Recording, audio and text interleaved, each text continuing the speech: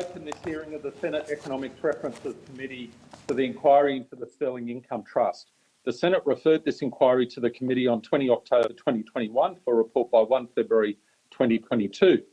This is a public hearing and a Hansard transcript of the proceedings is being made, although the committee may determine or agree to a request to have evidence heard in camera.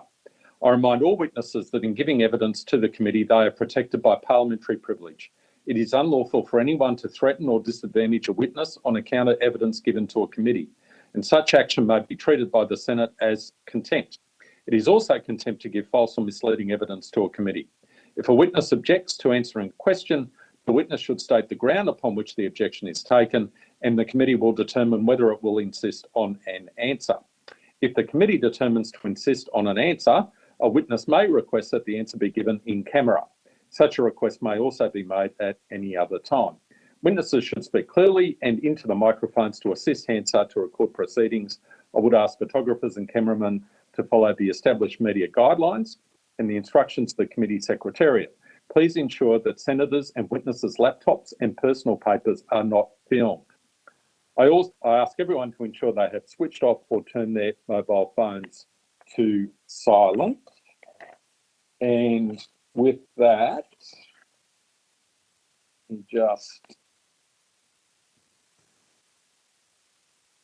I now welcome representatives of the Financial Planning Association of Australia and CPA Australia. Thank you for appearing before the committee today. I invite you to make a brief opening statement should you wish to do so. And for the Hansard record, could each of the witnesses please state their name and the capacity in which they appear? Thank you, Senator. I'm Ben Marsh and I'm the Head of Policy at the Financial Planning Association. Thank you. My name is Brad Vermeer. I'm the Senior Manager of Government Relations and Policy at the Financial Planning Association. Thank you. Michael Davison, Senior Manager Advocacy and Retirement Policy at CPA Australia.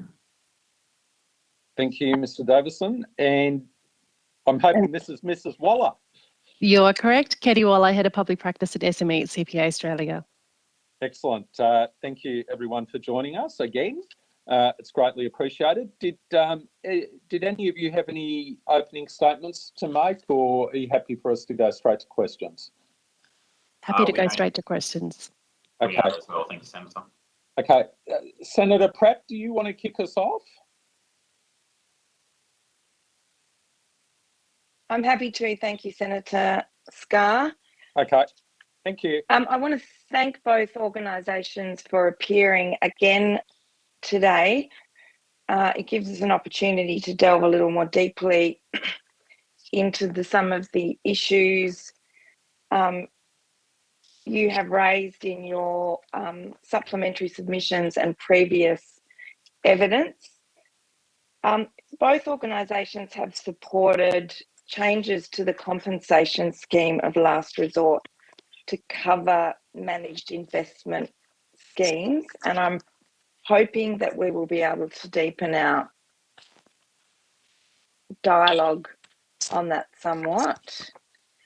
Can I ask if either organisation has a comment on the cost of the scheme in terms of it being a,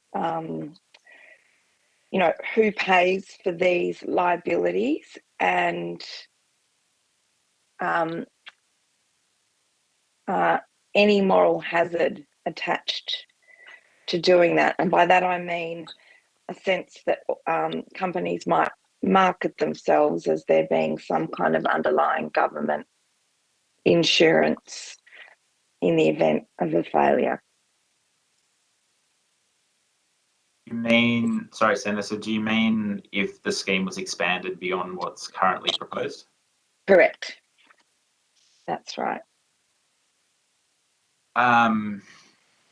So I mean, broadly, there's a risk of that. But on the other hand, at the moment, you have a situation where products can effectively benefit from the fact that if there's advice or distribution of some sort with a somebody who's covered under the scheme, that if something goes wrong, the consumer can complain through AFCA. AFCA will apportion blame to that individual, and the consumer will be compensated in any case. So the issue we've got at the moment is that you kind of have that moral hazard there without any contribution from the products in terms of contributing to the scheme. Our other Okay, big so concern- and that makes sense in terms of if they're required to be, if those financial products are required to be members of the scheme, that they also pay that insurance, if you like. And what's the extent do you think that we can rely on insurance products to achieve that outcome? In this case, sorry, I keep dropping my phone.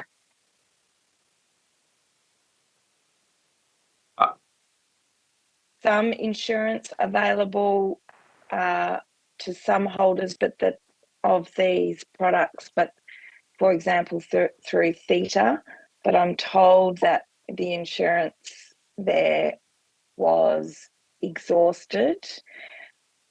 Do you think some products might be uninsurable, and that will therefore play a role in whether such schemes can be registered as managed investment schemes at all, and that therefore that's a good thing? So on the first point, broadly, I should say, I mean, we're not experts in professional indemnity insurance, the insurance market more broadly. The one thing that we've highlighted in our submissions is that at this point, ASIC, there's a requirement of the Corporations Act that financial products and services are covered by, there are consumer protection mechanisms in place, which include either professional indemnity insurance or some other form of compensation arrangement that's available for the consumers. At this point, from our conversations with ASIC, from what our members tell us, there's no proactive regulation of that by the regulator. There are check boxes that you have to tick to say that you've got professional indemnity insurance in place or other compensation arrangements in place, but nobody's actually checking up on that. And so there are instances from our conversations with AFCA and from the evidence that Treasury provided when we were in the process of consulting around the compensation scheme of last resort, where there will be PI policies in place or compensation arrangements in place which don't respond to instances which are absolutely in the jurisdiction of AFCA, should absolutely be covered by the policies, because nobody's actually checking whether or not when you tick a box, you've actually got an appropriate policy in place, whether you even have a policy in place. And so from that perspective, consumer compensation is being administered, it's not being regulated. And so to your question about whether or not there was sufficient compensation in the case of Theta and then more broadly in Sterling, well, I'm assuming, and you've stated that Theta had some insurance in place, that boxes were ticked to say that they had consumer protection mechanisms in place, but they're clearly not sufficient to compensate consumers from that risk.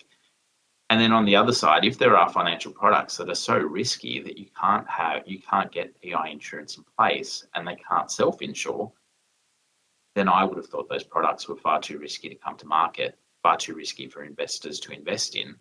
And if they are, there should be some serious warning signs on those products to say that these are non-compensatable products, and really buyer beware. And at this point, those kind of warnings just aren't in place through the disclosure regimes that are required for financial products and financial services more broadly. And in that context, do you think that is why, if you like, managed investment schemes were left out of the compensation scheme, or all it does is add weight to bringing them in? Well, I think, Senator, it does add weight to a sense to bringing it in. I can't speak, and the FPA can't speak as to why the MIS was left out of the scheme in its current form as proposed by the government. But certainly, if consumers are going to receive the protection, I think that was envisaged by the recommendations of the Hayne Royal Commission, that the proposed scheme does need to be broadened out to include MIS, but not just MIS, but certainly to the jurisdiction really of AFCA. So when AFCA are making those determinations and apportioning the compensation that will be required from those determinations, there is a protection for a consumer if those determinations cannot be fulfilled by those who are responsible for the behaviour in the first place. But that's not to say this scheme should be seen as a scheme of last resort. There is no suggestion that this scheme should be there to protect bad investments, and it certainly shouldn't be there to act as an insurance for a scheme. So if a scheme goes out there and starts marketing that they're insured because consumers are able to access a portion of compensation if the scheme goes bad, that's not what this scheme should be there for. It shouldn't be marketed as such. It's certainly there to offer protection to consumers if all else fails and they're unable to obtain compensation in some other form.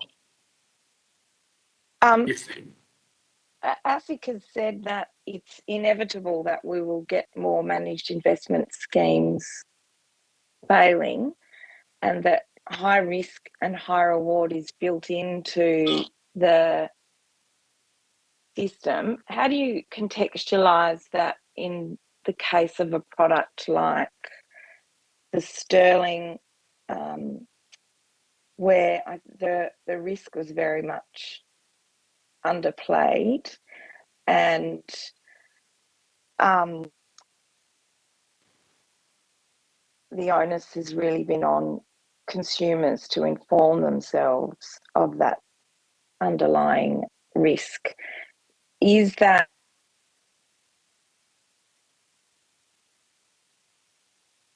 having an insurance product, if it's uninsurable, it underscores that high level of risk, or should these products not be available at all? I think coming back to your earlier question first, Senator, is yes, there is the risk of the risk of moral hazard and the risk of the scheme being quite expensive are both real risks.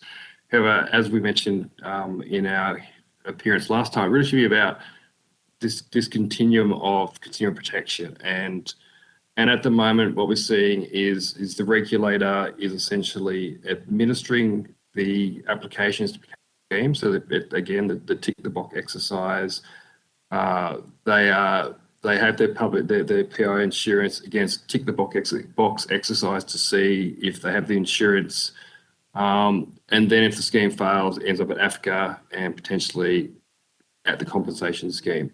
If all these steps, we're actually seeing proper checks to take into account those risks about whether the product should be registered in the first place. There's actually checks to ensure that they actually have the necessary insurance in place, and as you said, the product is insurable. Then they're two really important steps in consumer protection, and then really only going to get to an AFCA complaint if their internal processes fail, and then you're only going to get to the compensation scheme if there hasn't been recourse earlier. So if all those steps are in place and working efficiently, then the compensation scheme, then you should be filtering out the moral hazard, and the cost should be low because you're only actually accessing it as a last resort. And yes, compensation scheme is an important part of that puzzle, but PI still needs to be addressed as well. PI is there. It's hard to get adequate cover. There are no checks and balances from the regulator, and I think in concert with introducing a scheme, there needs to be a review of the PI on offer to make sure it is adequate, and there are those checks and balances in place. And just to add to that comment, I think one of the other challenges we have is that while Mr. Davison was talking about the schemes coming to market, the regulator is compelled to register schemes if they tick all the boxes at the moment. So there is a check or a missing step in that can't happen under the current framework. So I think as well as looking at the professional indemnity market and how that's responding, consideration also needs to go to the regulation and managed investment schemes. And if the system that was put in place some decades ago is still fit for purpose and meeting the community expectation. I'm very much inclined to agree with you, and I'm likely to quote you in our report in that context, I think. Can I ask, as you would likely be aware, victims of the Sterling financial collapse have been told for some time to lodge complaints with AFCA awaiting the implementation of the compensation scheme of last resort to see if the policy parameters would pick them up. And then when it came out, it didn't. What do you make of how we might go about living up to, I guess not that promise, but the fact that these consumers were led on by the prospect of future compensation now over at least 2 years? What do you make of how we might go about retrospectively or fixing the compensation scheme of last resort as it stands before the Parliament now, and putting in place something that addresses this issue for victims of the Sterling financial collapse? So, Senator, if I start with how do we believe that the current bill before the Parliament could be improved, we feel that the scheme itself should be expanded to incorporate the jurisdiction of AFCA to ensure that there's a sustainable funding model for the scheme, and that levies are calculated based on the risks posed by the particular subsectors.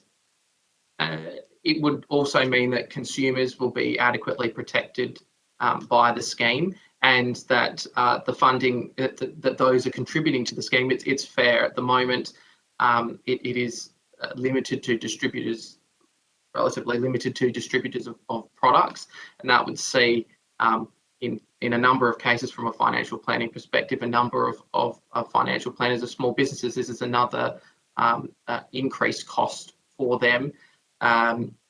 So we do believe that to enable the scheme to offer the adequate protection and also to make sure that it's a sustainable funding model, the scheme should be expanded out. As for retrospective, I guess, claims, it's hard.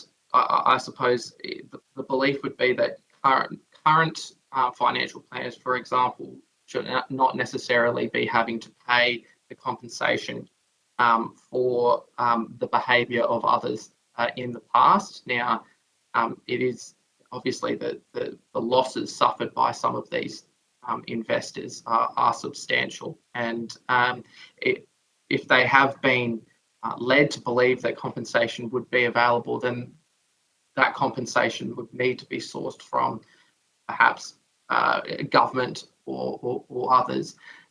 So we don't necessarily believe that the current scheme should be necessarily retrospective, but it does need to be broadened out to ensure fairness and adequate compensation, adequate protection for consumers. Just to expand on that slightly, the current financial planners who will be required to contribute to the scheme shouldn't be required to compensate for regulatory failure in sectors that aren't financial advice.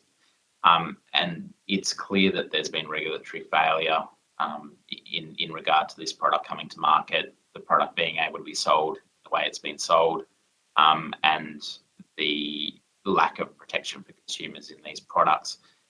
I'd also say that there's a problem with the AFCA rules. Well, it's not necessarily a problem with the AFCA rules, but there is a reality of the AFCA rules that you have to be a member of AFCA to have a complaint heard by AFCA. And most managed investment schemes managed investment schemes aren't required to be members of AFCA. and they do so on a voluntary basis. And that's a issue from our perspective, that you've got financial services that are sold to consumers, but consumers actually have no ability to make a complaint to the external dispute resolution body, for certain types of products, because there's no requirement for them to be a member of the scheme. And I think that's a large part of the issue with these complaints that are sitting in AFCA, is that they're actually outside of jurisdiction for two reasons. Number one, the MIS no longer exists, and therefore there's no firm to respond to the complaint. But secondly, I'm not sure the MIS was actually a member of AFCA for a large part of the period that they were selling the product, probably because they knew that there was going to be a problem at some point. And so when there's no compulsion to be a member, I'm not going to sign up for membership if I know that things are going to go bad, and that's a serious flaw in the system. It also highlights the challenge of a system where it's purely connected to advice being provided for the complaint to be a part of the compensation scheme. We know in the case of this product and other similar products that there is no advice actually provided, and it's a direct investment by the consumer, and that again leaves a failing on that compensation to be eligible. Ms. Waller, can I, sorry, Senator Pratt, with your indulgence, can I ask a question of Ms. Waller in relation to that point? Of course. Thank you. The question occurs to me in relation to a product such as this, which is so complicated.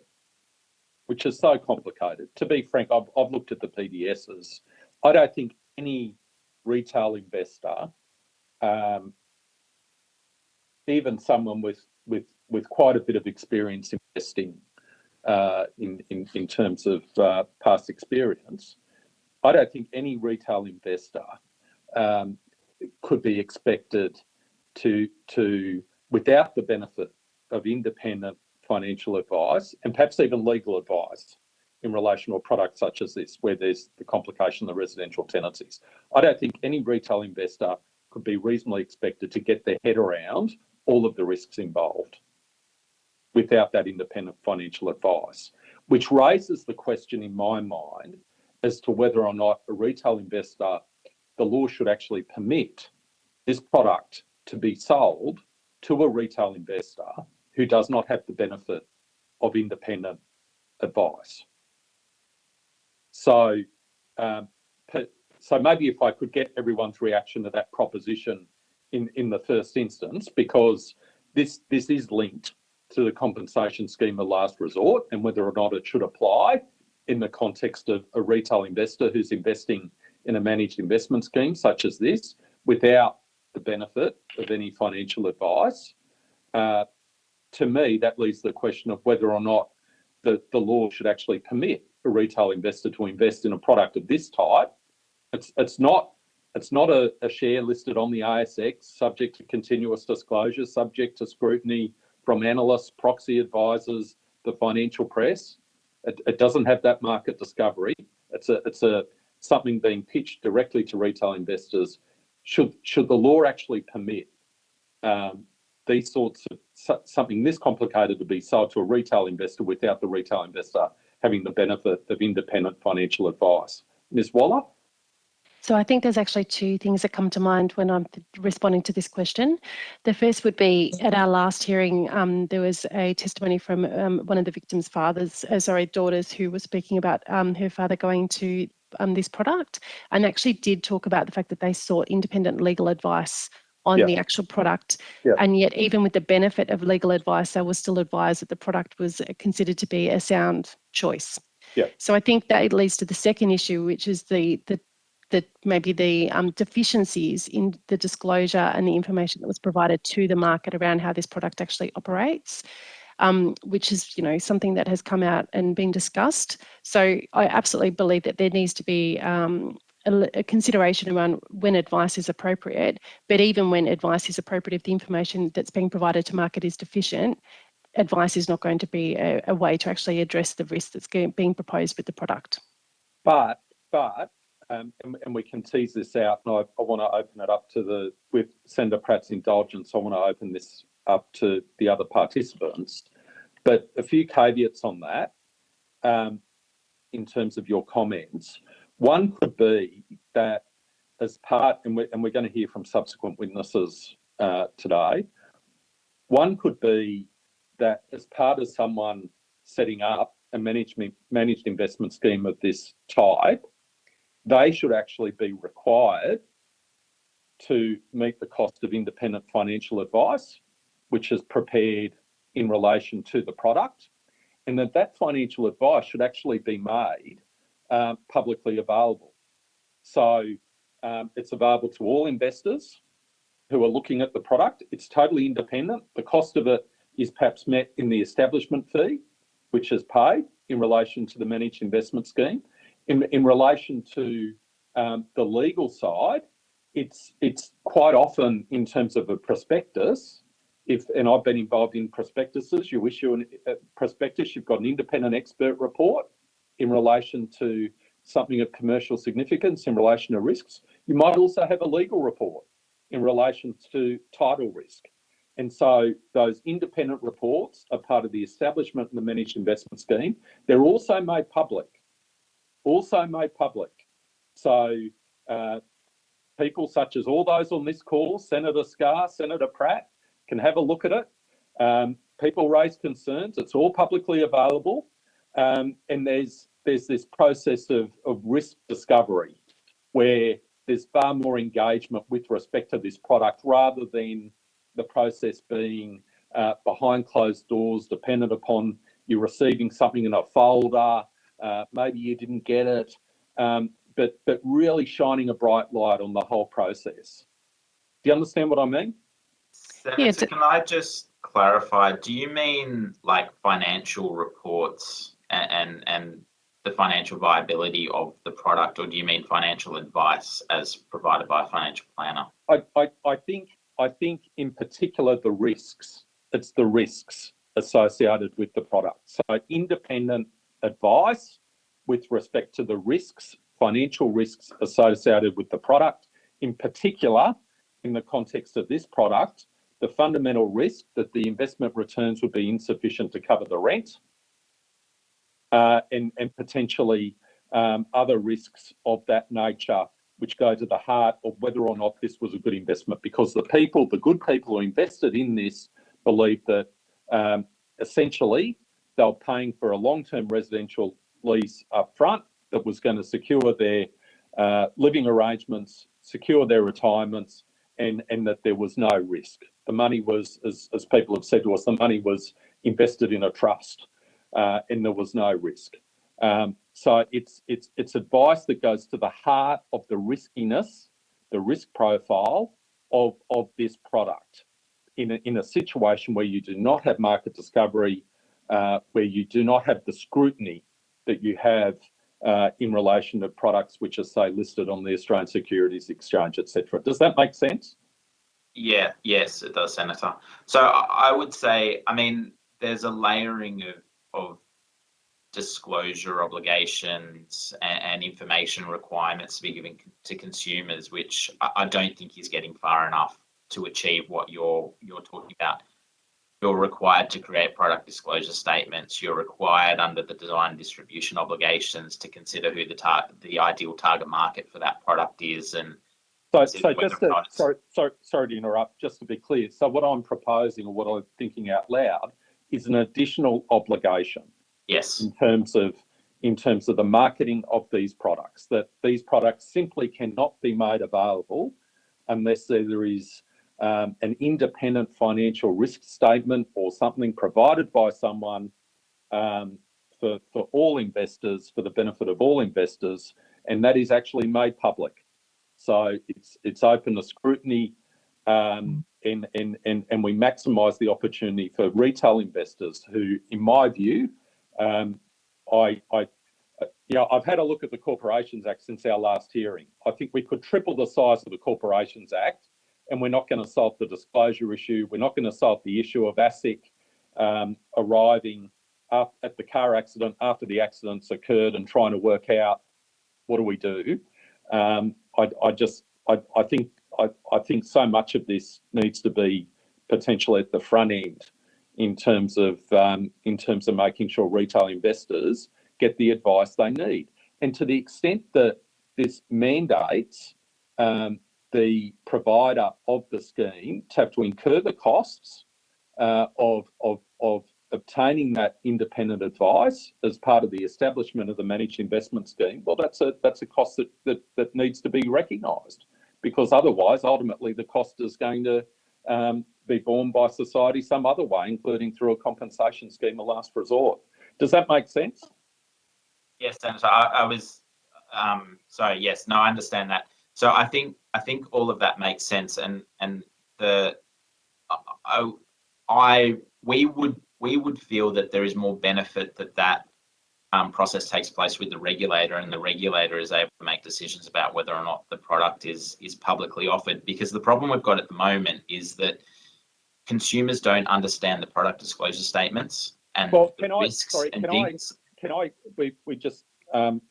We've got 10 minutes left. Can I just tease out that issue? I don't think, from the evidence we've heard, because there are so many of these schemes, I think we've got to be realistic in terms of what the regulator can do up front when these schemes are being devised, etc. So, I mean, one alternative is you've got the regulator vetting everything, and I just don't know how practical that is. So I guess where I'm coming from is trying to work out, as we do in some contexts, where you have independent expert reports in relation to, say, schemes of arrangement in a takeover context, there has to be some sort of independent financial risk advice that is part of the product, and it's actually made public. So potentially a company that's offering these products has to make the PDSs need to be public, and also the independent financial risk advice needs to be public. Do you understand what I mean? May I ask a question, or put it back to you, Chair, in that if we have these independent experts' statements, they become part of the disclosure documents, and it still comes down to the consumer reading them and understanding them. And so I'm just wondering, if we have the issue now that disclosure is there as for consumer protection, but is not working, adding an expert statement, does that add any value if the consumer's still not looking at it? Versus is it part of the vetting process, in that, yes, we have those, and at what point do they ring alarm bells for the regulator to step in? Because unless the consumer is getting independent financial advice or legal advice, or is that financial savvy, there's a fair chance, even with those extra statements, they're not going to read them, and that's the challenge we have at the moment. That's exactly the point I was looking to make, Senator. I don't think adding extra layers of financial reporting, risk statements, legal advice is actually going to help a consumer understand whether or not the product is riskier or not riskier. In fact, they're going to switch off even more than what the research tells us about product disclosure statements. But I'd also make the point that if the regulator is not regulating these products, then we need to stop calling them a regulator and just call them an administrator, because you're just asking for another set of boxes to be ticked. That we've ticked the fact we've got financial reporting, risk reporting, legal statements, tick, tick, tick, they're all there, and we just move on with the same issues. Well, let me put this position to you. I think there's, and this is just my personal view, I think there's a difference from a policy perspective, from a retail investor who in good faith goes to a financial advisor in relation to such a product as this, and obtains advice, invests in the product in good faith, and then finds that the product has been a disaster, and the financial advisor who gave them the advice was negligent, and therefore the financial advisor did receive some fees in relation to that advice, and therefore the fee structure, the licensing system for the whole system should respond in a way that if compensation isn't obtainable directly through the promoters, through the professional indemnity insurers of the responsible entity, or through the professional indemnity insurers of the financial advisor, then there's potentially a compensation scheme of last resort. What concerns me is a situation where retail investors are investing in something so complicated as this without the benefit of any independent advice. And then, and then expecting, and then us as policymakers considering whether or not there should be a compensation scheme of last resort, which doesn't draw any distinction between someone who's had the benefit of independent advice, and we can talk about how that's paid for. I personally think it should be part of the establishment costs of the managed investment scheme, and someone who hasn't obtained any advice. There's no distinction at all in terms of a compensation scheme of last resort, as I understand the way it's being pitched. So I think there's two challenges there. One is to Mr. Marsham's point. You're talking about at the moment managed investment schemes being registered by the regulator, the AFS licensee, who's a responsible entity for the MIS, being regulated by ASIC.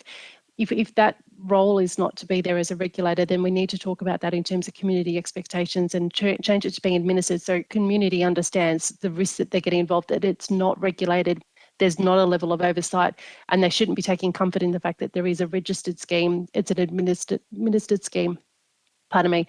I think the other challenge that we need to think about is if you actually are drawing in these products, that they will have, skin in the game realistically by being part of compensation scheme where they are paying for this and having to be part of it. Does that create a higher level of responsibility back on them to actually taking these steps and ensuring that, these risks are being disclosed or they're addressing the challenges within their product to actually have a better quality product? I think, just because a consumer is not receiving the benefits of professional advice, and in this case, they probably thought, to your point, that they're not investing in a financial product, they're looking at this as a long-term retirement decision. They're not always going to go and get financial planning advice because they can't make the connection as that it's a financial product. So how do we ensure that we're meeting that community expectations and these products are either being marketed or discussed appropriately with the consumers, but also ensuring that they're getting a level of protection that they deserve if they are under a regulator? Yeah, but Ms. Waller, can I just add one point to that as well? Part of the problem is consumers go to seminars and they have conversations with these product providers and they actually think they're getting advice. Now, the product hasn't taken their personal circumstances into account. They haven't gone through a process of understanding their goals and objectives and their financial position. Yeah. But the consumer actually thinks that because they're having a conversation directly with somebody, they're actually getting financial advice. And there's a big problem with the labelling of personal advice, general advice, and factual information that needs to be dealt with as well to ensure that consumers are getting the right sort of warnings and understanding about when they are or they aren't actually getting advice. Yep. Okay. All right. Well, look, sorry, Senator Pratt. No, that's fine. That was very helpful. I did have a couple more questions, if that's all right. Absolutely. And I'll just say to all the witnesses just before I hand over to Senator Pratt, there is going to be an interesting discussion with our next witness, Mr. Tony Delosio, who is a previous chair of ASIC and has a lot of experience in relation to these matters. And I would be interested in terms of, I think you'd all find it interesting to hear. I'm not sure what he's going to say, but I'm going to put the similar questions to him. So you might find it interesting to hear his perspective in this regard. Senator Pratt.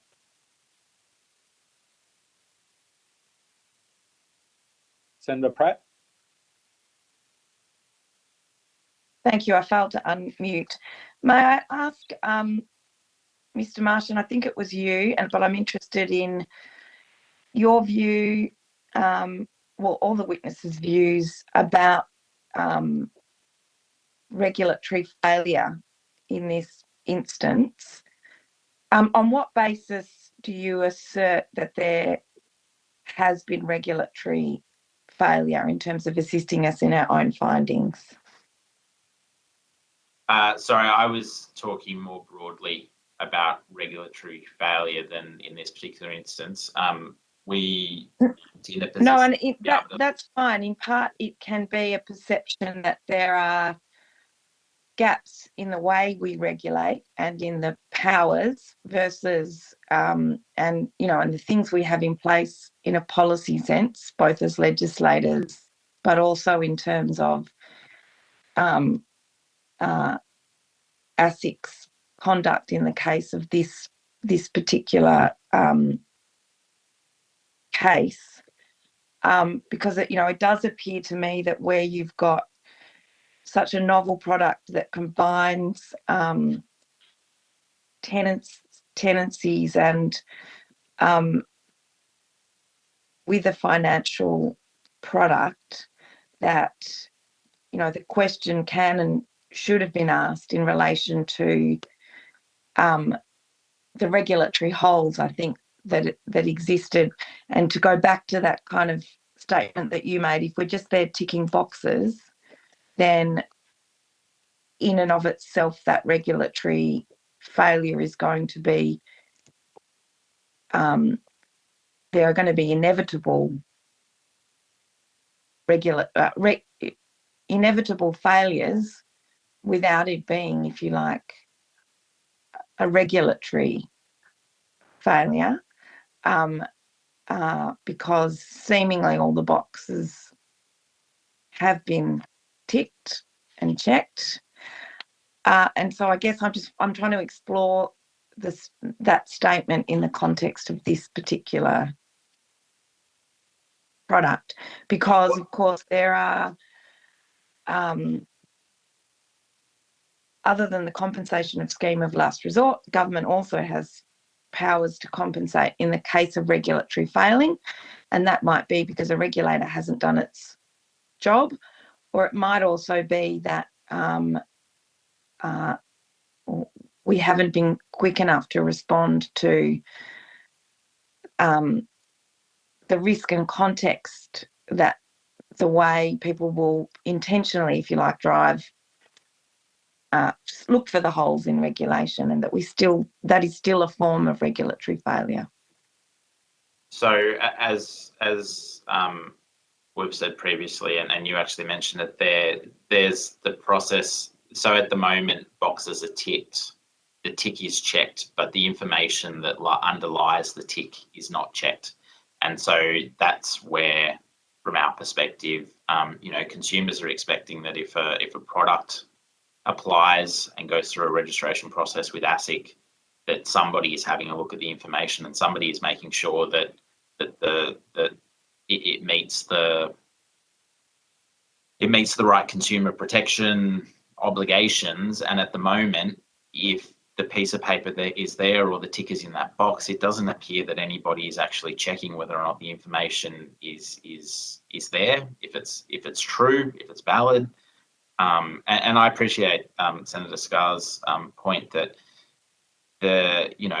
if the regulator had to actually check these things, then there'd be nothing else that gets done. But maybe that's what needs to be done to properly protect consumers. Otherwise, to Ms. Waller's point earlier, we have to make it clear to consumers that there is an administration process going on. There is not a regulatory process going on. Because referring to it was in our response to questions on notice, but also the statements of the ASIC chair at the AFR Super and Wealth Summit on the 22nd of November says that ASIC will not hesitate to deploy the powers in its regulatory toolkit, and that these new and increased civil and criminal penalties for misconduct and powers of intervention to prevent unsafe financial products being distributed. I'm not quite sure how you would be able to achieve that without doing more scrutiny of the products prior to them coming to market. But our members rely on the fact that a product has gone through a process of getting a license, has gone through a process of being registered, has a process of the regulator looking into the product to make sure it's fit for purpose. We then rely on product providers and research houses and other sources of information to make sure the product is fit for consumers. Our members have to go through all that process before they recommend a product is in the best interest of the client. But products that are going directly to consumers don't have any of those requirements in place, because it's just an administration process where we check a box is ticked and we move on. And further to Senator Scarr's point about there being requirement to register a managed investment scheme, that there be some independent checks. In effect, that information might not serve consumer purposes, but perhaps it could serve the regulator's purpose in that. We would support that. Yeah. If I may add to that, and back to Senator Scarr's earlier comments about the capacity for the regulator to be vetting applications, there's no reason why there couldn't be the adoption of some sort of risk-based assessment, so that if there is a risk assessment and alarm bells are being rung, then the regulator is taking a deeper look at the appropriateness of a product than one that should, dare say, tick the boxes. And I understand from previous witnesses to this inquiry that some witnesses were concerned that there were concerns around some of the directors, for example, and what they've been involved in previously. So you sort of question, could there have been alarm bells rung, or could there have been risks assessed? And if those risks are there, then a deeper assessment is done from say a clean skin product, which doesn't have those obvious risks. Senator Pratt, we're coming to the end of our time with these witnesses. Do you have any final questions you'd like to put, or anything you'd like to put on notice? Did you hear what Ms. Keddie was going to add there? And again, in the context of how we deal with this particular case and their access to, clearly in a general sense, there has been regulatory failure, because or you simply say that we're not here to, ASIC's pretty much said we're not here to regulate risk. And on that basis, it's kind of a too bad, so sad, you've lost your money kind of statement. And I guess I'm trying to come to grips with how we do things better in the future, but also getting a sense of where the existing failure lies. So yeah, if Ms. Keddie could respond to that, and then any closing comments on that before we move to the next witness. Thank you. I'll be very brief in my comments because I know we're running short of time. I was just going to make an observation around the challenges we have in financial literacy and helping consumers understand the different types of products and who can provide advice or when they're receiving advice. And Mr. Martian spoke earlier about general advice, factual advice, personal advice. The terms financial advisor and financial planner are regulated, but consumers still don't understand or are not clear who they go to for different types of professional advice. And in the case of the example I spoke about earlier, they sought legal advice because they didn't understand they were looking at a financial product. And not saying the advice outcome would have been different, but just there's a challenge, and I think we've all got a role to play in improving literacy. And this includes the complexity of some of these products. We look at contracts for difference and some of those complex products, and there's a lot of sort of focus on them. These are being packaged up as simple on the surface, but complex underneath, and we need to start talking about them and raising those challenges. In terms of what we could be doing to improving future outcomes, I think we need to have a serious look about the objectives and what we're really trying to achieve in this framework. If we want to have a confident, informed market participants, we need to make a decision around how we regulate the products that are within that system. And if there's a challenge in terms of capacity with the regulator, then conversations need to be had about the risk and reward trade-off and how we can get that balance right. And I'd really encourage a review not only of looking at professional indemnity insurance, because that's going to be a really important pillar of the compensation scheme, but looking at the regulation and administration of these products like the managed investment schemes.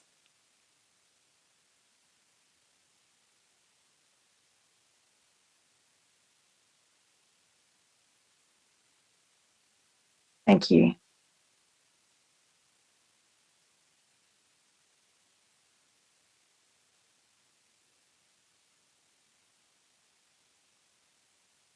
Okay, thank you, Senator Pratt. So with that, I thank all the witnesses from the Financial Planning Association of Australia and CPA Australia. We're almost becoming old friends we're catching up so regularly. So really do appreciate your time joining us again. And can I just suggest to you, if you have any further thoughts with respect to any of the matters we've discussed today, please feel free to provide those through to us. I'm sure I speak on behalf of Senator Pratt as well. We've found the interaction very, very useful. So thank you very much. Thank you. As I said, Thank you. we have some very interesting witnesses coming on later today. So if you're interested in following proceedings, you can do that through PaleView. And I'll ask you to log off now. Right. Thank you. Thank you. Okay, I now welcome Mr. Tony Delosio. Mr. Delosio, can you hear me? I can. Can you hear me? I can indeed, absolutely. Thank you. I'm in a so- hotel room, so hopefully it'll all be okay. Thank you. Okay. All right. So thank you for appearing before the committee today. We really do appreciate it. You have the opportunity, if you would like, to make a brief opening statement. Otherwise, we will move to questions, and I've got a series of questions I was going to put to you, in particular in relation to the article that you published. I wanted to walk through that with you. And my first question to you was going to be to outline your experience and before, so I just let you know that in terms of your weighing up of an opening statement. But for the Hansard record first, could you please state your name and the capacity in which you appear? Michael Delosio. I appear in my personal capacity as, and I was also former chairman of ASIC and currently a non-executive company director. Thank you very much. Do you have any opening statement you'd like to make, or are you happy for us I did wish to just, thing about getting old is you go through these things a few times, and if I look back at Storm Financial and look at this Sterling Group and others, there's a real issue in the way that our legislation works when it comes to retail investors. And I'd like to just take a couple of minutes, if I may, to just fill that out. Please proceed. Thank you. When the Wallace Inquiry 1996 recommended the markets framework that we operate on, the policy framework, they relied on the efficient market theory, which is essentially based on symmetry of disclosure, not asymmetry, but symmetry. In other words, if you disclose, it's a free market, you let the market decide. Your job is to provide the information to keep the markets free and fair. And that underpinning policy for the Corporations Act and ASIC has worked well for Australia. It's worked well in the area of listed markets, such as the ASX, and has worked well in unlisted markets where there have been wholesale and sophisticated investors involved. In those markets, the players can access advice. The disclosure enables them to not only get advice, but see what others do and so on. And it generally works, not always. For example, recently the Nuix case hasn't gone well, so there will be even in the listed markets. But overall, it works well where there's the sophisticated, what we call sophisticated investor, wholesale investor in the markets. When it comes to the retail investors, they were not really around as much in 1996 as they are today. That's been a big movement in our markets of retail investors through unlisted products. And it's been, the challenge has been how to protect them. And it's something that was in my time as chair and as something that ASIC needed to look at. And to date, there's been an ad hoc approach to assist and protect them, and I'll come to the reasons to why. You've had concepts such as swimming between the flags, asking in the unregistered space of if not, why not type disclosures, more regulatory scrutiny through ASIC of PDS statements and so on. But things still go wrong, and when things do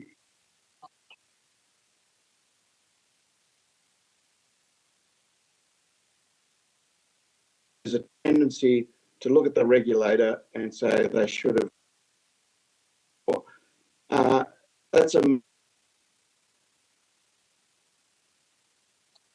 summary ASIC provided in issue second submission of how the legislation works and how it works is very accurate. Is my experience on how it works. At the end of the day, there's an issue that will probably that can lead to higher losses, as we saw in the Sterling Group. So the policy response to that could be simply that's the risk of the markets. You accept that, and there will be losses. It can be the next stage to ban products. There will be certain products that retail investors shouldn't invest in. There's the response of, say, you give ASIC more power to do things. I think that's limited because ASIC is not a financial, it's not an advisor, it's a regulator. Or you introduce schemes that you make the government the guarantor of last resort and you'll compensate people. My own view is that in the framework that we have that works reasonably well, the steps that you can take at a policy level is to give the retail investor the ability to make decisions, not talk about sophisticated, unsophisticated investors, talk about investors and what they need. And my feeling on that is if you have access to advice, and I call it risk discovery advice. I don't call it advice about whether things been registered or whatever. It is the inherent risks in that product for an investor. In the listed markets and in markets that operate where there are more sophisticated or wholesale investors, they get that advice. That advice, it becomes readily available and can be afforded. In the retail sector, it's expensive. It's difficult for a single investor to get that advice. But the framework, independent advice available to the investors, but it has to be advice, in my view, which is risk discovery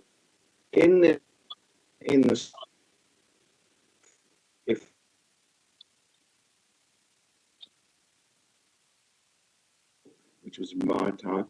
If this risk discovery advice is obtained, I think it will point up the limitations that exist in advice. Here, the link between the investments and moving forward to get your rent paid and so on. That sort of stuff should have been quite easily discoverable with independent advice, and it may have led to investments not being made. So I think you're dealing with a problem that has been there from the very inception of regulation as the retail investors have grown. I think it is a policy limitation. I think, part of appearing before you is I'm keen, as I was back in 2010 when I wrote on this, as I am today, just to see that retail investors are put in the best position to make their judgments rather than ban products or blame the regulator. At the end of the day, the regulator is not a guarantor of last resort and can never be. I liken the regulator to being an accident happens, you go there, you have a look, you clean it up, you look at what happened in the road and you try to fix it for next time. It's very difficult for regulators to really be able to anticipate where problems could be, well ahead. In the framework that in the policy framework that we've set for the Corporations Act. I'll stop there, Chair. I think that was okay. No, thank you very much, Mr. Delosio. I did hear all of that, but your audio did break up a little bit I'm sorry. at certain times. So we might actually get a better result, and this is the benefit of experience working on this system. If you turn your video off, the audio might just come through clearer. Okay. Okay, can you hear me? I can hear you, yeah. Yeah, actually that is better. So we've had a good look at you, so we we might proceed on the basis of the audio now. So thank you very much for appearing before us. Thank you very much for that opening statement. And the article I think you're referring to was an article which you wrote in your capacity as ASIC chair, which appeared in The Age on 13 July 2010, and it's entitled Retail Investors Allow Choice or Prohibit Products. And I read this article with great interest because, as you say, these issues are issues which have been subsisting for quite some time. And the first point I want to ask is, you might have heard some of the previous witnesses, and they're talking about what ASIC is. Is ASIC an administrator or a regulator? And the first point I want to put to you from your perspective, I heard you refer to ASIC as a regulator, but it's a specific type of regulator. I'm wondering if you can provide some further context in relation to that. And the analogy you drew was in that article, and which you referred to in your opening statement, was ASIC is like a road transport authority or the traffic police. Could you just expand on that, perhaps? I think, again, it goes back to the framework of the legislation and the policy that's behind it, which is essentially you leave the markets operate, you allow the markets to make their decisions by prescribing disclosures that have to be made and so on. And the regulator in that context is a bit like a traffic cop. If something goes wrong and somebody goes through a red light and there's an accident, they go there, they have a look, what happened, why, etc., and clean it up, and if they need to, put people in jail. What's happened when it comes to retail investors is there's been a much greater push on ASIC to be able to have a look at dangerous intersections, look ahead of time, try and see where the accidents could occur and take steps to deal with them.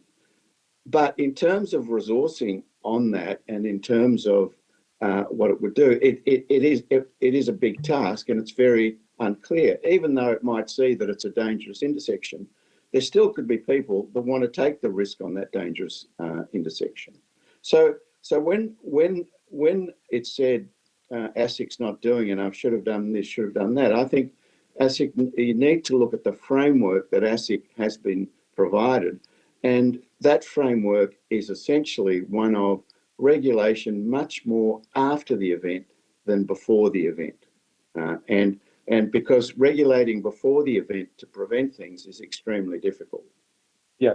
And in that context, the efficient, it seems to me, the efficient market theory works, and I think this was, you made this point in your opening comments, it works in the context of, say, a stock listed on the ASX, because you've got a mixture of very sophisticated investors, also retail investors, retail shareholders, but you've got that mix. You've got analysts who are following different stocks. You've got proxy advisors. You've got the financial press.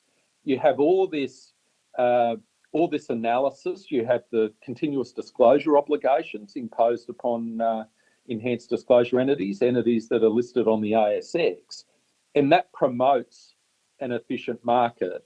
Whereas in the context of, say, the sterling investment, you've got the opposite. It's actually pitched at retail investors, retiring, potential retirees or people who have retired, and they don't have the benefit of all of that enhanced disclosure, all of that discovery, as you referred to it, of the risks. There's a big difference, isn't there? There is, but the nub of it, in my view, is because there's PDS statements and there's risk things that registered investment schemes and so on need to put out. But the nub of it is, to my mind, is the understanding of the product risk, the commercial risk with that product. In this case, if the investments, in Storm Financial, for example, which was margin lending schemes, if the stock market dropped by a certain percentage, you're going to lose your equity. That risk discovery advice would have been critical to those investors. But at the time, that advice, what wasn't obtained, for example. Similarly here. So what I'm talking about is the nub of it needs to be the advice, the piece that's missing, and how you deal with that. And the piece is about risk of losing your money if certain things happen. So then let's move to that concept, that idea in terms of risk discovery advice. How do you think that would work in practice? Presumably, it would be mandated that such, to use your term, risk discovery advice would be required to be provided to retail investors prior to their investment. There's then the cost of that advice and who bears that cost, and then there's the question of who provides that advice and how it is provided to retail investors. How do you envisage that could work in practice? I think, look, the advice needs to be independent of the promoter and so on. And as, for example, if I am going to invest in let's say, an unregistered security, private equity funds or something other than a listed market, generally speaking, you would appoint an advisor. The advisor would have a look at those products and outline where your risks are and so on. When retail investors to do that in the sorts of products we're talking about, it's very expensive, for simple investment. So you need to there needs to be independent advisors, and there are advisors that are independent and would provide it. And then the cost of it needs to be amortized over the whole of the investment, not just individual investors. That's harder, but if you do it and you amortize the cost over everyone, so it's instead of paying $1, you pay $1.10 for your investment, and the advice is paid for. The advantage of the advice and the advice being made public is that the secondary market then steps in. The competitors for that product and so on will read that advice and go, well, actually, our product is better because we don't have this risk and that risk. So the discovery occurs through getting the advice and putting it into the market. That's what I don't have all the answers to it either, because one argument would be, if I then read that advice and I don't invest, I don't want to pay for the advice. So there is that. So there's some thinking to be done how you'll do it. But to my mind, the nub of it is, there's no question, risk discovery is what's at the heart of this. And then if you've provided that advice and you still want to invest in it, hey, this is what, that's fine. But at least from a public policy point of view, you've sought to deal with the limitation that exists in the efficient market theory that we've been trying to grapple with through giving powers to actually after things have happened. That's not much. That's of some use, but not really where it's at. It's really at the time that you make the investment that advice is critical. And I suppose, just following the logic in terms of the benefit of publishing that advice, so it's being analysed in the secondary market, to some extent then, to the extent that you go out and get that advice, and it raises a number of risks, and it raises so many risks that no one wants to buy the product, or insufficient people want to buy the product to meet the cost of establishing the managed investment scheme. That's the market actually working. Once risk has been properly discovered. Is that correct? Yeah, well, it's absolutely. That's why I call it risk discovery. That there would still be investors. It depends on your risk appetite. We all of us in one way or another have risk appetite. Big companies do, big investors, fund managers all have risk appetite, what they will invest in and what they won't. And what you'd be doing with this is there would be retail investors who are also advised, or through retiree communities or through other things, who wouldn't take the risk, but there still could be those that say, look, it's still worth doing it, and I'll do it knowing what the risk is. So, but generally speaking, in the more complicated schemes such as Sterling Group, Storm Financial, there would probably less investment. There would be, I would have thought. Yeah, because, well, in certainly the evidence we've heard in terms of Sterling, many of the people who invested saw this as an extremely safe investment. They didn't perceive any risk at all.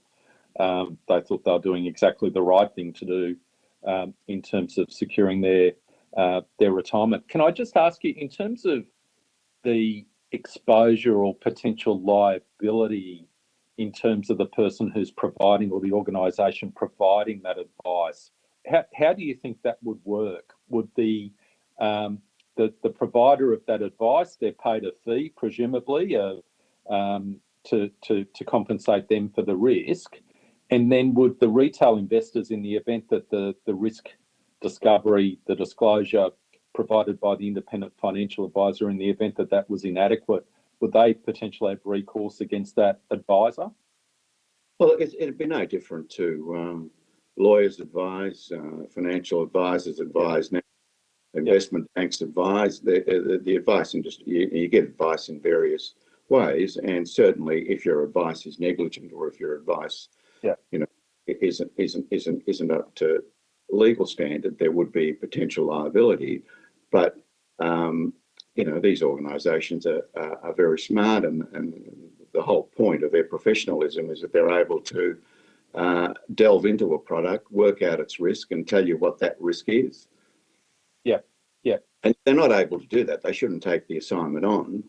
Yeah. And what you could also find is that if, for example, as a policy matter, you were to go down this route, what would then to happen is those that do provide advice and scrutinise products will have a look at it. And this is a nice, neat opening, because there's a lot of these unregistered schemes and things that people want to bring onto the market.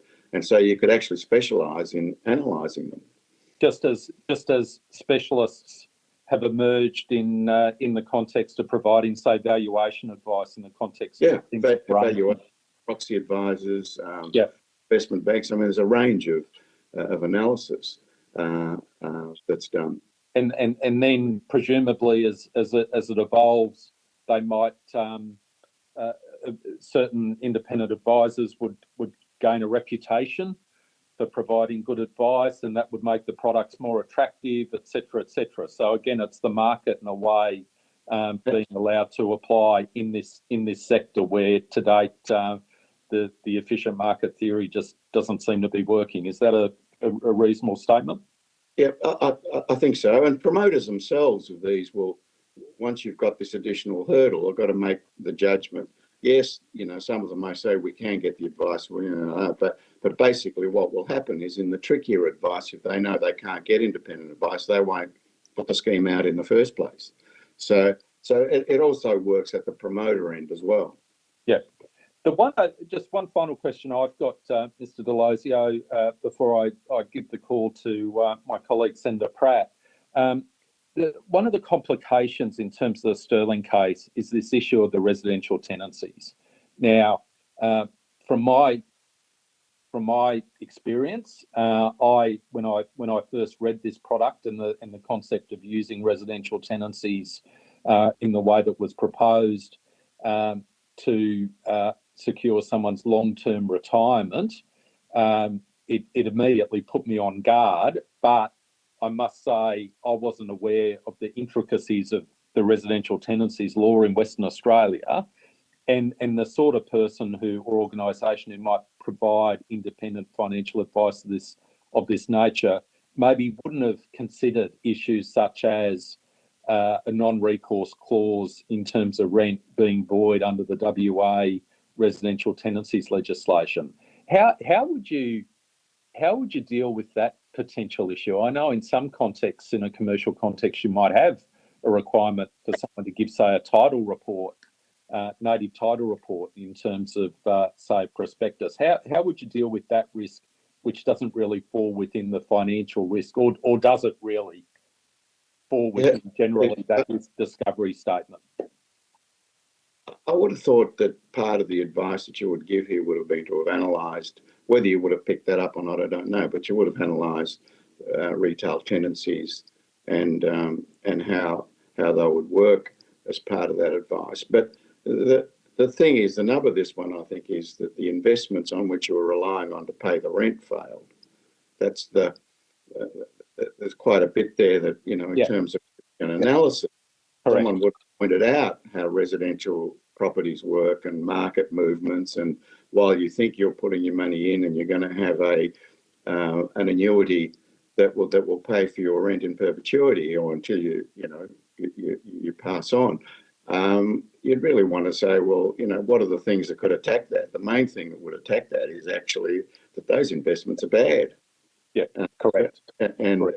So I agree that there's a retail tenancy side, but more fundamentally, I think it was the risks from the limited, and I'm limited here, Senator, so please, in looking at this, I've only looked at it superficially. So, but I do think that that was the bit that didn't work. That there was not a guaranteed income flow from the monies invested in the group, which were going to be used to pay the rent. Yep. Okay. Got it. All right. Thank you. Thank you very much, Mr. Delosier. I'll now give the call to my colleague, Senator Pratt.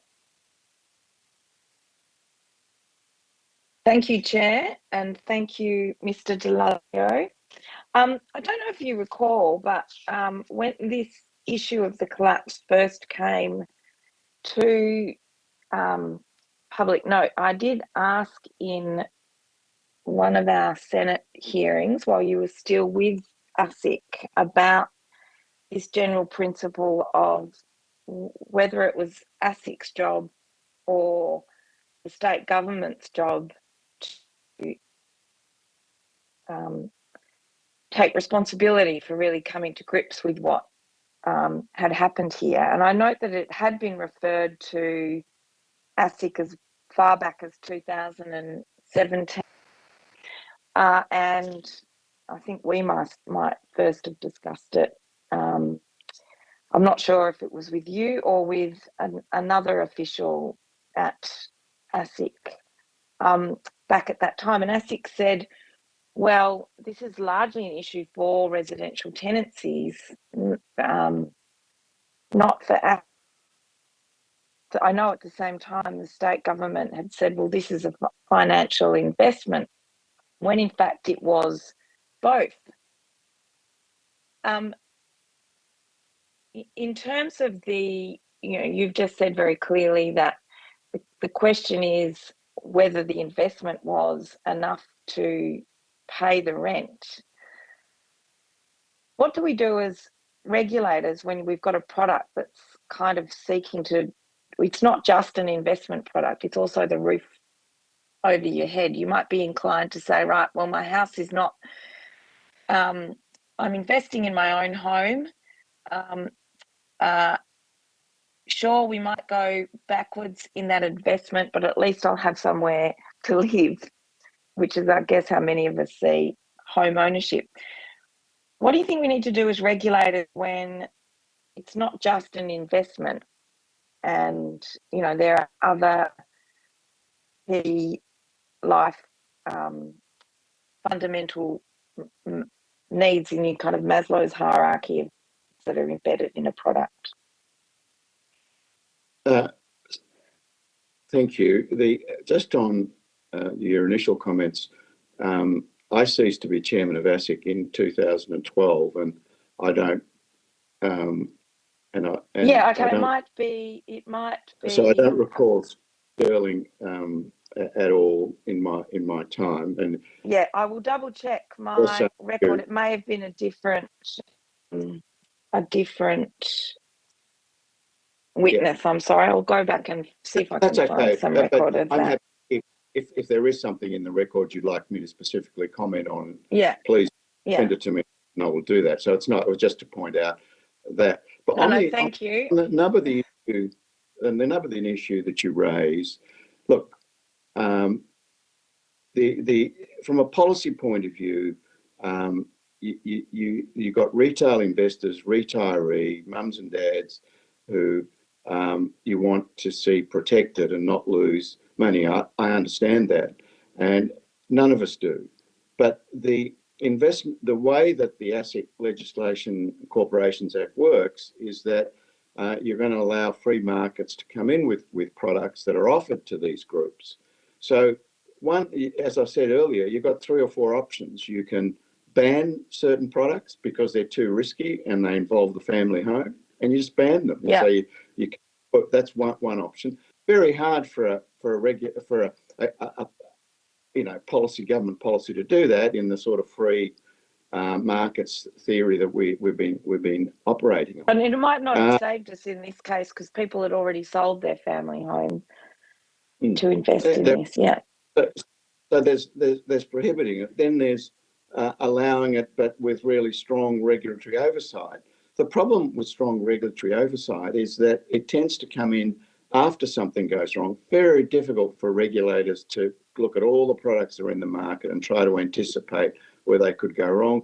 They don't have the resources. The legislation's not, and the policy's not set up there, and so that doesn't work. So what I'm suggesting is, look, when you look at the nub of it, if you can improve the advice you're going to give these people prior to them making the investment, prior to them taking their money, and you put the pressure on getting that advice, and I've called it risk discovery advice, I think that puts you in a much, much better position as a retiree and investor and so on. But it does not eliminate it completely.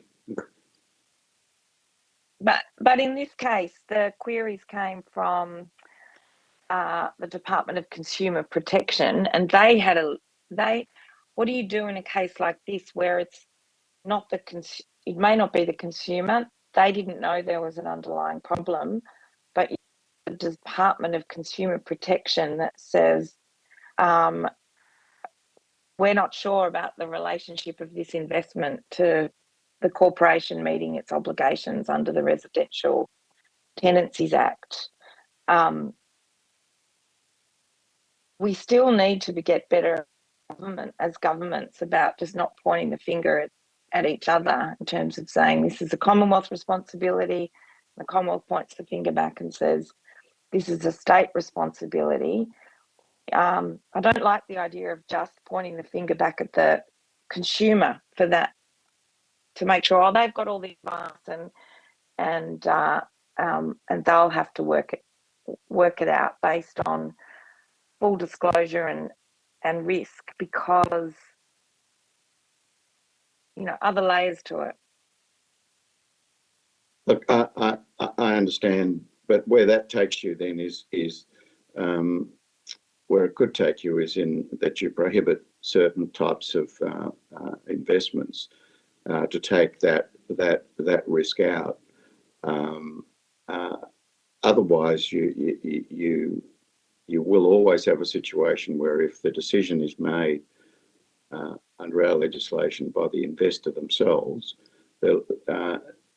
you can put the investors in the absolute best position with advice and lead them in a direction. But if they then make a different decision, that's a matter, our system, that's a matter for them. I know that sounds a bit callous, because you could say, well, when you've lost your home, that's so I totally get that. But in effect, that is exactly what happened in this case, because we said, okay, well, people can take this risk with their money without actually putting into context that at risk was actually their tenancy, not just their investment.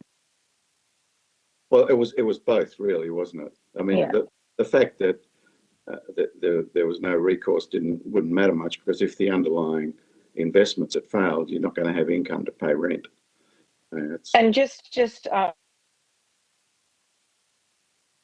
we've had people evicted and having lost all their money, and we've got some people still in their housing where rent hasn't been paid to the landlords for some years now, and they're expecting to get evicted. Surely we can't just say, right, well, this is all just going to play out in the courts in that way, because at its heart, this is just a bad investment. Well, it's hard for me to comment on that because I'm not involved in the detail of this case. I'm really looking at the policy the policy limitations that exist in the way that the corporations have been put. Well, together. and in that sense, I think it's the Corporations Act is. It's almost like not just the Corporations Act. It's really a question that goes to consumer protection laws about whether the product sold was fit for purpose, not just as an investment, but fit for purpose as a residential tenancy. Yeah. And I guess, corporations law as a larger whole puts the onus back on corporations to ensure that their products are fit for purpose in terms of consumer protection and consumer protection law, that there's a liability to,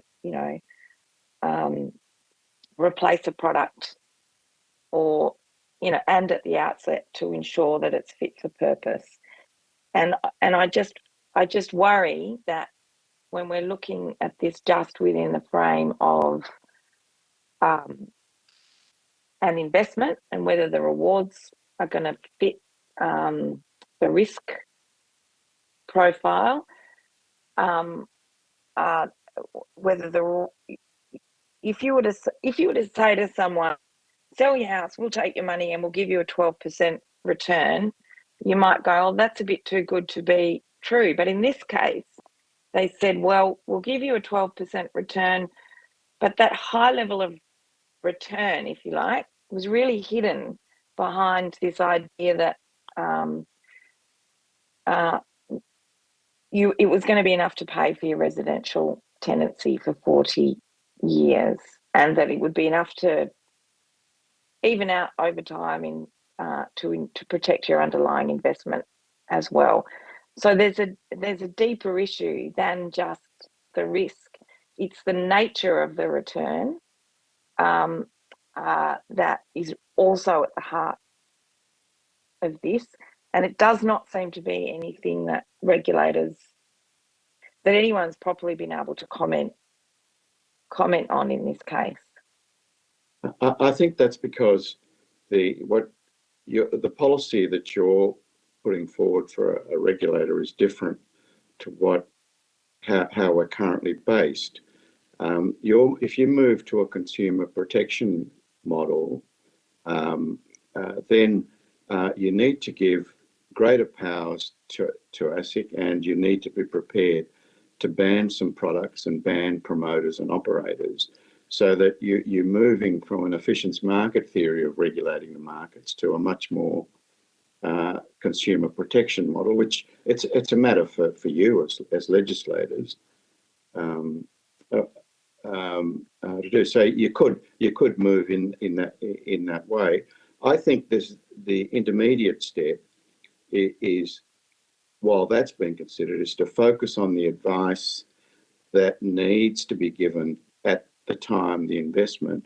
And a lot of those retirees, I think, if they'd been advised about the risks of a long-term investment in the Sterling Group, wherever it was, to meet their rent over a considerable number of years, it's unlikely with proper advice that they would have invested in it, because they're. But they thought they were getting proper advice because the regulator had ticked all the boxes. No, well, see, and we know that there are, and we know that in hindsight, charges laid, and we haven't had any discussion. We haven't been able to have a deep discussion of that, but that points to an underlying.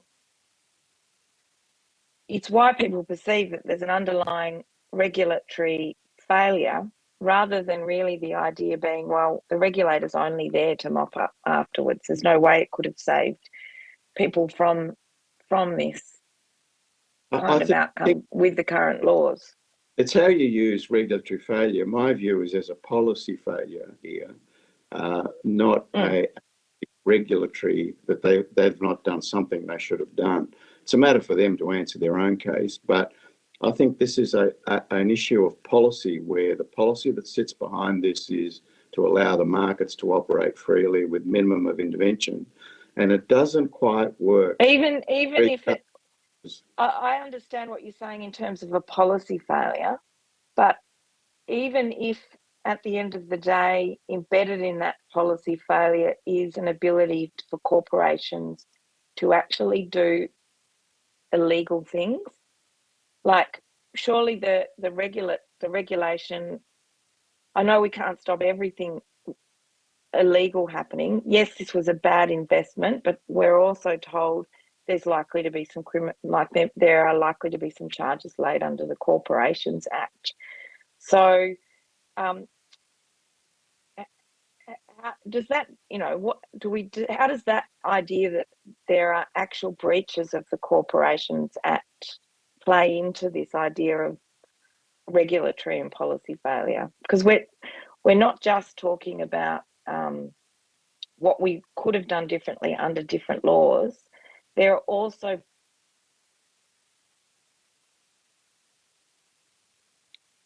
prevented from happening that less people would have lost their money.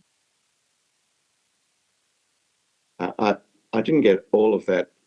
It froze a little bit, but I think from the gist of it, it's a really difficult issue, and the problem with registered managed investment scheme and ASIC being seen its oversight role, it leads to a conclusion that ASIC should be able to prevent these things. I think the committee should examine that issue very carefully, because in the regulatory framework we have, and my own experience when I was there, indeed, why I wrote the article in 2010 was to promote this very debate that we're having, actually, in saying, look, as a policy matter, we've got a new class of investor, not consumers. We've got retirees, we've got mums and dads, we've got a huge transfer of wealth going on. There's a lot of money in this area. We didn't have that in 1996 when the Wallace Inquiry put this stuff together. And we just have to rethink and look at the options, which can include prohibiting products. It can include my suggestion of risk discovery advice. But I think it's a serious policy issue that we have. And we had it in 2010. We've had it since, and more of it's going to occur as interest rates are low and retail investors are searching for income for their retirement, and having the money in term deposits not an option. So they're going to look at these products. This is, a real issue, and I'm grateful that you're looking at it.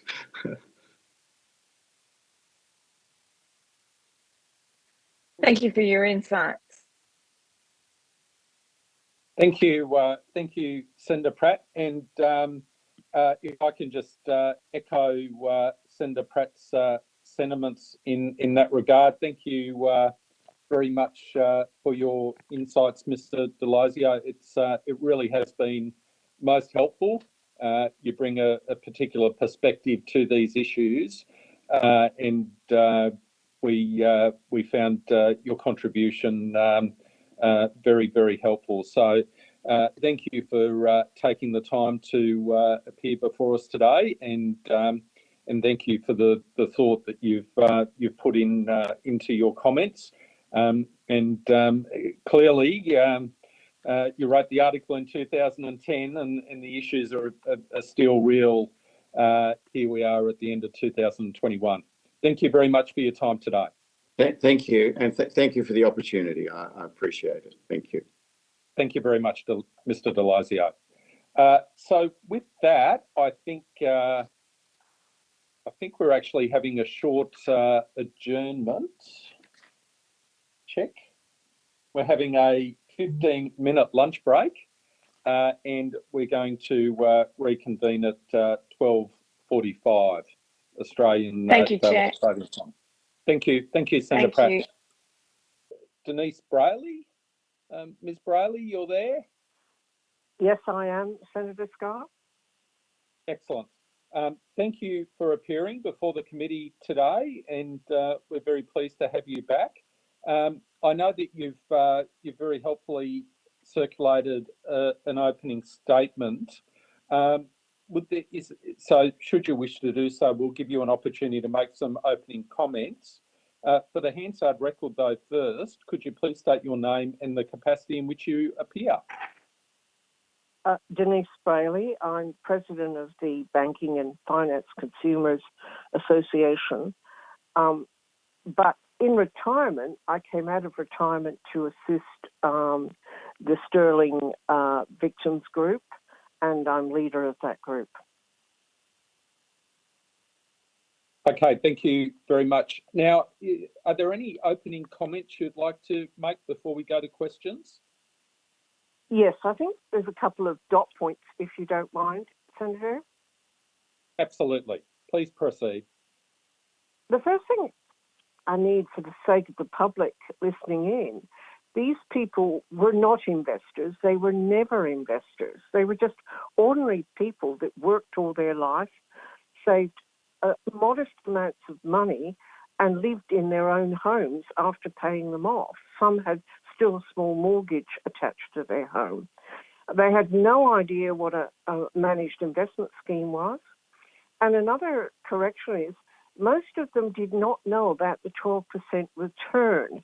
I've got a feeling one or two mentioned to me 9%, but the rest didn't know what the return was. They didn't understand that. They were only told the money was going into a trust and will be there in 40 years' time or whatever time they passed away, and that would be forwarded onto their beneficiaries. So they actually had no idea, and the reason they had no idea of the mechanics of how this worked, other than a tenancy in a mini home, we call them, it was because that they believed they were just going to be tenants in that home for the rest of their life, and it was primarily sold by sellers. Now, the sellers weren't trained. They weren't licensed planners. They weren't licensed anything. They were just sold a product, and even they didn't have access to the PDS. So no one had access to the PDS to even read something, to question something. This is, quite out of the box how this came about. But the other big point I'll make is that, bearing in mind that someone is facing possible charges at this stage, but all of the directors were well known for a number of years in similar type structures that eventually collapsed after average about 3 to 5 years. And I agree wholeheartedly with Mr. D'Aloisio. I met him some time ago, but policy failure and buyer beware is the problem there. And it was 21 years ago when I was talking about it with regulators on a high level back then. So these are long-term problems that resulted in this particular Sterling First product coming on the marketplace. And that's my opening statement. Thank you very much. I might, if I could, I might ask you a few questions first, Ms. Brayley, and then hand over to my colleague, Senator Pratt. And I think the point you make around access to the PDS is an important one. So the point you're making is that the people who got caught up in this scheme weren't even given, many of them weren't even given the product disclosure statement before they actually signed up. So they weren't even aware that it existed, weren't aware that in relation to a scheme such as this, it needed to be provided. Hence, the content of the PDS was moot in many respects because they never even received it. Is that correct? That's correct. Right. Okay. What are your thoughts with respect to the policy implications of this? So you've got long-standing experience dealing with these sorts of issues. From what you say, you had an opportunity to listen to Mr. D'Aloisio's comments. with respect to these issues. And as you know, he held a very senior position, the most senior position in ASIC over a decade ago. And he was writing about these issues and considering these issues then. And we're here discussing the same issues. And you've been involved in similar issues over quite a number of decades. From your perspective, as we look forward as legislators, what do we need to consider in terms of how this can be prevented from happening again, or at the very least minimised? The chances of it happening again are minimised. Perhaps we need, dare I say, Senator, a strike force. What we need is very experienced corporate policemen that are there as a team to regularly check, as I do in criminology, I check for the repeat offenders. You can't stop somebody starting up something like this out of the blue, no prior form, no prior knowledge, but at least you can then prevent something coming onto the market if you know that there are certain people that have the brilliance of mind to come up with what we all regard as a scam. And that's really what is lacking at the moment, and not blaming the regulator for that, but certainly it is lacking in regulatory policy, and something has to be done about this. And in this particular case, ASIC have admitted and Demers have admitted they knew about this particular problem. In 2015, they watched it mushroom from where there were inconsistencies and problems with people coming to the regulators.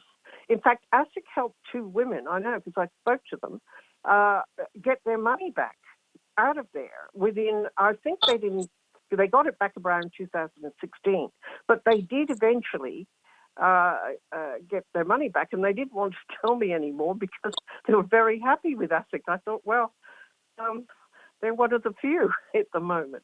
But it's ASIC that's copping all the blame because it is seen by the nation as a regulator. And if its activity is curtailed in a free market policy, then the warnings have to come out to the people that if you're going to inherit or you're going to pick up your superannuation check, which is what happened to all the West Point people, and there were 16,000 of those that lost $680 million in 2005. If you're going to suddenly get that money and you've got to park it somewhere, you don't have skills on what is a good thing to look at and what is not. And certainly Mr. D'Aloisio was the one that was doing his best to expose these inconsistencies and actually suggested that, that they needed advice just reading the PDF. He said, I've got easier problems. I've got an easier way of reading a phone book than I have the PDF. And I'm a lawyer. And that was just a comment of his some time ago. Yes. Yeah. Well, Ms. Brayley, I've looked at the PDSs too, and they're extraordinarily complicated documents. And I think Mr. D'Aloisio made his points very well. In relation to the system, it seems to me that there's a distinction, there is a distinction between someone who's previously been an officer of a company, be they a director, a member of the senior executive team, a company secretary, where the company has perhaps gone into voluntary administration or liquidation as a result of genuine market issues. So I come from the mining industry. So, for example, if you constructed a mine on an assumption that the copper price is going to be X, and the copper price is a lot under X, then you're going to have a cash flow problem, and that's something that can happen in business, and maybe you've got to put the company into administration. That shouldn't, it seems to me, provided you discharge your obligations as an officer correctly, that shouldn't be something which raises issues in terms of you being involved in another commercial venture. But there's a difference in terms of some of these ventures, it seems, in relation to people who've been involved in them. How do we draw the line between the two from your perspective? Because that's one of the issues you raised as policymakers we should consider in terms of people who've been involved in similar situations to this, them being involved in another scheme similar to the failed scheme they've been involved in previously. How easy is it for us to be able to identify those people and take appropriate action to make sure they can't be involved in similar schemes again? Yeah, this was all discussed back in 2000, and it was really coming out of the Wallace inquiry. And how do you define who's a sophisticated investor? Because MIS got very clever and then started putting out a more difficult products for sophisticated investors. But then the policies changed that you could actually put 20 people into a sophisticated investor product and then find that the 20 people involved, they add up to the criteria of $250,000 income a year or 2.5 million in assets. That was at the time it was known as the Kerry Packer solution. But the problem was that sellers were then told that you could put people in what we call an information memorandum and sign them up. And that's what they did with Silverlink. That's what Sterling did with Silverlink. So there's two models in Silverlink. When ASIC was trying to close the door on Sterling, then that was, the stop order was September, the final stop order, as we know, September 2017. But immediately this company, this rogues, of known rogues for many years and lots of collapses behind them, back to the 1990s, it says in ASIC records. We know that. And Demers knew of the same people as well because they lived in WA. Then why is it that they were allowed to set up an InfoMEMA, an information memorandum, and sell these to ordinary people, but masked as if they were sophisticated investors in groups of 20 people? This is just shocking. People didn't know what they were asked to get involved in, and they don't see all of the form. They only see the bottom of the form for a signature hidden behind the leases. That's how it's done. This is, to me, this is criminal intent, absolute criminal intent, that the professionalism of Demers, the state regulator, and ASIC as federal regulator ought to have had clever people in there to pick that up. That's my main concern at this stage. So when the financial planners were then worried because we're going to get lumbered with all these things, we're going to have to pay for insurance for things we weren't involved, and the regulator should be picking these people up and throwing them into the courts. I agree. So the financial planners have got an input there, and they're saying a similar thing, that there has to be protection for average mums and dads who've got no investment experience at all, are not trying to invest the money, they're just trying to put it somewhere safe. And if they put it somewhere safe, like in a bank they think is safe, then they're not going to get any return on their money. Well, perhaps that's better than digging a hole and putting it in the backyard. But that is the current situation in Australia, that all Australians receiving a lump sum at the moment are being faced with. And what do you do with those people? No experience at all. Yep. Sorry. I might give Senator Pratt the call now and an opportunity to ask some questions. Ms. Brayley, Senator Pratt.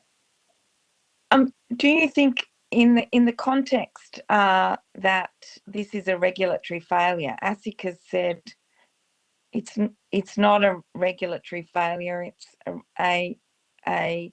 it's the inevitable demise of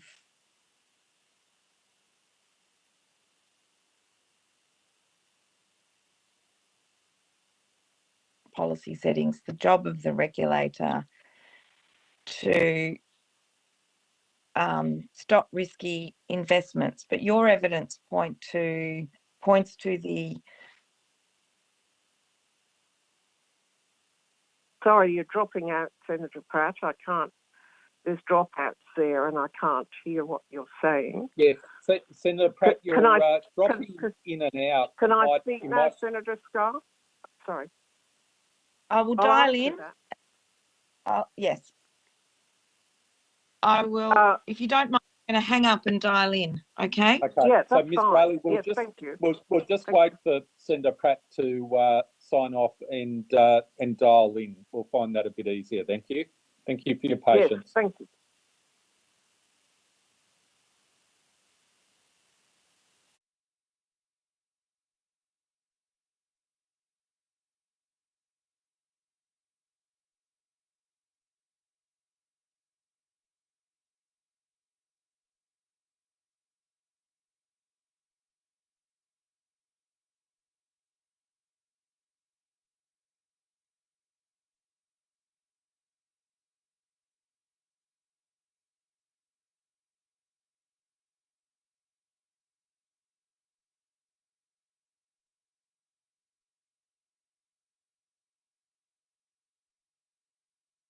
Yes, please. And I'm going to dial in with my audio separately, in visuals separately. So thank you.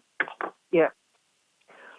The answer is this: there is definitely regulatory negligence in this case. To me, negligence is where, and they were talking about traffic officers before.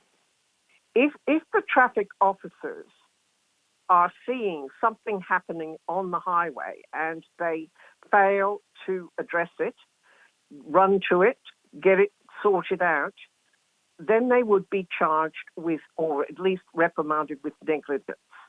In this case, this is where not one, but two regulators, two powerful regulators, the state regulator and the federal regulator, knew about specifically Sterling, its directors, its history, and what it was doing very early in the piece when the first 5 sales had been made. They had been made with a 99-year lease. ASIC knew that. ASIC picked it up. And that was with a Reeve, R-E-I-V, Victorian lease with a REWA logo. As Circle Green will tell you more about that, is significant later on in this inquiry. But however, what happened was the regulators at Demers freely admit now that they had complaints coming in about this particular company in 2015, as did, and I've got copies of what was coming in 15 and 16 to ASIC. So this magical 17th of March 2017 they all tried to manufacture won't wash with me. The main thing is that the regulators did know. So it's the regulators' knowledge that dictates whether there's negligence or not. So the negligence is clear. The financial planners picked up on that there is not just failure. There was abject negligence of knowing that innocent people were being put into a very nasty product and could have saved at least, maybe not the first, they did save the first 6, but then it's Demers that helped with the leases in a very inappropriate way to the point they could continue business.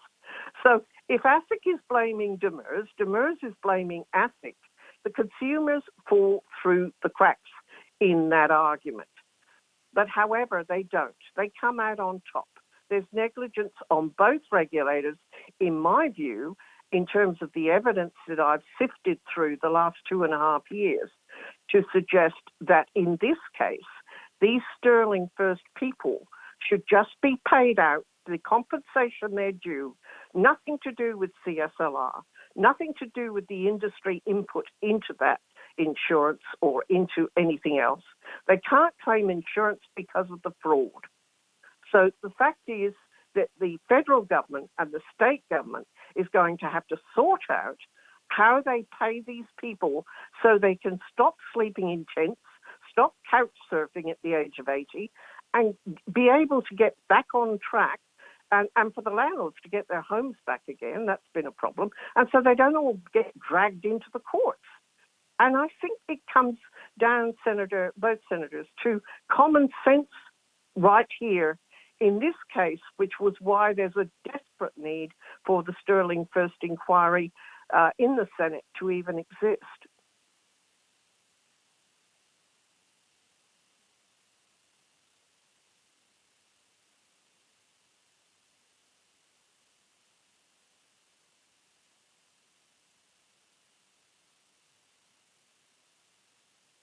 Senator Pratt, are you there? I just hear. Yes, sorry, I was muted.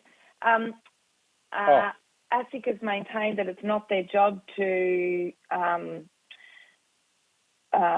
prevent corporate failures from poor business decisions, but I'm struggling to reconcile that with also the fact that there will be criminal, from what we're told, there will be some charges laid, and we don't know the nature of those charges. Are you aware of the kind of evidence that ASIC might be looking at in this context? I worry that if you've got evidence that goes back that far of that kind of lease agreement issue, that they may be pursuing charges, but they might be issues that relate to later in the piece, for example, because I think there's probably any number of problems with Sterling First's conduct. Yes, the criminal charges would only be, the only people privy to that would be ASIC and their lawyers. And so I can't comment in any case because I'm not privy to any of it. But the point is, I'm not surprised, if that's what you're asking me, given the history that's there. But however,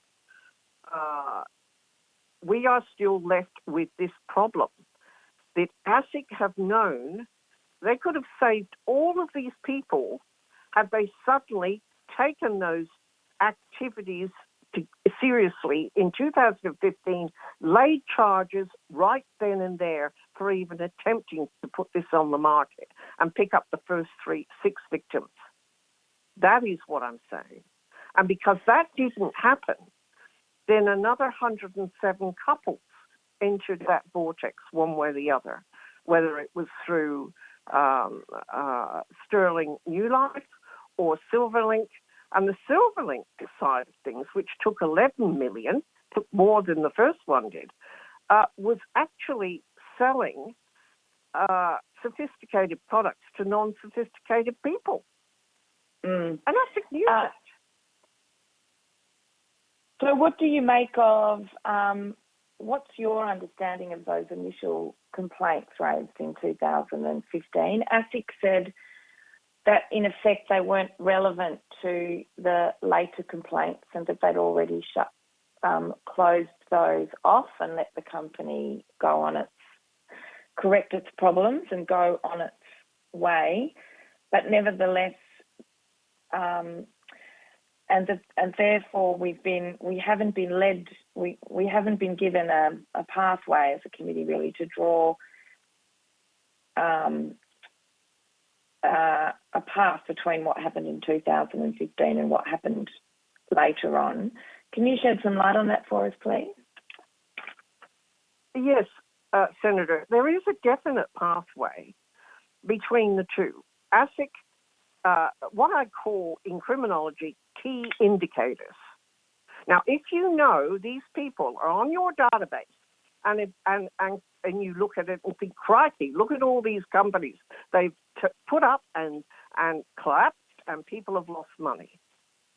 Then immediately it should ring bells to start an investigation on the senior level. If that wasn't done, that's an internal problem of ASIC, but it's got to wear the face of neglect. So they had an obligation to protect consumers, even if the policy was vague. The very fact that they didn't, because there was a lot more information available to them at the time, it's not a case of saying, look, let's let this company go on a little bit further and see what happens. If it was your mother, and Mr. Longo did refer to the fact that he wouldn't have given advice to his mother to join in these sort of things, of course he wouldn't. He's there at the top knowing what these things are, recognising them for what they are. So are we saying that ASIC have got people working for them where they're just really looking at things as though it's a clerical issue and ticker box, as the financial planners were saying? And I think that's exactly what's been happening for 22 years, so it needs to change. Yes. But the point is that they could have, they could have easily closed it all down and had the reasons to do that and refer it to the top of ASIC. This didn't happen. That's an internal problem. The buck still stops with them as far as I'm concerned. So what can you tell us about the nature of the breaches that, so there's a lot of emphasis on the PDS and whether people saw that appropriately. It doesn't appear to me that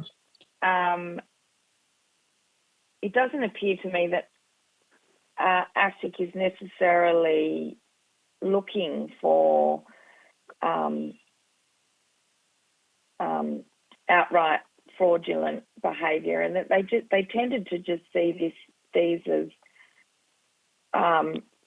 regulatory mistakes where people just had to the company needed to be shepherded back into the right direction, rather than an idea that the company had approached this issue with real malfeasance behind it. Yes, I understand what you're saying very clearly. And if ASIC need me to do a report with my expertise to them at the top level to ensure they fully understand what fraud and criminality really look like, then I'm happy to do that and make it public. The other thing is that if the charges, and we don't know, but the charges that are laid are insufficient, which has happened before, that the CDPP say there is nothing for them to go forward with.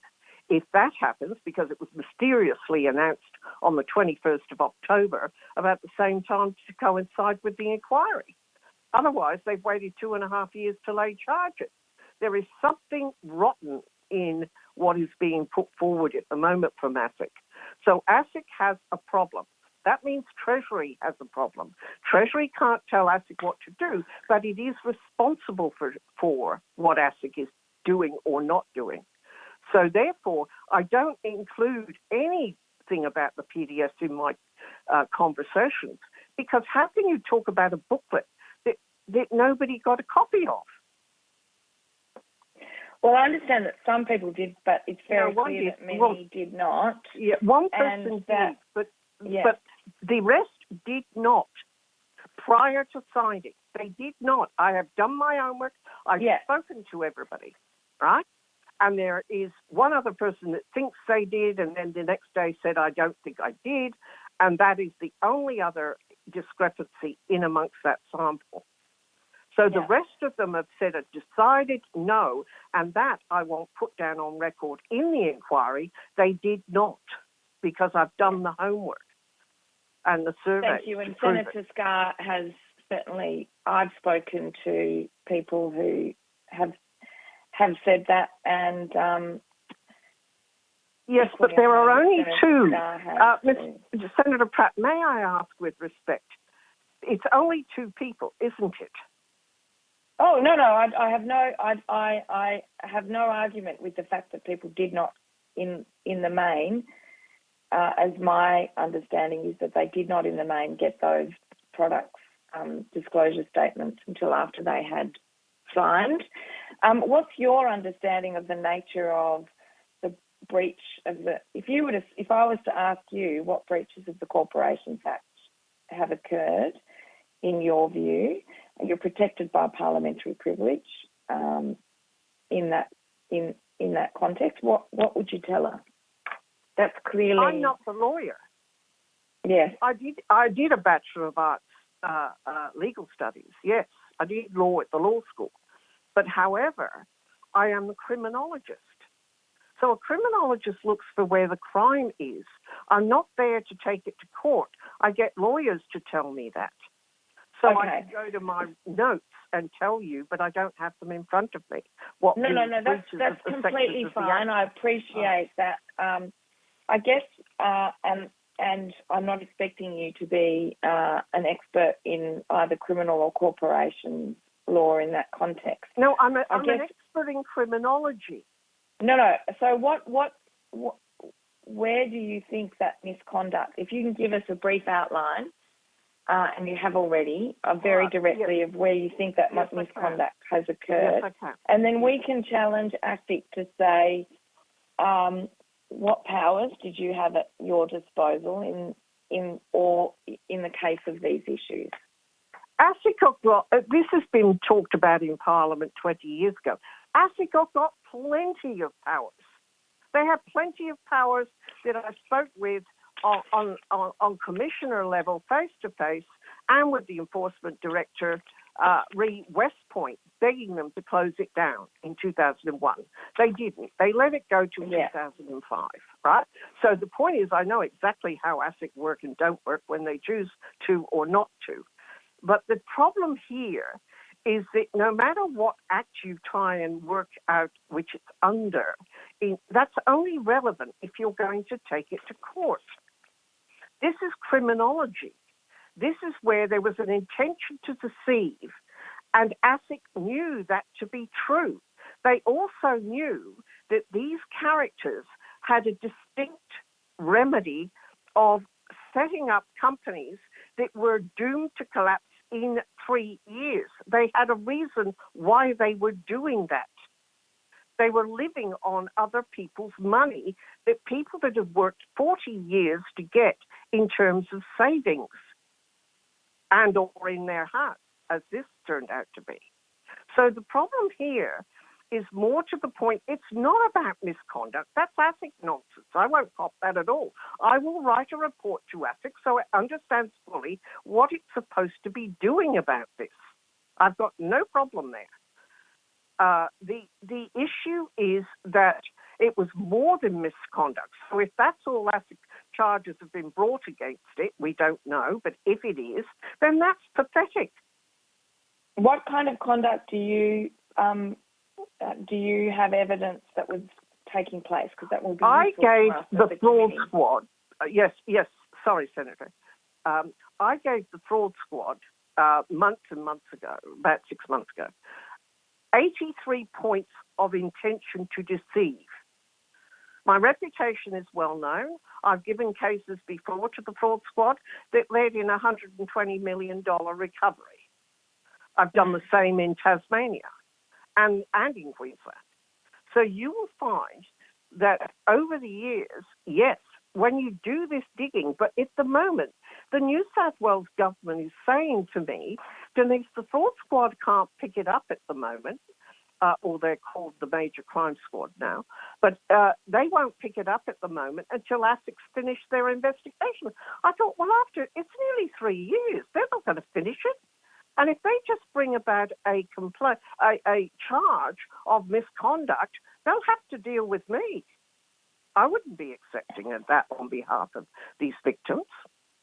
So what do we do with the argument that this is just this is not a regulatory failure? This is just this is just a collapsed company. At the same time as we know in the background there are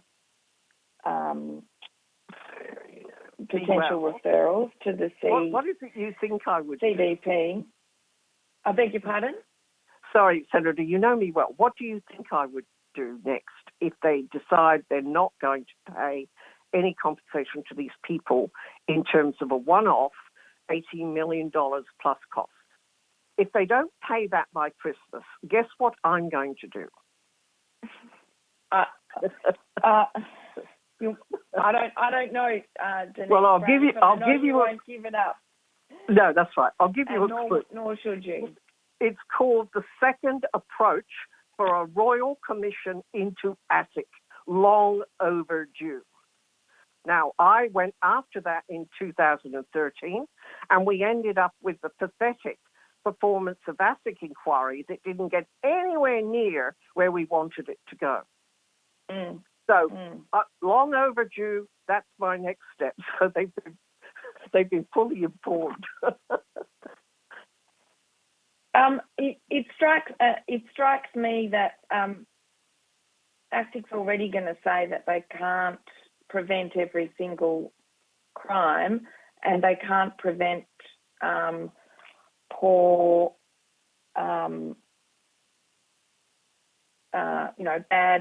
bad business models.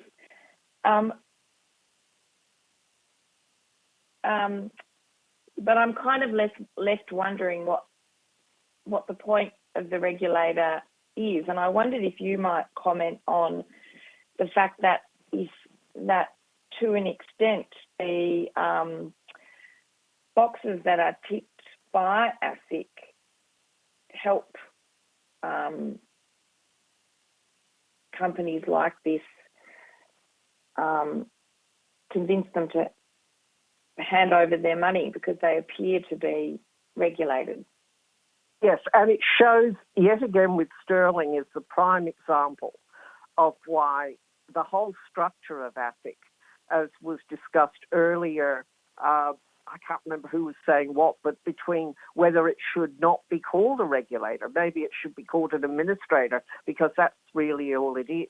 It's it'll be no better than trying to administer the road traffic. And that's what they should be relegated to. But the nation, the people out there that are about to get retirement funds, they need to know whether there's a regulator with teeth or whether there's not. Yeah. What do you make of the changes to the law in the context of the products needing to be fit for purpose? Given this track record, is that going to be enough to prevent this from happening, particularly given ASIC said that these kinds of collapses will continue to happen? Yes, and Senator, it's unfortunate, but I've been discussing this since 1999 with commissioners at the commissioner level. And I think it's an excellent point you've raised. I mean, how many decades do we discuss, the minor points? I think what they should do is get a big cup of mea culpa and just pay out for the Sterling people as a lesson to ASIC and the government. Remember, ASIC is only following orders. When I've been having chats at the deputy chair level, they're saying to me, you don't understand this. It's a matter of policy. I said, I understand policy very well. I also did a BA in political science. But the point is that I want to know, is it Canberra's policy or yours? And the nod was towards Canberra. That was my answer. So you will just have... Well, and I get the question of compensation, it is both a regulatory... It's a policy question in that case, depending on where the liability for that compensation falls. If I may, Senator, I'm not talking about compensation. If I use that word that these people have got to be compensated, I take it out of that zone of in that context. The Treasury, which I've said from the last 2 years, Treasury has to pay up a one-off check to these people because they have been horribly let down. ASIC has to have a mea culpa and admit that. The government has to admit that. Treasurer has to admit that. He's ignored 1,000 letters we sent to him. So therefore, it's about time they paid up for this to go away. If not, then it's the Sterling people that will lead the charge for the whole of the nation in order to get a royal commission into ASIC. And then you'll see all of these people come out of the woodwork, mums and dads that have lost their money in the same way. And the same thing was happening. ASIC is insensitive. It keeps calling these people investors. They were never investors. It's an insult. They were tenants. They applied to an ad for tenancy. Well, under So the where law, does the they word might be investors, and I guess that's They're not part investors. of the question. They Well, honestly, Senator, I'm they are inclined not to investors. agree. I'm inclined Right. to agree with Okay. you that that they're not, but the law has presumed that they are. And No. I- The law can't deem them to be investors. ASIC's doing that, so it better back off. The fact is that the law is not saying they're investors. It's ASIC doing it, and they better stop it. and in part, ASIC said at the start when I first raised this issue, I think back in 2019, they said, well, we don't see them as investments. This is a question for the Residential Tenancies Act as well. Perhaps that was a more legitimate view at the time, notwithstanding the fact that it still had all these PDSs, etc., attached to it. Yes, but the PDS has clouded the conversation.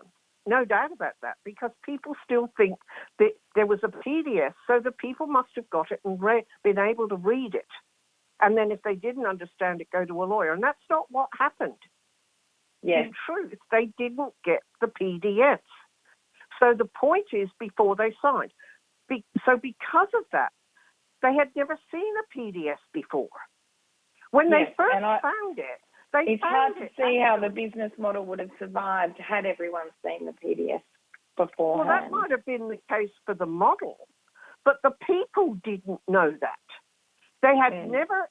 So to classify them as investors for the purpose of ASIC's knowledge, which it doesn't have at the moment, the investors didn't.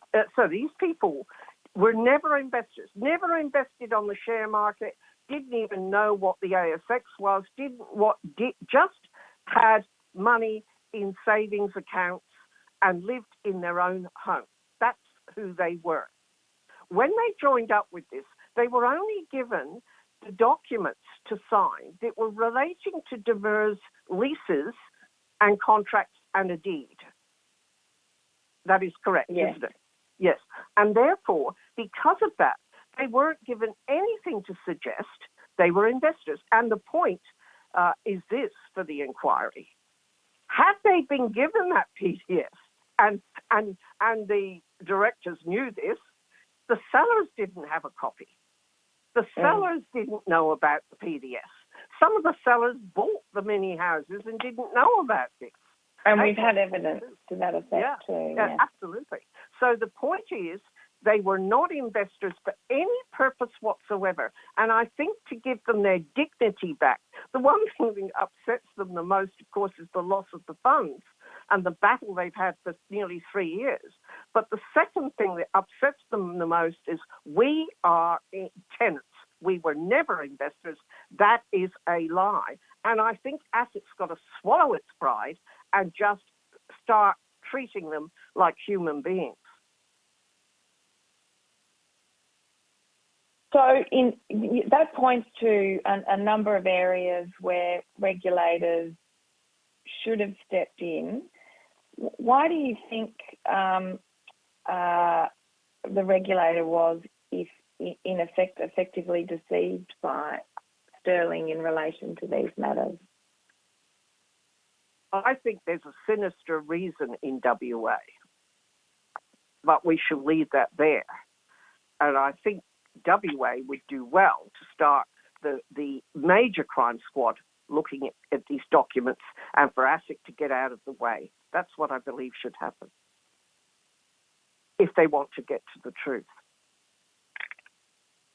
So what do you make of, in terms of this being a failed business model? It doesn't seem, as far as we can tell from auditors' reports, that the money has gone anywhere in particular, apart from it being a bad business model.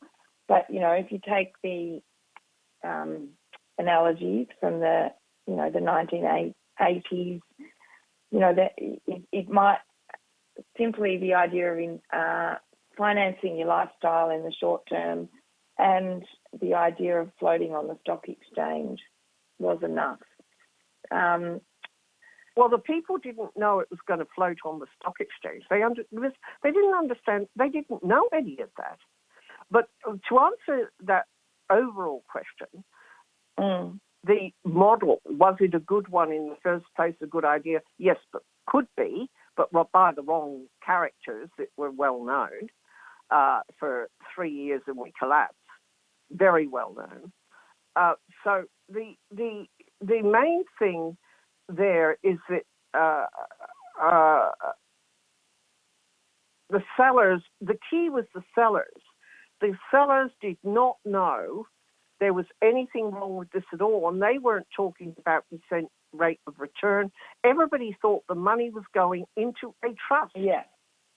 And stay there, as you and I know. And that was the problem, that it was going to be safe and that somehow the trust earned interest. They didn't realise the trust don't earn interest. And anyway, we found out since in evidence that's not, it didn't necessarily go in the right trust or whatever it was, what other accounts. And the other thing was, the outrageous one was the $20,000. They even, these characters even hit these people for a $20,000 fee per person for the privilege of ripping them off. I find that outrageous. It was. And I'm sure Circle Green, I don't want to take up their time, I'm sure they will come out with something similar. Senator can you tell us Pratt, a little bit about 2015 and the nature of the complaint then? Because I guess I'm trying to come to grips with how ASIC should have called this product out early on. You know, they have said in hindsight. That's they should have, but that they don't know, but they haven't actually pointed to what they would have done differently. No, that's an excuse. The first time I looked. Sorry, Ms. Brayley. Sorry to interrupt, Ms. Brayley. I just wanted to interject there if I could, because this is an important point and one which I was going to ask in a follow-up question. We are coming to the end of our time, but I just want to read to you before you answer Senator Pratt's question, and you might even take this on notice, because I noted your comment earlier about two investors who got their money back. I think it's 2015, 2016. I just want to quote to you from ASIC's submission, paragraph 146. They say, and I quote, ASIC received 3 reports of suspected misconduct in 2015 to 16 relating to the Sterling Group. However, these did not relate to the Sterling New Life lease product nor the Sterling Income Trust. These reports were assessed according to our normal regulatory criteria, and at the time it was considered that no further action was warranted, end quote. And then there's a footnote where they refer Senator Pratt to, and no doubt this was a question you probably put to them, ASIC's response to question on notice SBT 118, Senate Economics Legislation Committee Treasury Portfolio Supplementary Budget Estimates 2019 to 20. If I could take this opportunity, maybe ask the Secretariat if they could actually forward or circulate to us a copy of that ASIC's response to that question. But Ms. Brayley, if you could consider Senator Pratt's question in the context of what ASIC has said on the record is their account of what happened in 2015 to 2016. Yes, please just answer Senator Scarr's question. He's asked it much better than I. I did read it, Senator Scarr. I read it with great interest. I mean, either I'm mistaking and that woman was somebody totally different, or the people I spoke to. So then there's a third fourth one. I can't tell you because we're not privy to who these people are. But I did speak to one of these people, and it was in relation to a Sterling lease, and she didn't want to re-sign up to it, and the money was returned. There were two people where money was returned in that. They mightn't have got their money until 16, but certainly the complaints came in before them. Right. And these, Ms. Brayley, these were the people you spoke to who provided you with evidence of the complaints that had been raised with ASIC back in 2015-16? Not in writing. They wouldn't do that because they actually, those things are done under confidentiality, as you can appreciate. No, I can appreciate that, but I to be fully frank with you, the Senate and this committee has certain powers with respect to matters, and it's certainly within our power to require information to be provided. And one of the reasons I'm so interested in this is a question I have in my mind, and I'll be putting this to ASIC this afternoon, is why was it after the final stop order was issued, and we're going forward now to 2017, why was September. it, correct, why was it that all the previous investors weren't contacted and advised that they'd invested on the basis of either a defective, and sorry, I'm using that term again, I excuse me, but the people involved in the scheme weren't contacted and advised that the PDS was defective and that they therefore had rights under the Corporations Act to seek their money back. And if they had been written to, then that would have disclosed, I think, that a lot of them never, the vast majority, on the basis of your evidence, never received a PDS anyway, in which case, under the Corporations Act, they would have had a right to get their money back. Yeah, just as these two people did back in 2015-16, who raised their concerns, and they actually got their money back. Whereas there are so many investors in Sterling people who involved in this who have not gotten their money back. But two people did in 2015. Do you understand my point? Yes, I'm with you all the way on that one. Yes.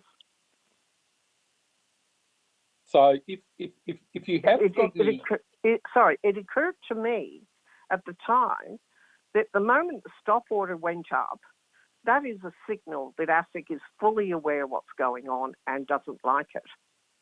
There was an interim stop order in August, and then a month later, the final one. And they didn't even try to find out whether these people were still being spooked by for whatever source, that they were continuing to keep selling. All they had to do was start really properly investigating this company and interview staff, and would have seen what was going on. But I've got copies, 6 versions of the PDS. So they kept telling the sellers, one seller in particular kept saying, "Don't you have a PDS for this?" And he was told each time, "Yes, but ASIC didn't like it and they're helping us with the wording in it." That was the answer I got from the seller. He'd been around this industry a long time. At one stage, he did have a license. I don't know what happened to his license later, but he was explaining that to me. So all of these versions, they didn't print them out because they were too expensive to print out, and ASIC wanted it redone. That's the story I've got from 2 or 3 of the sellers. Okay. Senator Pratt, I interrupted you there. Sorry. I don't have any further questions for Ms. Brayley. That's been very useful from my perspective. Do you have any more questions, Senator Pratt? Because our next witnesses are coming on. No, that's fine. I just wanted to ask in closing, you've drawn on a range of conduct that regulators should have brought weight down on to come to grips with in terms of that deception in the PDF, its availability, the sophisticated investors. Are you aware of the extent to which ASIC was aware that investors were being brought together in this way in order to get over that loophole? Are you talking of Silverlink now, are you? Yeah. That time frame? Yes, but they were aware. And again, they're slow when they act. So they didn't act upon it until about June or July 2018. And then all they did was a door knock of about 40 couples out of the 107 couples. 107 couples. So who knows what was done in those interviews? But I would imagine there would be paperwork, one would think, with what was asked. But when I've been back over all these people that did receive a knock at the door or a phone call, what they're telling me, they were just being asked, are you happy with the product? And they were saying, oh, yeah, we love living here. They didn't know what this was about. So anything that's assumed about the questions being asked by that reconnaissance, you're quite right, Senator, that ASIC had the perfect opportunity to go and see what was really happening. It's almost like they didn't want to ask the wrong question. But they said they had to wait for a complaint in large part before they could. Yes, I know they had that impediment. And it's hard when people are happy. I agree. They were all happy. But one thing that the Senate really probably would want to hear is just one person was saying, in fact, there's two of these, where as they went at the door, the officers from ASIC, they were in Perth, were just saying, well, I hope you don't lose your money. He said, so do I. And he didn't understand what was meant by that. Mm. It's a very telling moment. And at the time, the product is still available to be selling it. And they said they stopped selling it in December. That is false. We've got two people that were signed up in January 2019, and that should go on the record. Can I ask you what you would make of, ASIC said they can't prevent corporate collapses in terms of bad business models. When I asked them, well, can they prevent, in effect, breaches of the law if a company is hell-bent on doing business that way and deceiving their customers? I just use up any more time. I can answer that. I really can. The ASIC is only really, it's got a mandate to choose what it wants to do itself. It's a matter of policy, though, of the buyer beware. That's what was mentioned before. And if a buyer beware policy is there, then they only have to really report to Treasury once a month. And they're supposed to alert Treasury in those meetings, and it could be the Treasurer himself or it could be one of his officers. The Treasury has to then record whether or not there's reports about sterling. Now, what I've been asking is whether or not there were reports raised in those Treasury meetings right back to 2015, notifying Treasury we've got a problem with sterling, and these fellows are well known to us back to the 1990s. Thank you. We can't get that out of ASIC. They won't comment. Well, we'll see what we can do. Yeah, ASIC have the powers. It can really do whatever it chooses to do. But because it's got such a very long bow, it can actually decide not to ask too many questions and just look at one or two cases, not the whole lot. we've had conflicting evidence about the extent to which ASIC has adequate powers in this regard. Possible. So Yeah. if you can take that on notice, I'd be keen for you to point to which powers you think they are. Thank you, Chair. Yes, and I thank can you, Ms. take Brayley. that on notice. Yes, thank you. Thank you very much, Ms. Brayley, and thanks for joining us to give evidence for a second time. That was very, very useful for us. So You're it's very greatly welcome. appreciated. Thank you very much. Thank you. Bye-bye. Okay, bye-bye. Okay, I now welcome representatives of Circle Green Community Legal, and I think we've got Ms. Alice Pennicott with us. Hello, Ms. Pennicott. Good morning, Senator. Thank you. Good to see you. So I might thank you for appearing before the committee today. We do have your submission, so thank you very much. I invite you to make a brief opening statement should you wish to do so.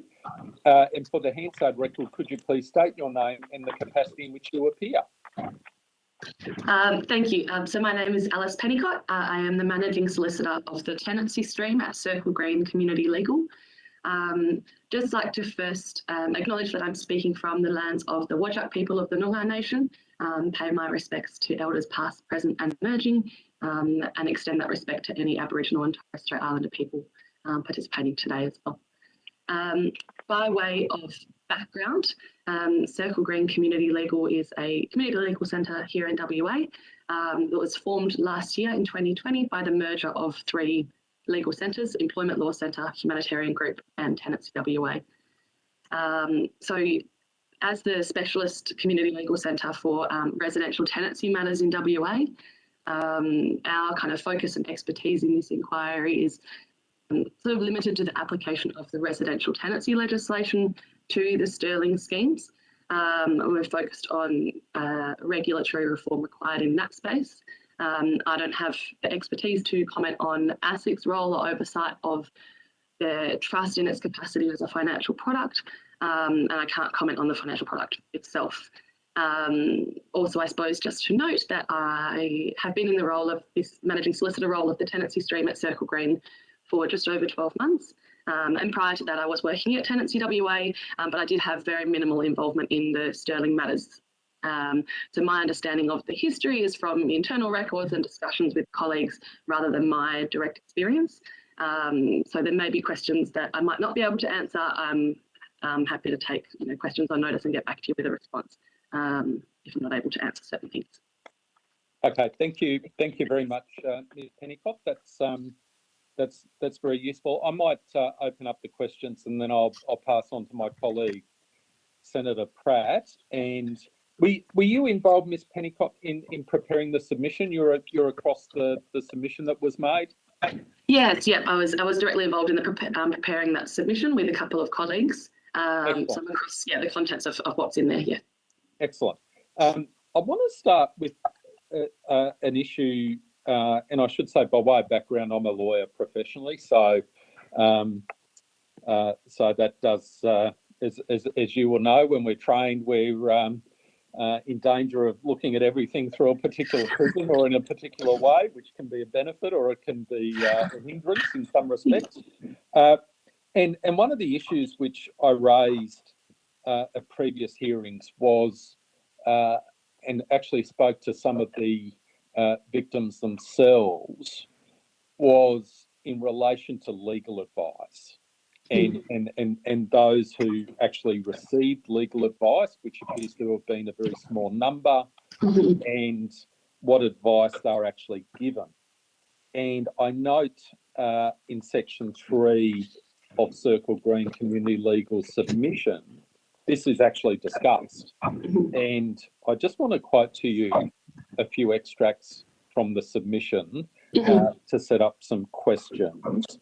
The first is, and I quote, "We understand that none of the SNL tenants who sought legal advice prior to entering into SNL leases were advised of potential risks involving indefeasibility, superior title, or failure to register or caveat their residential tenancy agreements, end quote. So that to me stood out as something that was a grave omission in terms of people who were signing up with the expectation that they were going to secure their living arrangements for the rest of their lives, essentially, and in many cases were giving up a home, selling a home which they had freehold title to, which is the strongest form of title, and swapping it, if you like, for long-term residential tenancies. I'm wondering if you could just explore that, the severity in terms of that omission in the provision of legal advice. Yes, I probably won't go into too much detail on what all of those risks were, just because I don't want to misquote what some of the implications of that is. I think the issue that we identified, and this is only based on the tenants that we spoke to and got instructions from that had obtained legal advice. So we don't know if there are other ones that were advised on this. But our understanding is that the tenants that we spoke to who did seek legal advice were getting advice from lawyers that had been recommended by the Sterling Group themselves. It seems as though the advice was quite brief from the instructions that we've got about what that advice entailed. But I can't necessarily speak to exactly what that advice was because obviously I wasn't there. But there were things that we identified almost immediately upon viewing some of those documents, along with some of the regulatory issues as well. But it's quite a significant omission in the provision of advice. So is it fair to say that there were, based on Circle Green Community Legal's review of the documentation that was brought in by a number of the tenants, is it fair to say that there were glaring issues, legal issues, in relation to the residential tenancy arrangements and a mismatch, if you like, between the expectation of the people signing up and what the legal reality was, that were pretty well immediately apparent to Circle Green Community Legal lawyers in terms of risks involved in terms of this arrangement. Is that a fair comment? Yeah, I think so. I think pretty early on. I mean, we first became aware of it when we had in about end of 2018, sorry, in about November. And that was actually from a person that was wanting to exit the scheme and withdraw their money. They weren't happy with it and wanted to move. But at the same time, we were approached by a couple of others that were concerned that they were going to be evicted, had invested substantial sums of money. We immediately, I think the standout was there was some terms that would be void, in our opinion, void for inconsistency with the RTA, Residential Tenancies Act, as well as some of those, broader issues around indefeasibility, superior title that we noticed. And sort of our first step was to take that to Consumer Protection or Department of Commerce, as they were called at the time. But it wasn't clear whether those issues had already been identified prior. But for us, there was, quite a lot of issues that we identified. The other one was around that a lot of people had the expectation that they were able to bequeath their interests in these agreements, which should have been a bit of a red flag as well, because under the Residential Tenancies Act, once every tenant dies, the agreement terminates at that moment, which would mean that there isn't anything to bequeath at that point. So they were issues that we sort of identified pretty early on.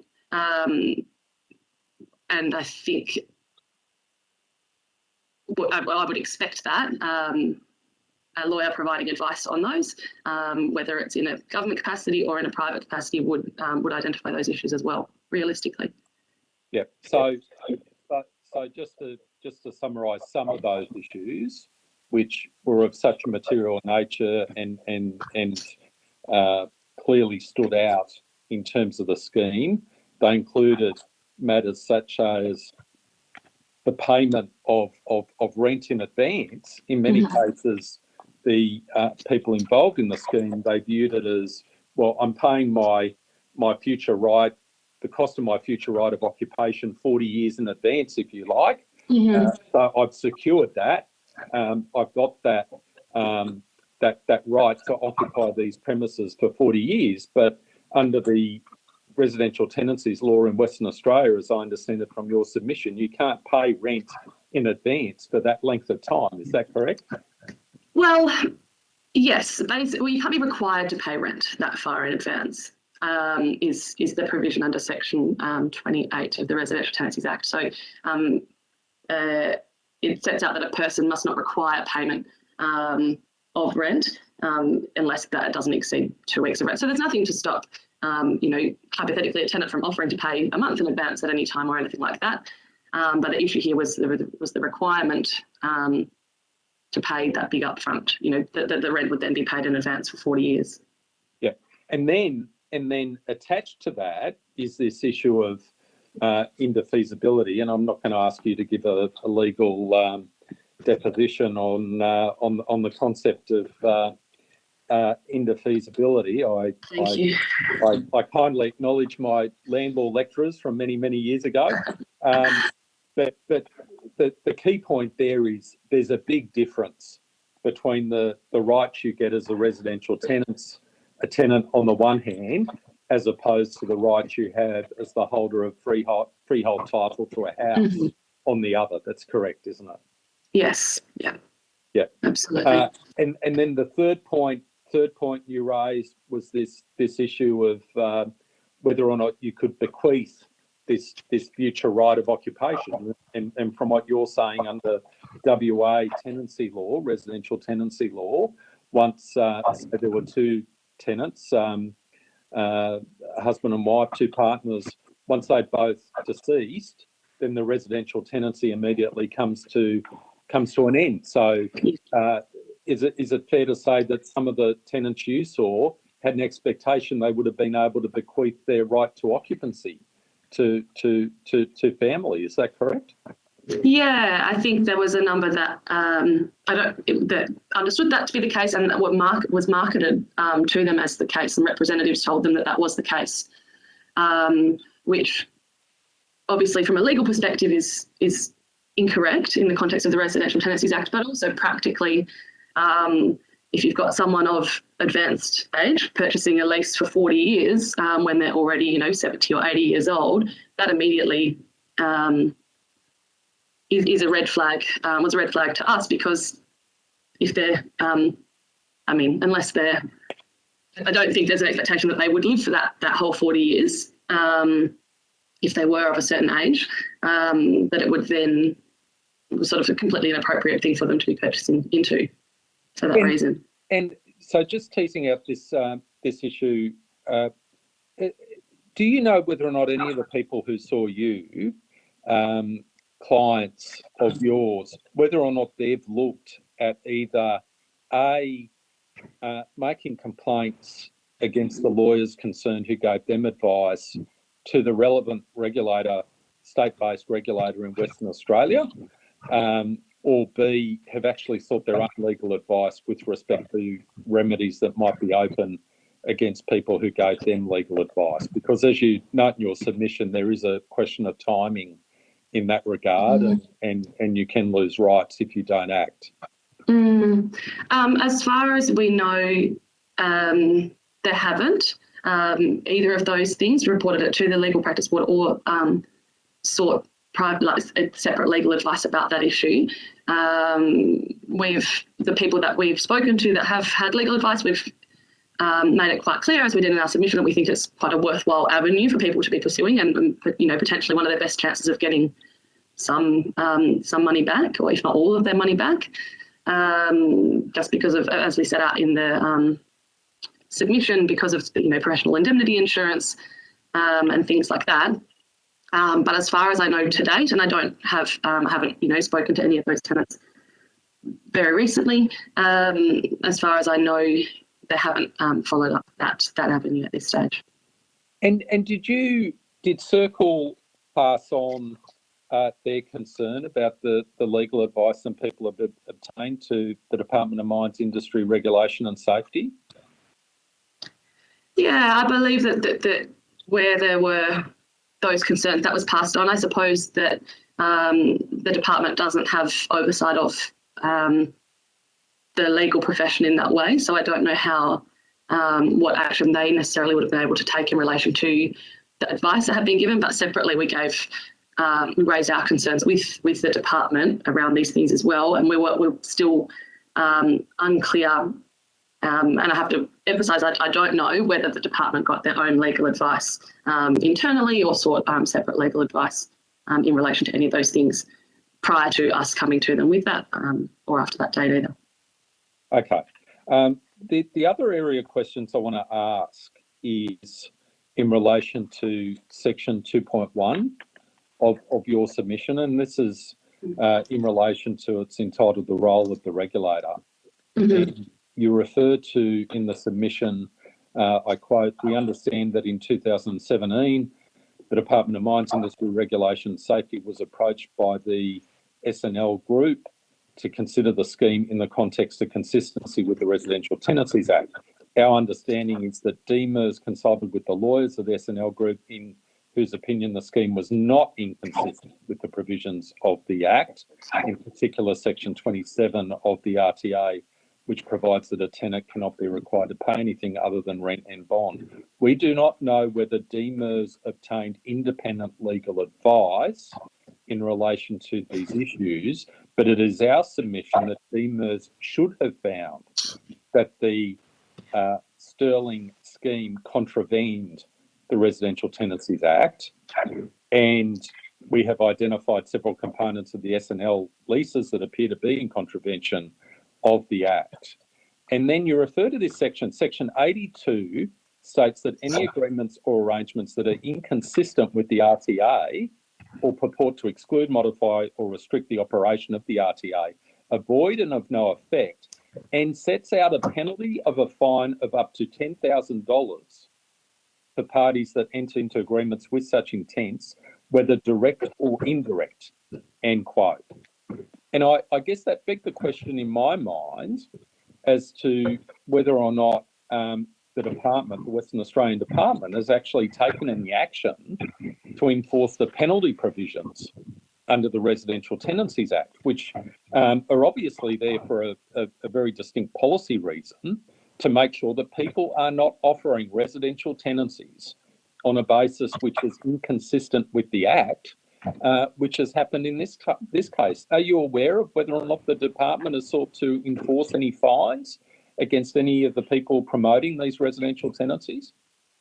Not to my knowledge, no. I don't know what steps were taken. I don't have knowledge of if there was any penalties issued or kind of further prosecution action that was taken at any stage.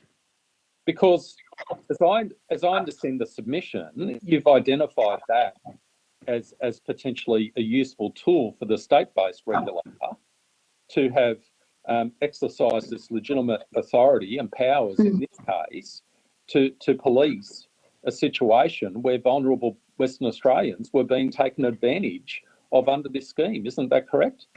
Yeah, I think that is, and I think that was the issue that we raised in our written submission, and what I referred to earlier as well, is that if the issues that we identified quite early on when we came across these agreements, if those had been identified prior, when Consumer Protection were approached about this, then I think that they would have found that, if in effect, the whole scheme sort of contravened the Act, but it wasn't able to be offered in the form that it was offered, which either would have been a pretty big disincentive to the scheme proceeding if the regulator had said this isn't legitimate in accordance with the Act, or alternatively, if it had preceded, an opportunity for the Commissioner or Consumer Protection to, prosecute where there was kind of clear intentions to operate outside the scope of the Residential Tenancies Act. Because some of the tenants, and this is a very important point, some of the tenants have actually been evicted or may be evicted or in the process of being evicted because what's referred to as the non-recourse provision, which says essentially if the investment isn't enough to cover your rent, the landlord can't have recourse to you with respect to the difference. A lot of the tenants have been put into this awful position where they've either been evicted or being evicted because that particular clause was found by the court in Western Australia to be void and of no effect. Isn't that correct? Yeah, and the judgment respectfully fails to recognise the difference between terms that are in the prescribed form, being the Form 1AA Residential Tenancy Agreement, and the terms implied by the Act itself. And it's the terms that are in the Act itself that are the ones that are void for inconsistency under Section 82. But I suppose fundamentally with those decisions as well, I mean, this is not necessarily strictly answering the question that you've asked, but fundamentally the term, it's not guaranteed that the tenancies will terminate if rent's not paid on time.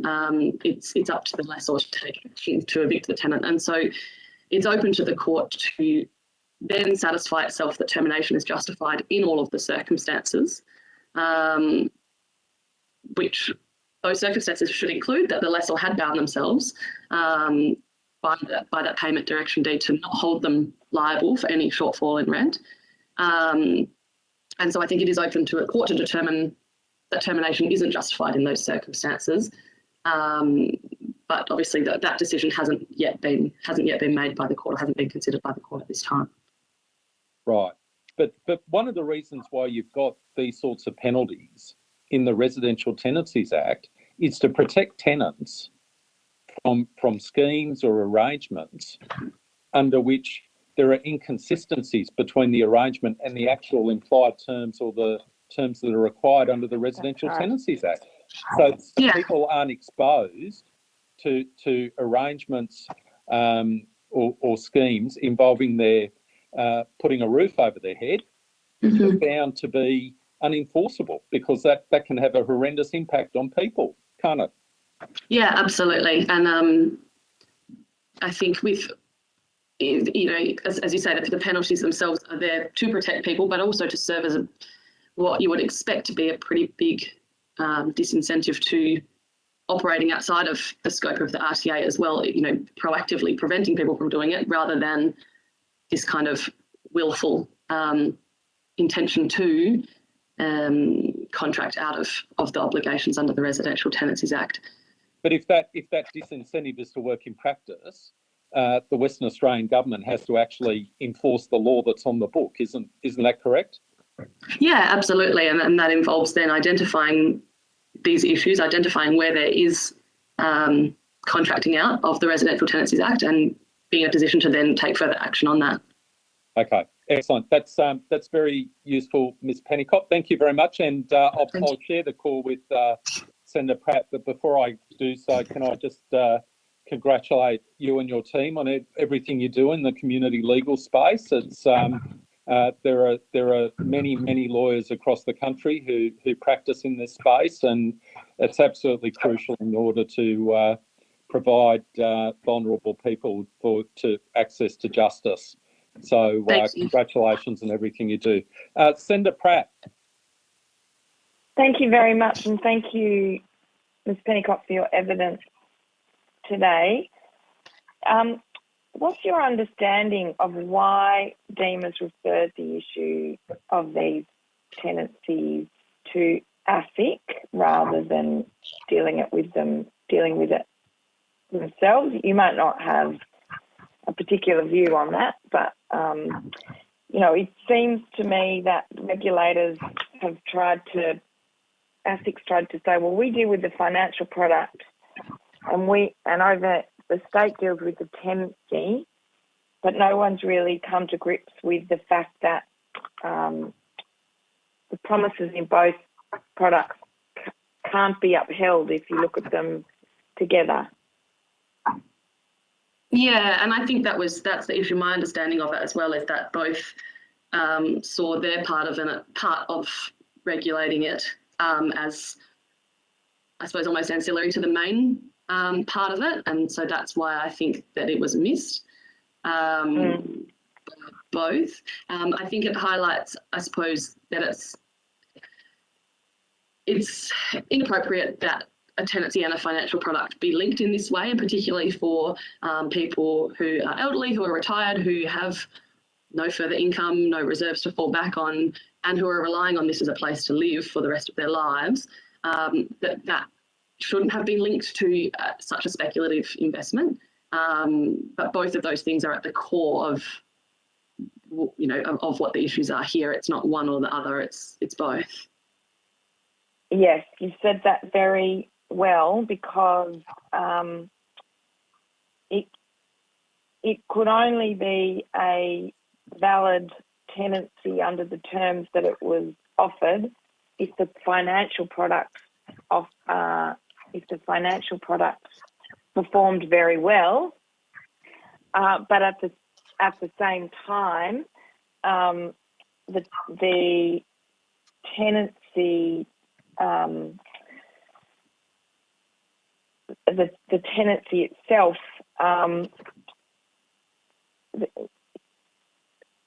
had kind of the generation of the rent roll, etc., for the investment to perform well was embedded in the legality of these tenancies. So it's very much a chicken and egg kind of scenario.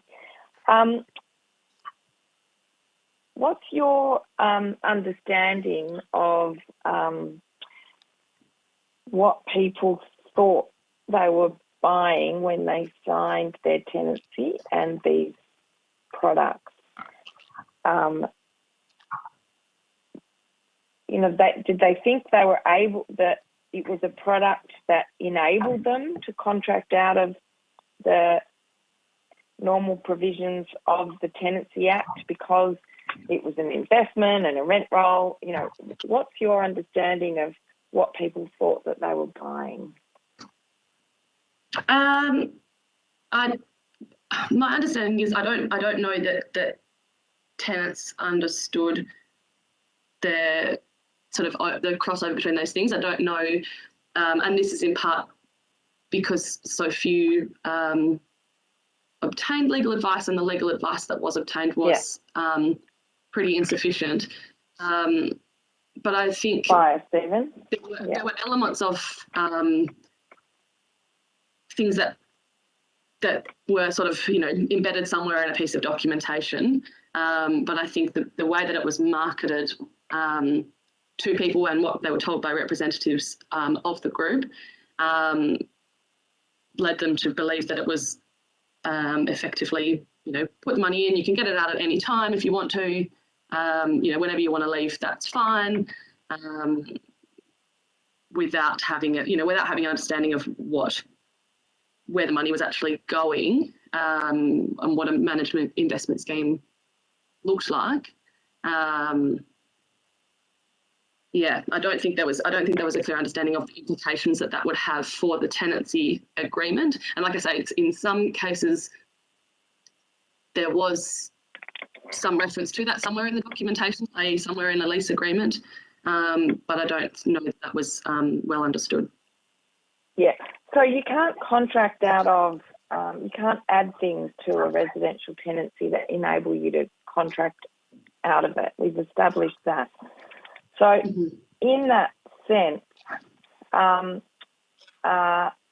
they were still selling a product that said, well, even if the property changes hands, we'll sign a contract with the new owner, and we've sought to bind them so that they can't, even though this is not consistent with the Residential Tenancies Act, we're seeking through alternative contracts to contract out of the Residential Tenancies Act, if you like. And I don't really understand the extent to which ASIC looked at the idea that these products sought to contract out of the Residential Tenancies Act.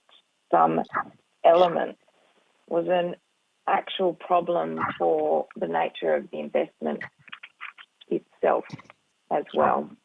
Do you have any comment on that? Sorry, I'm just unpacking some of that in my mind. Yeah. No, I don't know that the tenants themselves had that understanding of how those things interlinked. Yeah. And sort of understood the sort of significance and potential repercussions. As I said, those ones that sought legal advice, that should have been raised to them, and I think the regulator should have been able to look at it and see that it was contrary to the Act. I think you're looking at a group of vulnerable people who, may not understand that significance, but there's, people in place and government departments in place that should have understood that significance. That's right. And in effect, how could you offer an investment that, in effect, contracted out of the Residential Tenancies Act when it's against the law? And quite clearly, it's against the law to do that. Yeah, and I think there was, there's some parts of it, like with the. It was mentioned before about the administration, like the application fees that people pay that were, 8.8% of the total investment in some cases and things like that. And my understanding is that the Sterling Group said it's not consideration, but where people were in a position that they wouldn't be given a lease unless that application fee was paid up front, that is very clearly consideration in exchange for a tenancy agreement that isn't rent or a bond. And that should very clearly have been identified as being in contravention of the Act.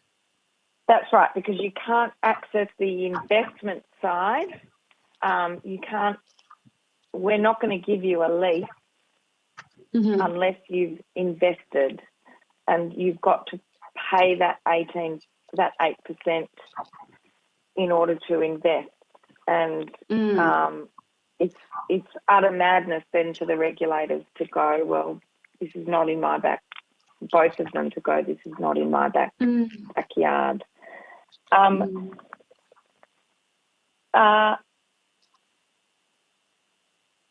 In terms of touching on the security of tenure that was promised under these products, we've already discussed that a little. My understanding did you ever see documents signed that were directly contrary to the Residential Tenancies Act, for example, a 40-year lease, or the idea of signing rolling leases? I'm told that tenants signed up to 4 leases up front, but I would have thought that a lease that far in advance can't be valid, because the intent for that lease can't really be renewed until it's further down the track. So there's nothing illegal about selling a 40-year lease in and of itself under the Residential Tenancies Act. I will, though, if you don't mind, take on notice in terms of the implications of those, the rolling 5 years and executing a lot of those at once, if you don't mind, and provide a response at a later stage. Yeah, that would be terrific. I'm trying to come to grips with the idea that your security of tenure exists. Of course, the lease can be broken if the property is sold or if you don't pay rent. Yes, but I'm interested in the idea of whether a 40-year lease is valid. It strikes me that, yes, it may well be valid. But then I ask, well, why? I thought they were generally set at 5 years, and therefore I wonder why you could then have a rolling lease where, you're in effect signing 8 different leases, or, over that period of time.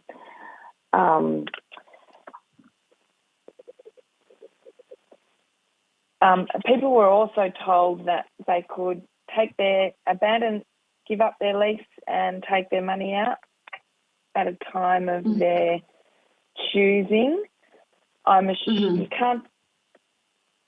can't see how that's both consistent with, that would be a breach to be told that if you've signed a 40-year lease is in effect a breach of that lease, because you're liable for the rent right up until your lease expires, are you not?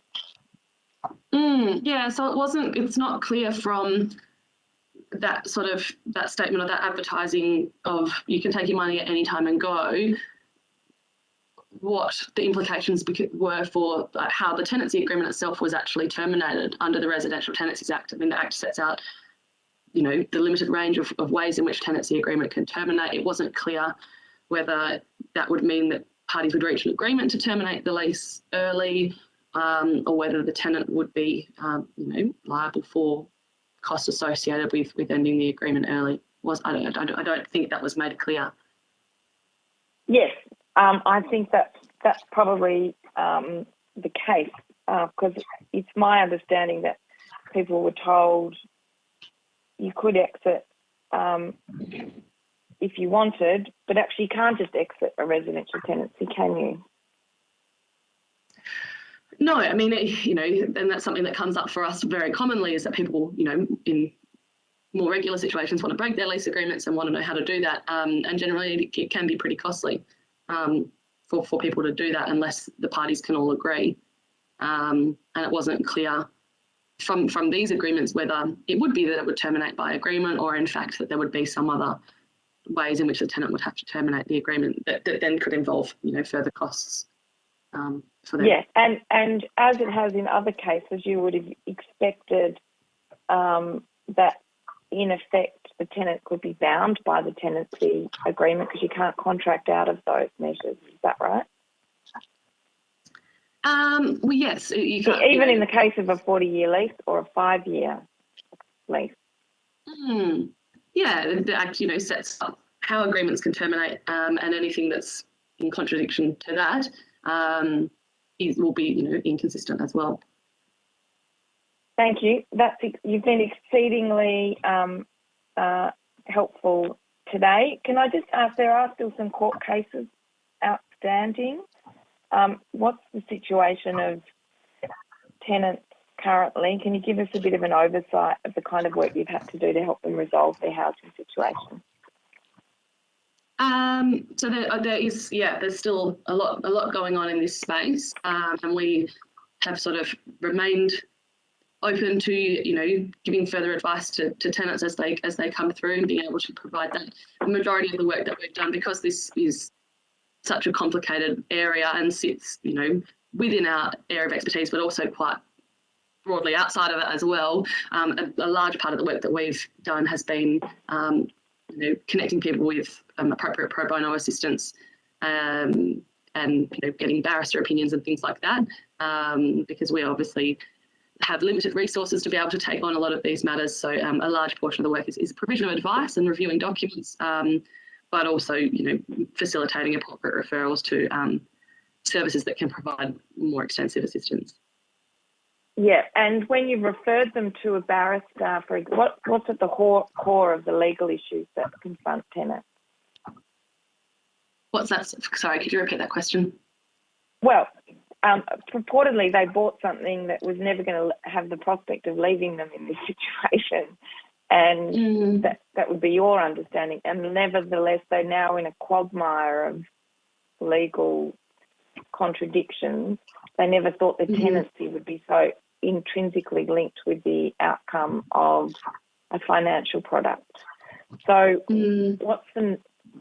what's the legal basis behind some of those referrals? What are the legal matters you're still coming to grips with? Are they matters that pertain to the Residential Tenancies Act, or are they other issues? Well, I think it's a bit of both, really, because it's looking at in the cases where people had signed payment direction deeds, it's looking at all of the implications of that and how that impacts with the Residential Tenancy Act and the agreements that they've signed. And then I suppose there's a separate element to it of looking at the financial product side of things as well, and whether there is recourse for people in that space too. Okay, so a signed payment direction deed, what is that? That's where the Sterling company was supposed to pay their rent? Yeah, my understanding of the deed was effectively that if the rent wasn't able to be paid from the investment, that there was that the lessor wouldn't hold the tenant liable for any shortfall in rent due to that non-performance. And are you aware, is that something that you're aware that the homeowners also signed in terms of it being such a performance-based thing? Clearly it's the same residential tenancy agreement because both the landlord and the lessee both signed the same agreement. Yeah, my understanding is that it was that the lessors themselves had bound themselves by those in the cases where those had been signed. And in effect, that was part of the Residential Tenancies Act, that if we found that a tenant is liable for rent and you couldn't contract out of that part of the lease agreement, could you? Yeah, well, so this is one of the issues really, is that's a part of the standard prescribed lease form, which sits within the regulations. It's not part of the Residential Tenancies Act, and it's actually only the Act that can't be contracted out of under Section 82. Yeah. It's only a term of, the Act itself doesn't provide that it's a term of every agreement that a tenant pays rent on time. That's only in the standard form lease agreement. Okay, and do you think this fuzziness in the law might have been part of the problem with this product? Yeah, I mean, yeah, absolutely. I think it's very complicated, and it's a particularly vulnerable group of people that didn't understand the significance of what they were signing and were presented with a lot of things to sign and a lot of materials, in some cases at the time that they signed or immediately before, and in some cases people opted not to get legal advice or didn't sort of understand the significance and why they should, and the ones that didn't receive sufficient legal advice as well. So it's very complicated, and I think with the benefit of hindsight, it's very easy to see a lot of these issues, but I think some of the issues should have been identified much earlier on than they have been. Thank you very much, Ms. Pennicott, for your very useful evidence today. Thank you. Thank you, Ms. Pennicott. And if I could I ask you to do one favour for us?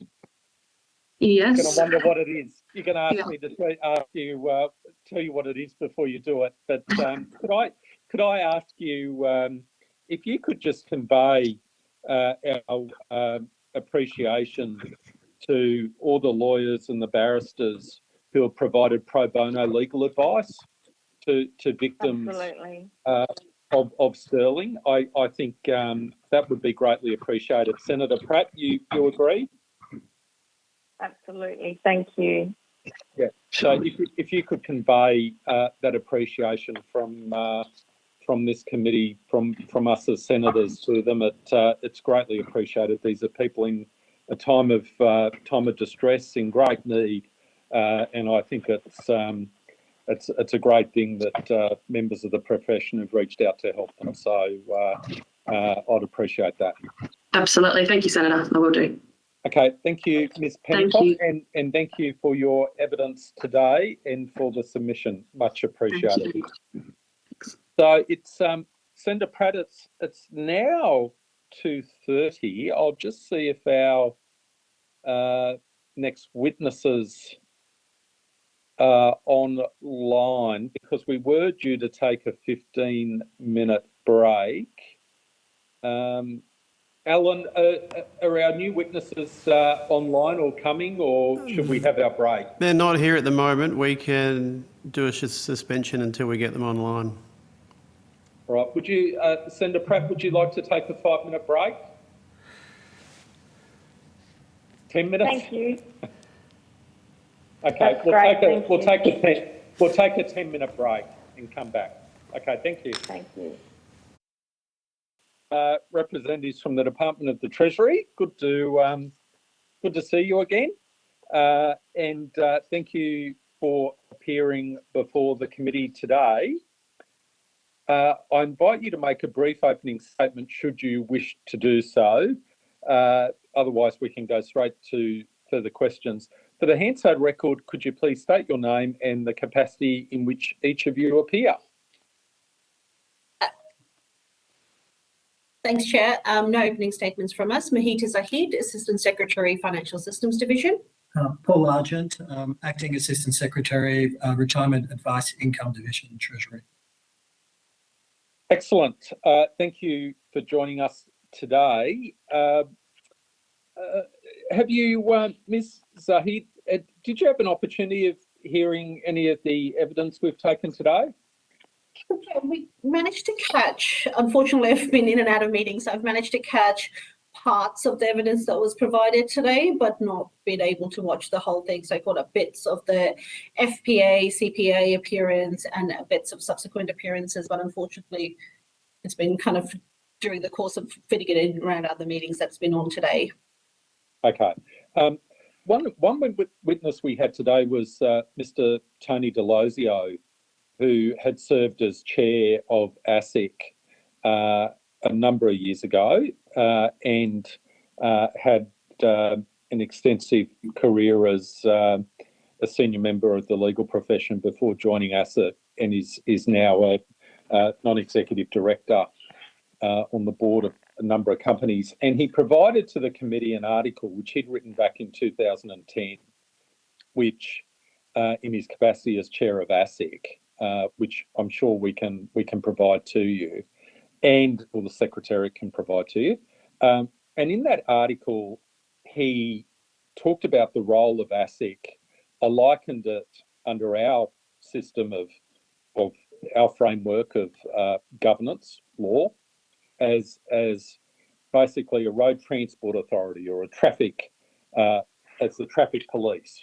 And there are a number of rules which they seek to enforce, but quite often a tension arises where they only arrive on the scene after there's been an accident or after there's been an issue. And then the debate starts as to whether or not you need to change the system to prevent the accident from occurring, whether or not there are sharp bends in the road which need to be modified, and what's the best approach in terms of policy. And obviously that's something which is under active consideration by this committee. And a number of propositions were put by Mr. Delosio in terms of the options which are open.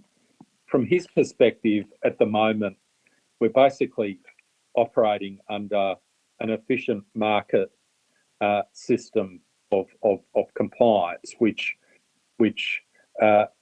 says that if the information is provided to the market, investors have competing options in terms of where to invest, provided that participants in the market are well advised.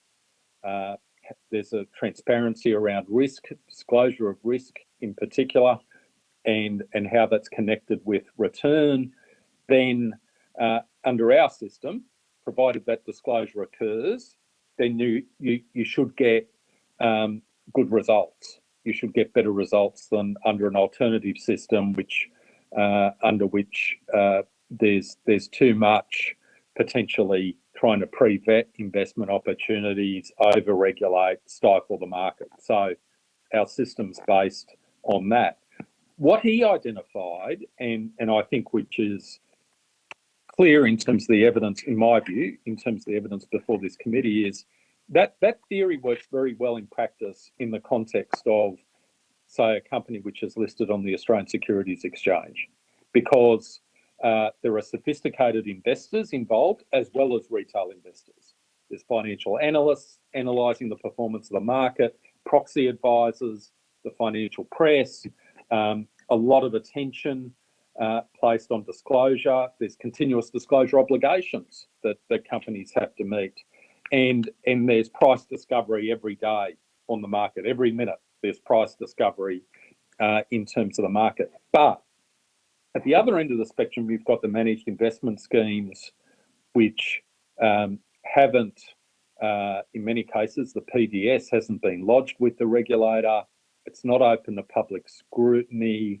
And in many cases, these investments are pitched at retail investors. They're not sophisticated investors. They're being pitched at retail investors. And their capacity, and I say this as someone who's looked at the PDSs in this case, as I was a general counsel and company secretary of a listed public company, and I would struggle to come to a good landing in terms of some of these investments.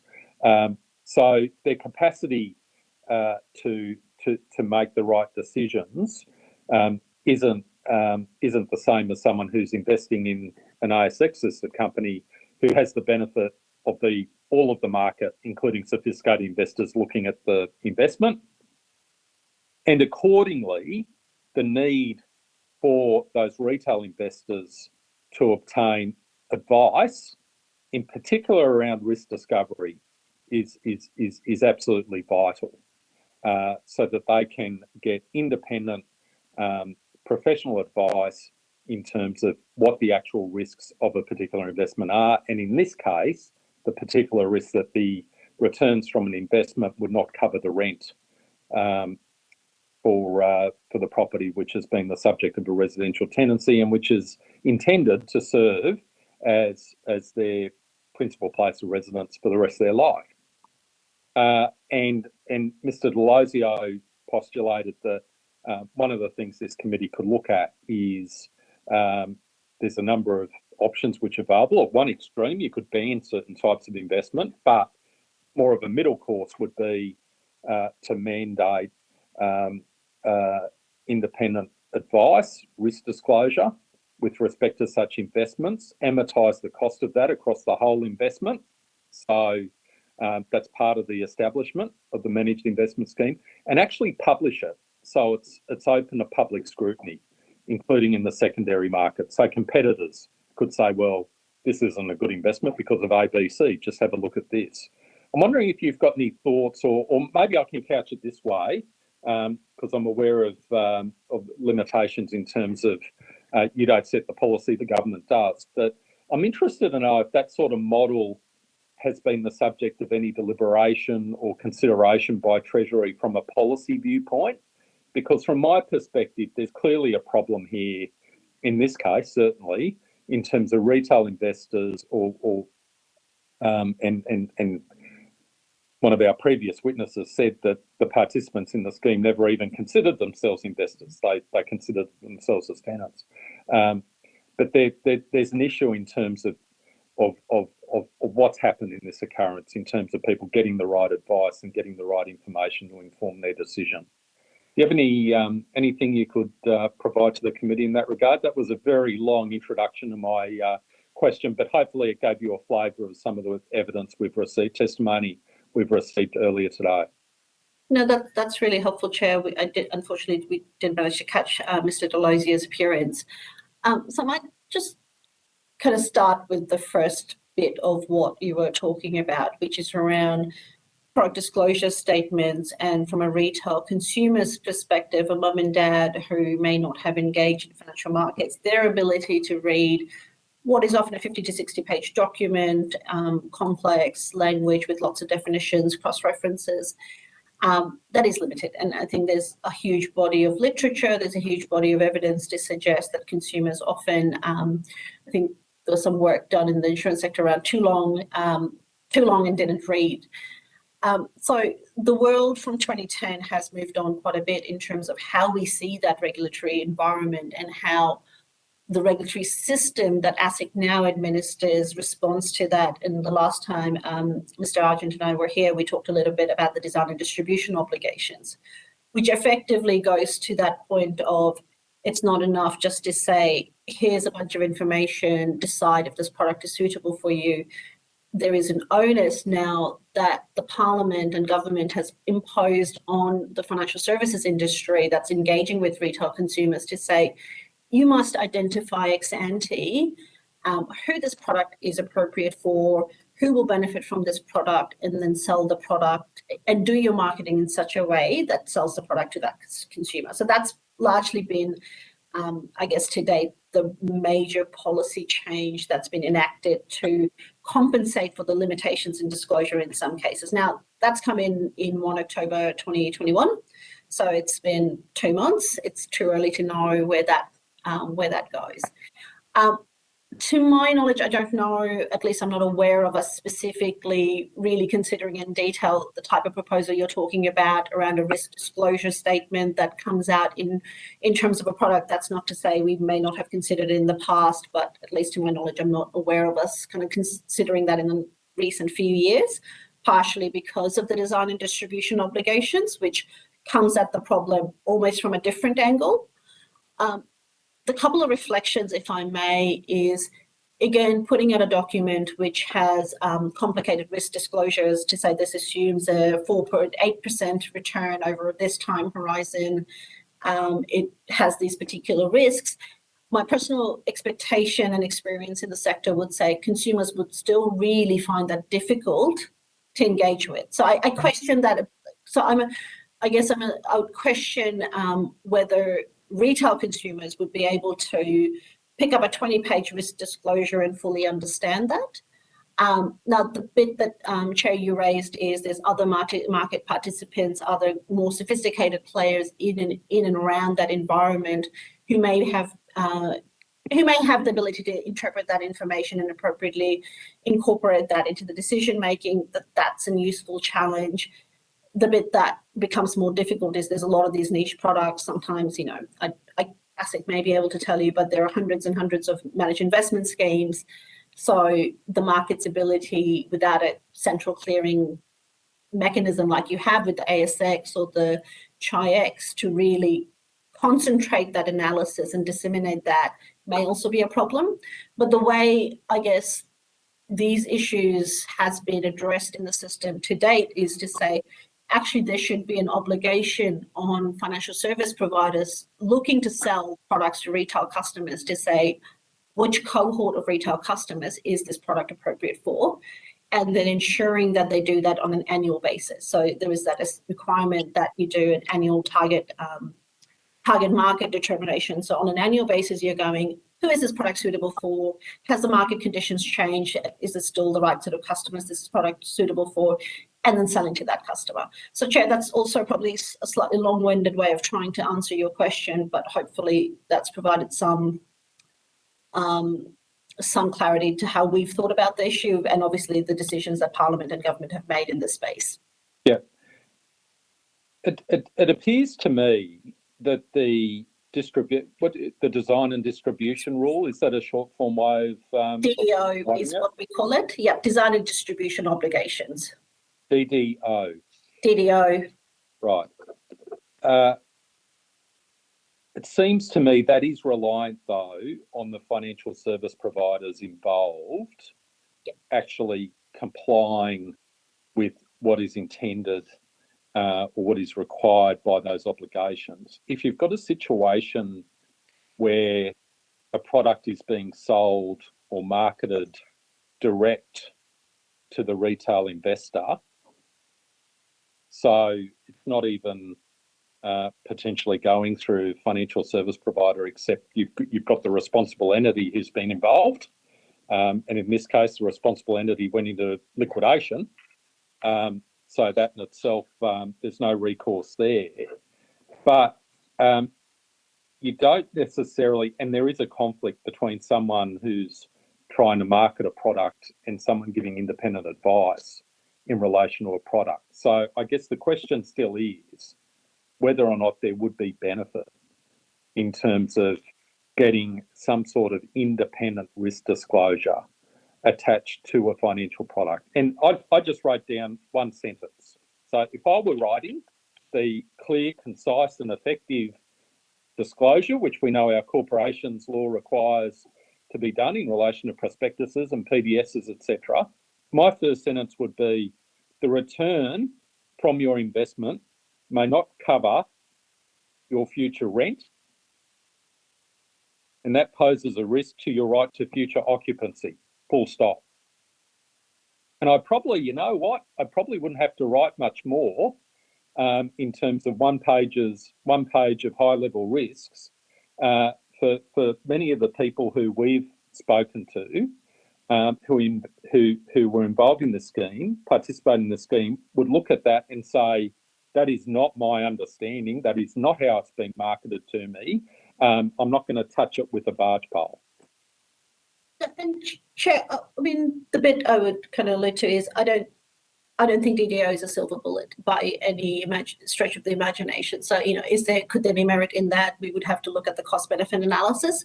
One question, and again, this is just kind of looking at analogous examples and kind of very much speaking of, you know, we've had an audit profession which has, you know, there are lots of parts of the corporation system which requires independent audit provisions.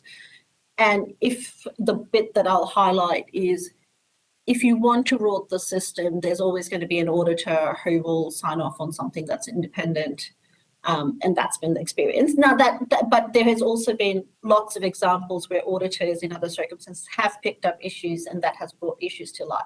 So it's definitely, you know, I don't discount the merit of it, but I do know from the experience of the audit community, at least, that if you're really trying to get around and, you know, fool the regulator, fool the consumers and industry, you will often find an independent person on the other side who will assess. But by and large, I mean, I'm not by any means suggesting that the audit profession as a whole doesn't do its work, but it's not I don't think anything in this space is a silver bullet, because whatever rules and regulations are put in place, there will always be some bad apples who try and skirt around it, and will usually find a way to do it. So there is that tension in the system. And then every time, I guess, when we look at these options, the advice to government is, how much do you gain by adding something like this to the system?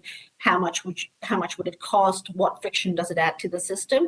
Now, this is not, as I've started off saying, this is not something that, at least to my knowledge, we've thought about in depth. It's an interesting concept. So that analysis, I couldn't give you where that would land, but that's well, it's an interesting concept being presented by someone who has extraordinary experience in this space and has thought very deeply about these issues across decades, and hence I certainly place great store in it. Because I think there is a lot of wisdom in it. And one of the things that struck me about the proposal also was that if such risk disclosure, independent risk disclosure, was required to be made public, right? So the PDS with the risk disclosure is required to be made public. Then you would have, and this was a point made by Mr. Delosio, you would have other participants in our financial markets ecosystem analysing the disclosure and giving their own views. And we see that, and this comes back to the efficient market theory. One of the benefits of investing in the ASX is you see that because of the continuous disclosure obligations. You've got the buy-side, sell-side analysts, you've got the proxy advisors, you've got the financial press, there's sophisticated investors, hedge funds, people trying to short a stock, whatever. You've got so many participants closely scrutinising the potential investment. A retail investor who doesn't go out and engage individually all the parts of that ecosystem is getting the benefit of that through the price discovery on the market. Isn't that correct? Yeah, absolutely. And I think the challenges of having it in lots of retail products, including some safe ones, but the challenges of having that price discovery and information discovery in retail markets that are not kind of listed markets is a real challenge. Like, you get that we've come across it in lots of different markets, insurance, banking, but the risks of those products are much lower than what you get with a speculative product like a managed investment scheme. So absolutely, it is a real challenge around how does the market know what are the good products, and even if the market knows, how does the retail investor get access to that information? That's the other side of it. On the stock exchange, it's fantastic because once the market becomes aware of a challenge or a problem or an issue or a risk, it's very quickly compounded into the price that that stock trades at. And therefore, as a retail punter, I don't have to worry about understanding the information. The price reflects the information. Correct. On something like a MIS, which is not a traded product, there may be a lot of information out there in the market, but unless that information is in some way communicated to me in a way that I understand at the time I'm making that decision, the value of that information can be eroded. So there may be a lot of financial advisors may be aware of this information and they may choose not to advise consumers to buy into that product. But if I'm not going through a financial advisor, if I'm just going onto the company's website, I'm not going to have access to that information unless I'm savvy and I can Google and I can find, some journal that's written about it and so forth. So there's that challenge that is that you'd still need to overcome is at the point of decision making from a retail consumer. How do they get access to that information? Now, if that information exists out there, you'd expect a professional financial advisor should have the ability to understand it and make, good judgments and act in the customer's best interest. But for non-advised mum and dad kind of investors who kind of have heard about something from their mate or their friend or down at the pub, them getting access and benefit to that broader market insight will still be a challenge. And that's one that you'd have to think about, how do we overcome that challenge? Because it's not pricing. So Mr. Delazio's answer to that is you overcome that challenge by putting an obligation under the Corporations Act upon the promoter of the managed investment scheme to actually source that independent financial advice around specifically risk disclosure, and that is disclosed, that independent advice is disclosed to potential investors and actually made public. But as a consumer, I think I would get yet another piece of paper which would have, 5 pages. The headline might be, you're putting your property at risk. But my ability to understand that, my ability to read that and understand that, if I'm someone who hasn't necessarily engaged with risk, don't have that level of understanding. Oh, I'm not asserting it's a silver bullet. I'm not asserting it's a silver bullet. But I can see the merit of it, especially if it's put in graphic terms as well. You came up with your own form of drafting. I gave you some words, and I think both of them would do the trick potentially. Senator Pratt, do you have some questions? Thank you, Chair. When did ASIC decide that these Sterling New Life leases and all of the other products, and those particular products, are not a lease, but were in fact a financial product? So that might be a question better put to my ASIC colleagues, which I believe are turning up after us. That's right. Has Treasury ever received any representations from ASIC in terms of communications to the Minister or to Treasury about the gaps in their powers or their concerns about these products? And if so, when? So I can start off with the first part. I may not be able to do the when just off the top of my head, and I'll throw to my colleague, Mr. Argent. So there's been lots of conversations with ASIC, lots of feedback that we've received from ASIC around the regulation of financial services, managed investment schemes being part of that. So one of the things that's referred to, I know, in ASIC's supplementary submission to this inquiry refers to the ASIC enforcement review, where we were looking across ASIC's broad powers that it has in relation to enforcement, in relation to licensing. So there were advice that ASIC provided to us in that context.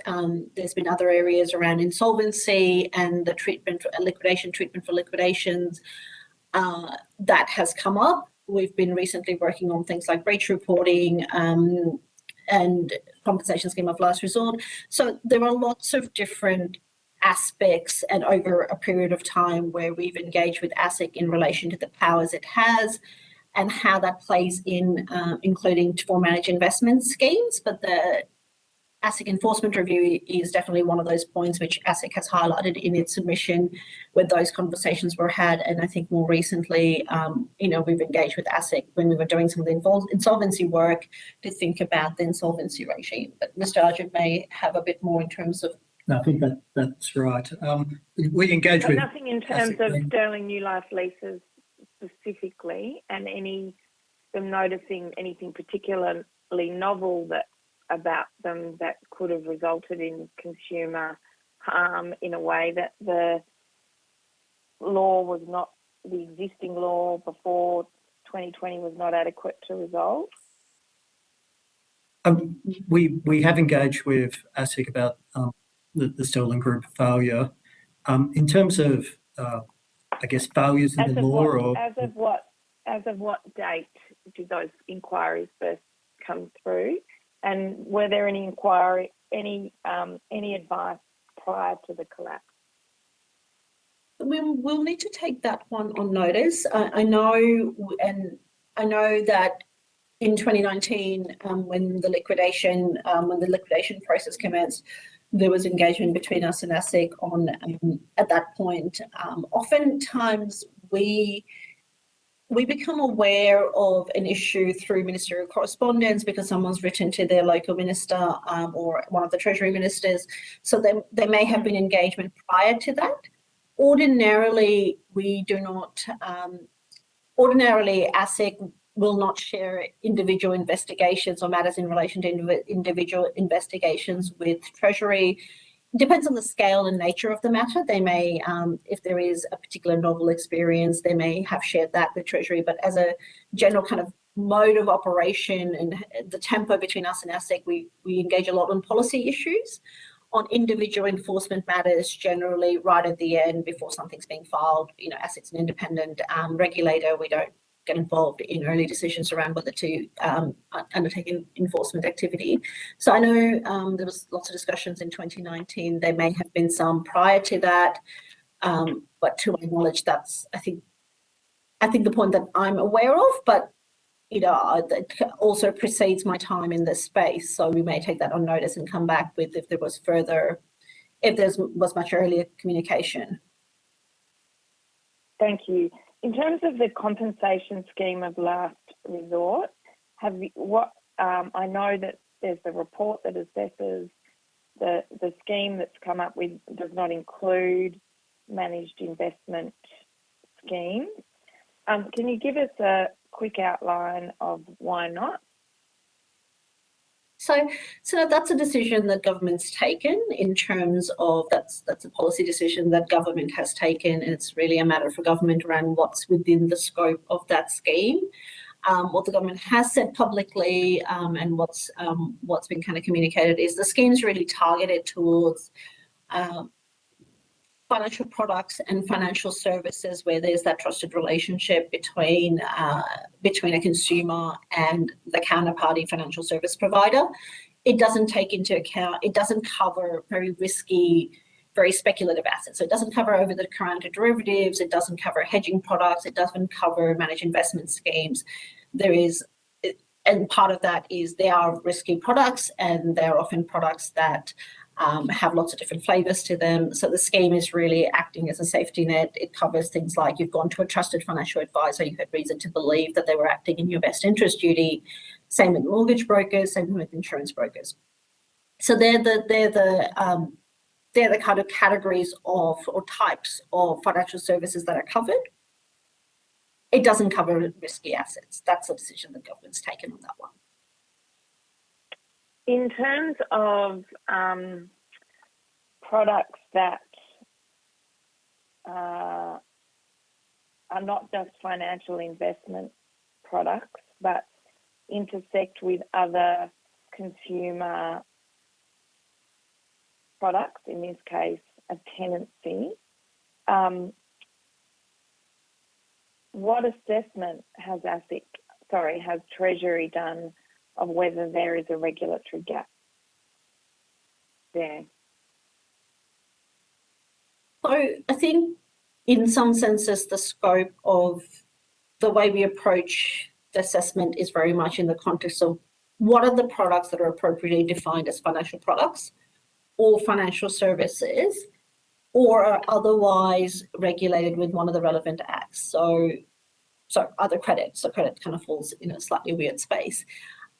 There are different products which have very significant consumer impact that are regulated at the state and territory level. Tenancy tends to be one. So when we think about gaps in the system, we don't simply think about it from the Commonwealth. Commonwealth has a particular role, and then there's the state and territory system and the local government. So something like tenancy. I guess the issue is we've got a product where the investment was interrelated with state law and a tenancy, and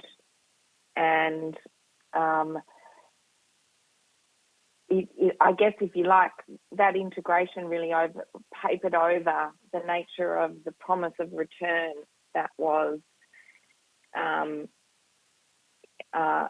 embedded in. So instead of really disclosing investing in a product where you just got a financial return, it kind of papered over the risk by, if you like, contracting out of the Residential Tenancies Act regulations by saying, well, both the tenant and the landlord have signed an agreement that even if the investment doesn't perform, that they can't evict you. Now, that seems too good to be true. Surely, in a sense, we need to know if the legal foundation for a financial product that says that, we have to, as regulators, you can't just accept that as, there's a policy gap there where you can't just say, well, the state, this is your job, and the Commonwealth, this is our job, because the two are so intrinsically linked. Was Treasury ever aware of the issues raised by the state government of WA? So I believe we were aware of it in 2019 when the liquidation was raised, because we would have started engaging with ASIC and then getting the history of the product and understanding what some of the issues were at that point. I am not aware of whether we were aware of it prior to that time. So it kind of goes back to, when does something hit the radar for Treasury or the Minister? It comes one of two ways. One is it comes directly into Treasury because ASIC or a fellow regulator or has approached us, or sometimes it's consumer advocacy bodies and other sort of industry representation. Sometimes it comes in through the Minister, and Treasury gets asked to work on it. Now, I know we were aware of it in 2019 when the liquidation happened, because we would have gone through and we did some of that analysis to see, what had happened. I think from the submissions and the evidence today, ASIC became aware of it, I think sometimes in 2017 or 2018, and 2017, I believe. 2015, yeah. I'm not sure whether at that point when WA had reached out to ASIC, whether we would have been aware of it or not. We'd have to go back and try and see if we can identify that. But, it would be not uncommon if at that stage we weren't necessarily fully aware of the issues. Even if there was some kind of regulatory hole there that meant, ASIC has said that there was, they pretty much said there's nothing they could have done to have stopped this failure because it was a financial product that didn't live up to its promise. But in effect, though, it's so embedded with the tenancy issue that if you'd looked at that issue on its merits, particularly in the context of, we've changed the law that kind of says it's got to be a suitable category of investment for a particular class of people. But in this case, it was not just an investment, it was a tenancy for a particular class of people. And it would seem to me that you should be told if there are things that lie outside the normal course of regulation. So I don't disagree with the last part of it. Is, you know, should a system kind of enable the regulator to have that visibility? It's very hard to design a foolproof system. So, you know, to your earlier points around, are all the regulatory gaps or all the areas where the regulation may not work perfectly?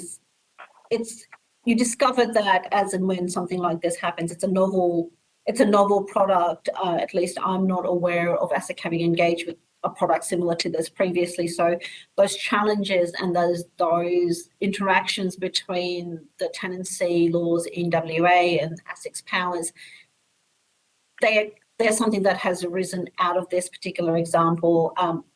The overlap between jurisdictions and some of the challenges that follows from that is not uncommon. It exists with a number of different areas where there's both a state and federal rules, but this particular example is one that had come out of the Sterling case. Then you kind of go, well, then generally the way the Treasury approaches these in terms of our advice to government is to say, okay, well, what has government done since? And to what extent has what government done appropriately addresses the concern or appropriately kind of addresses these issues? Do we have reason to believe that the gap is very large, or, you know, it's worth doing? And then for government, obviously there's a prioritization process in terms of how much legislation can be done in any particular time frame. The Financial Services Royal Commission has taken up a lot of legislative bandwidth, at least within Treasury. So a lot of the focus of what my team's been working on over the last few periods has been doing the legislation that came out of the Financial Services Royal Commission. So there's always those trade-offs where you go, what have you done? And where does it sit in the order of priority? Yeah, but in this case, no, there was no product warning early on.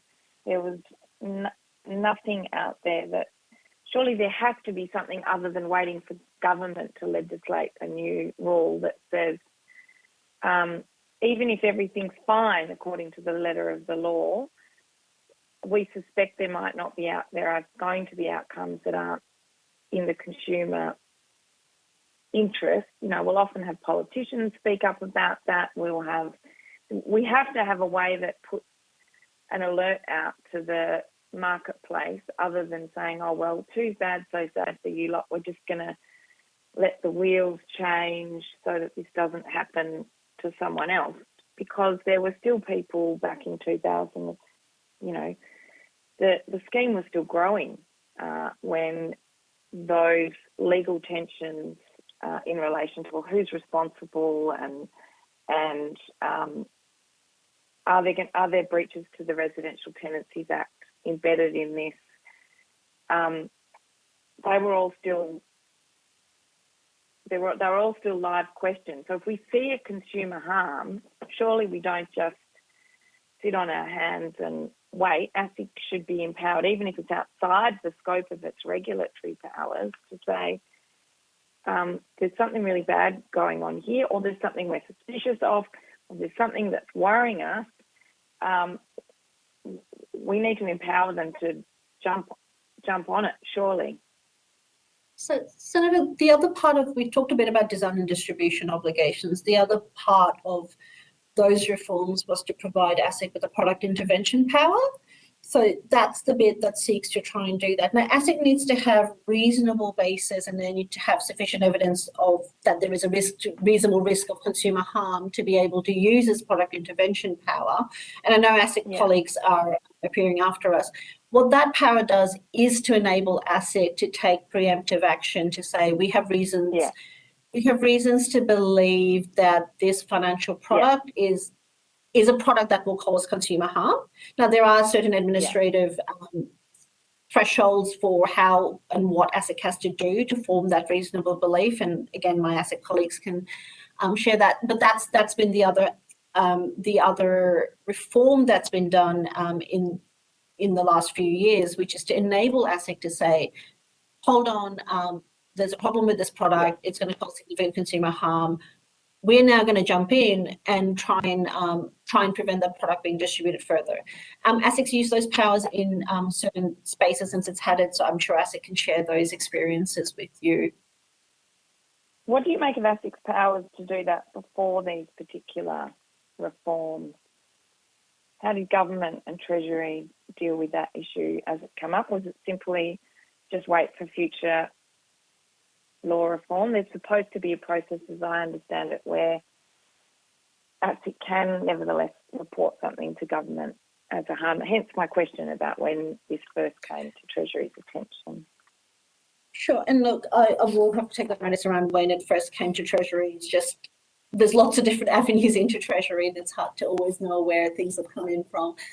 So there are obligations for ASIC under its act. I won't try and remember the specific provisions that says that ASIC can report things to the minister where there's those concerns. I'm not aware if those powers, if this kind of met the threshold for something like that. But there are always ongoing dialogues with ASIC. I talk to my ASIC colleagues on a weekly basis. It's just there's a materiality threshold, and it goes into has the government enacted reforms that has appropriately addressed these issues. One of the reasons why the product intervention power was put in place were these types of examples where ASIC needed the power to be able to prevent further harm while other enforcement actions were being considered.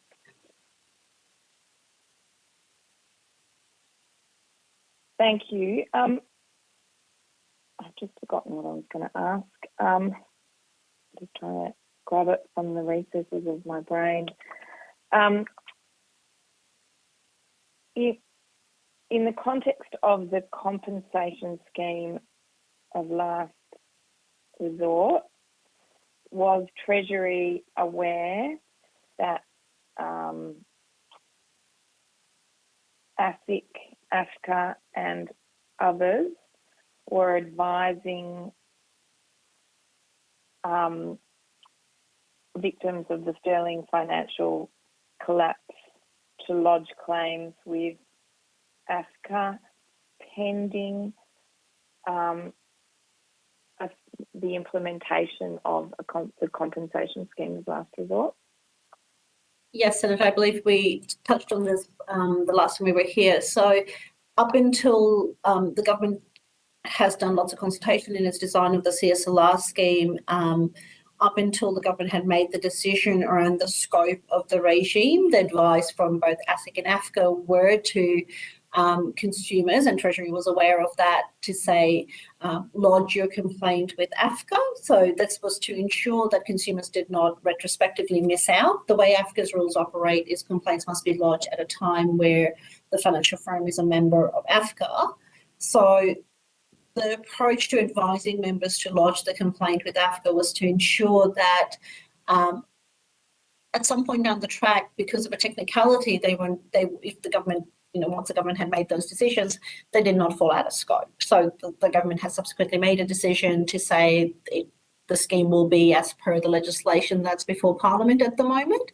That does mean that, and it also depends on if they had financial advice or not. So there is that in the mix of complainants who received financial advice, and to the extent that the financial advice component was problematic, then they would still be eligible for compensation. But AFCA generally has an approach where it will assess a complaint to see whether the advisor was at fault or not. So if it was the advisor relied on appropriate information, made appropriate judgment, those consumers you would expect to still fall out of the CSLR scheme. Yeah, thank you. I'm not 100% sure if I'm correct in this recollection, but it seemed to me that ASIC was aware that the draft compensation scheme laws were going to preclude managed investment schemes from as early as 2018. And I'm kind of therefore wondering on what basis people were still being advised that there was some prospect of So, Senator, CSLR covering them. So Senator, I can't speak to what ASIC wasn't aware of, but the Treasury released a consultation paper in relation to the compensation scheme of last resort in, I believe it was December, very close to Christmas 2018. I think it was the 23rd of December or something. Please don't quote me on the date. At that point, the consultation paper raised, it was a broad consultation. It talked about a broad model and a narrow model. At that point in time, the government had not made a decision. So if ASIC, unless ASIC knew something and had much better foresight, ASIC could not have known. You're the policy arm of those questions. So some light on it for me. No, so on that one, Senator, I mean, the consultation we undertook in 2019, the paper was released, was very much around different models to test out the different implications and to provide advice to government. So at that point in time, there wasn't a decision by government on the scope of the CSLR. Thank you, Chair.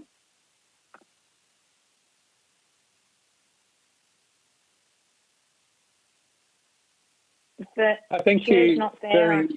That's a good thank you. Yep, thank you very much, Senator Pratt. Much appreciated. If I can thank our witnesses from Treasury for joining us today, much appreciated, and especially that you came back for a second time. So we really do appreciate that. So if you could sign off now, and if you'd like to watch the balance of proceedings, you can do so through PaleView. Thank you very much. Thank you, Chair. Thank you, Senator. Thank you. So I now welcome representatives from the Australian Securities and Investments Commission. Good to see you. How are you doing? Good, Chair Longo. Good to see you. All the way from Western Australia, I believe. I am. I managed to secure entry and observed the requirements for arrival. Good luck to you. Your next step could be to come into Queensland. Okay. Are there problems in Queensland that I'm not aware of, Senator, that I should be made aware of? The situation's very fluid. At the moment, it's not so bad, I think, but it's very fluid. Thank you for appearing before the committee today. Chair Longo, is anyone else with you, or? Well, I'm here in Perth. You can only see me, but appearing, I think, in Sydney, Commissioner Armour and Dr. Reece Boland, and I can see them on my screen. Can you see them? Yes. We can actually see them, and the gap in between them where you usually sit. Well, it's very kind of you to notice. So anyway, it's the same team, Senator. We do have, just in full frankness, there are one or two other people in the room with us that you can't see that are helping me with logistics and some other support. But the three people giving evidence are the same three as in previous occasions. Okay, excellent. Thank you very much. Well, thank you all for appearing before the committee today. I'll remind officials that the Senate has resolved that a Commonwealth officer shall not be asked to give opinions on matters of policy and shall be given reasonable opportunity to refer questions asked of the officer to superior officers or to a minister. This resolution prohibits only questions asking for opinions on matters of policy and does not preclude questions asking for explanations of policies or factual questions about when and how policies were adopted. I remind all witnesses that in giving evidence to the committee, they are protected by parliamentary privilege. It is unlawful for anyone to threaten or disadvantage a witness on account of evidence given to a committee, and such action may be treated by the Senate as contempt. It is also contempt to give false and misleading evidence to a committee. If a witness objects to answering a question, the witness should state the ground upon which the objection is taken, and the committee will determine whether it will insist on an answer. If the committee determines to insist on an answer, a witness may request that the answer be given in camera. Such a request may also be made at any other time. Chair Longo, I invite you to make a brief opening statement should you wish to do so. And I do note that an opening statement has been circulated, and I've certainly received that. Have you received that, Senator Pratt? Okay. Can you hear me, Chair? I can hear you now. Great. I couldn't hear you before. I'll just have a look and see if I've got it. Thank you. Sorry, have you received it? Not sure. You have. Okay. So for the Hansard record, Chair Longo, could you please state your name and the capacity in which you appear? And would you like to speak to the opening statement which was circulated? Thank you, Chair. My name is Joseph Longo. I'm Chair of the Australian Securities and Investments Commission, and I appear in that capacity today. So good afternoon. I would like to make a brief opening statement. In recent weeks, we've heard more details about the devastating impact of the sterling collapse on former tenant investors and general investors. I'm meeting with victims here, some victims here in Perth later this week to hear firsthand about their experiences. I also note that I've extended an invitation to meet with the WA Minister for Environment, Climate Action and Commerce, that person being the responsible Minister for Consumer Affairs that we've heard so much about, is responsible for residential tenancies in Western Australia. In this final opening statement, I would like to make some observations that go to key aspects of ASIC's submissions to this inquiry. ASIC is a conduct regulator and its regulatory powers largely arise retrospectively. We can usually only step in once the law has been breached. ASIC registers managed investment schemes like the Sterling Income Trust if they meet minimum standards, but does not assess their merits. This means that we don't make an assessment as to whether an underlying investment is good. Product disclosure statements are not filed or stored with ASIC. We have little or no discretion when it comes to registering managed investment schemes and licensing responsible entities. In practical effect, a wide variety of potentially very risky investments are consequently registrable as managed investments in Australia. The barriers to entry for a new managed investment scheme like the Sterling Income Trust are modest. As noted earlier, it's not ASIC's role to assess whether these are good or bad investments. That is a matter for the investor. Product issuers and distributors have the primary responsibility to ensure that their products are compliant and perform as expected. For this reason, and because of the large numbers and range of managed investment schemes, we do not conduct proactive surveillances on them and their responsible persons, that is, their managers, seeking a license. Moreover, the Sterling Group of companies did not have an Australian Financial Services licence. This meant that the relevant legal tests for ASFL holders were not applicable to Sterling. These tests were only applicable to Theta as the licensed responsible entity for the Sterling Income Trust. While with the benefit of hindsight, we may have done things differently, ASIC acted appropriately and in good faith, given what was known at the time, our regulatory remit and powers and competing priorities. ASIC's compliance and enforcement resources are always limited, and decisions must be made about resource allocation within the context of competing priorities.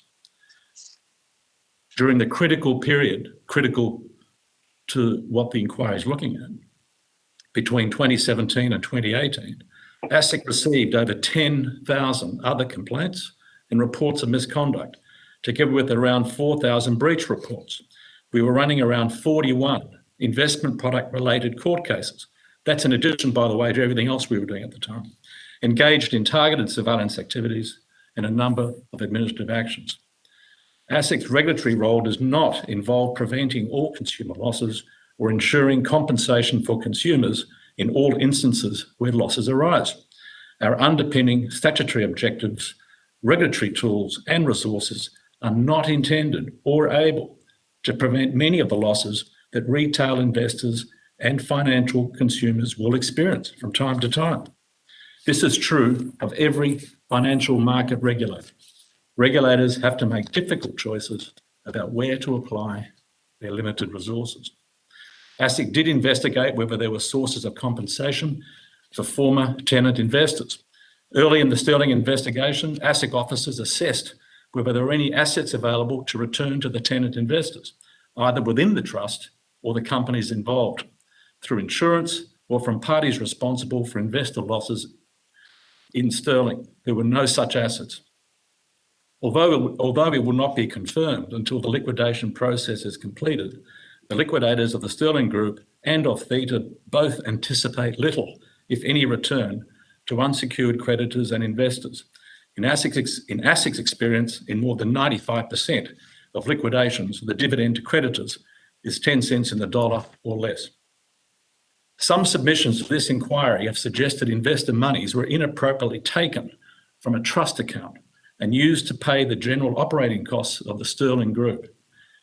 However, while the Sterling Income Trust was a trust, it was not a trust of the type that consists of a segregated bank account, like a solicitor's bank account.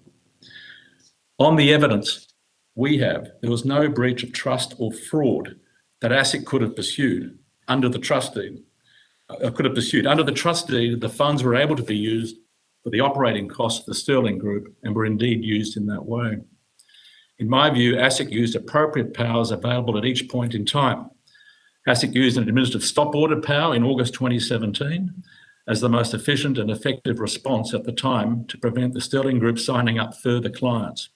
In 2017, there was not admissible evidence that would have supported injunctive action being taken in respect of the Sterling Income Trust. Following the issue of the administrative stop order, ASIC's investigation continued. ASIC used different tools at different points in the matter as appropriate on the circumstances at the time. Finally, court-based action was considered and used where appropriate. ASIC is reflecting on what we could have done differently in the circumstances. We could have been better, as I've noted before, at disseminating the media release following the stop order on the Sterling Income Trust PDS in August 2017.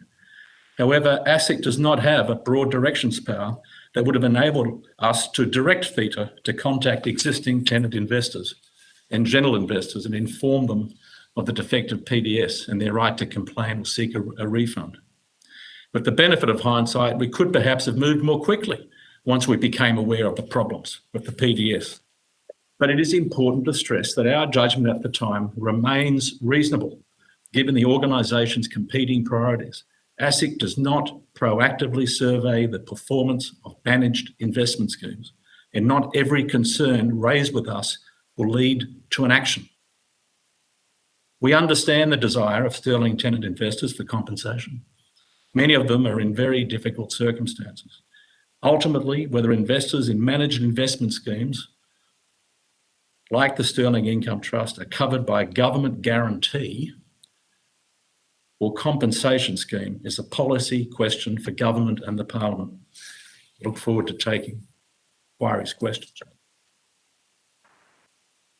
Thank you very much, Longo, and thank you to you and all of ASIC staff in relation to the amount of time you've contributed to providing submissions and evidence to this inquiry. It's greatly appreciated, and I'm very pleased to hear that you are going to be personally meeting with some victims of the Sterling Income Trust. I think that's very commendable.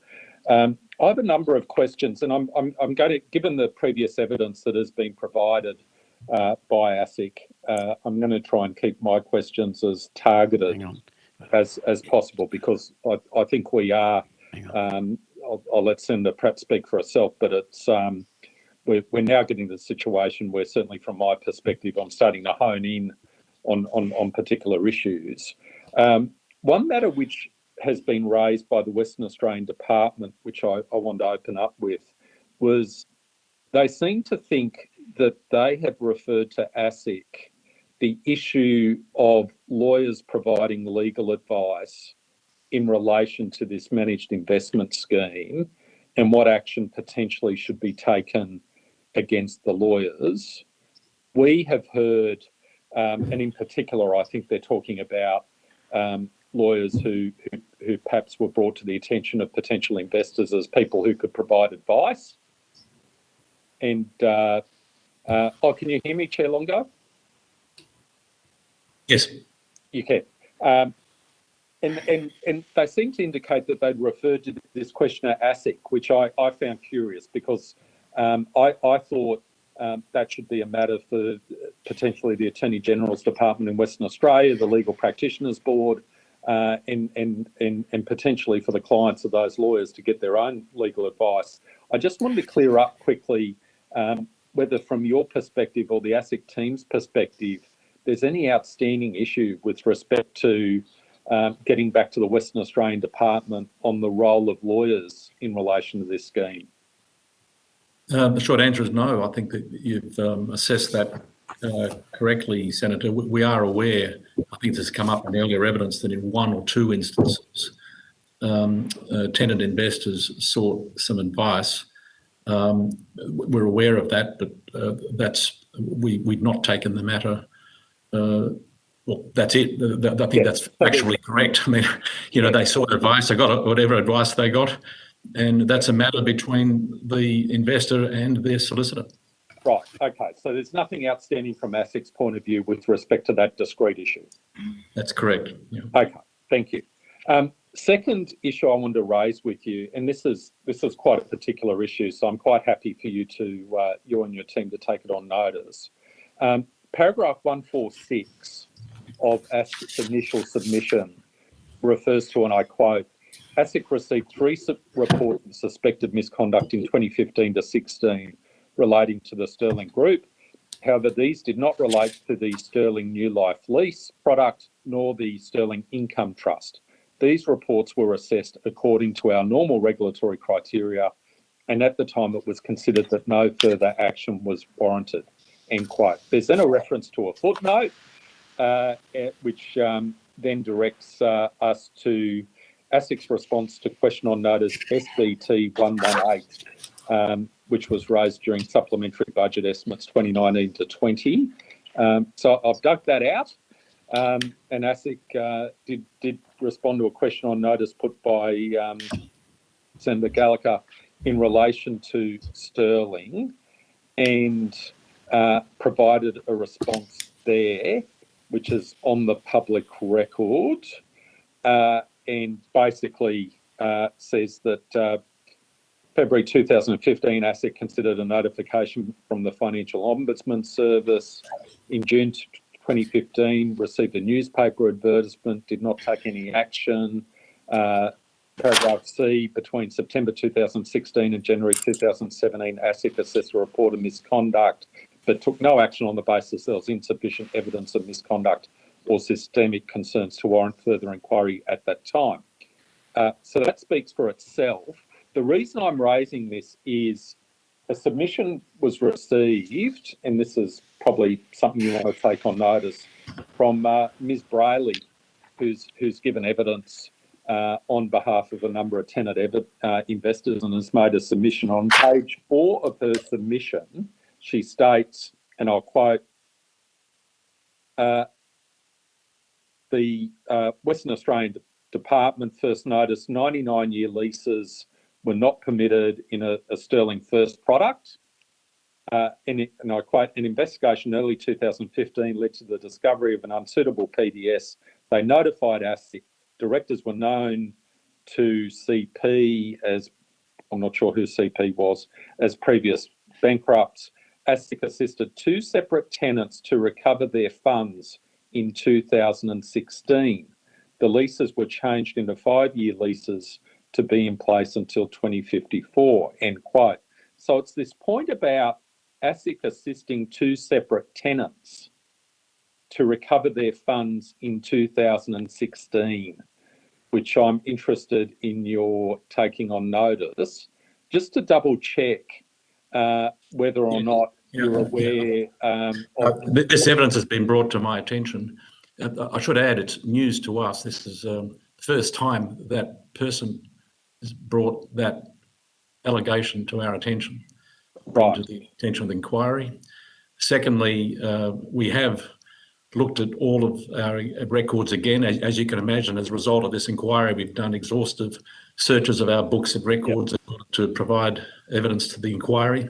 We have no book or record whatsoever that suggests any of the things that that witness is saying.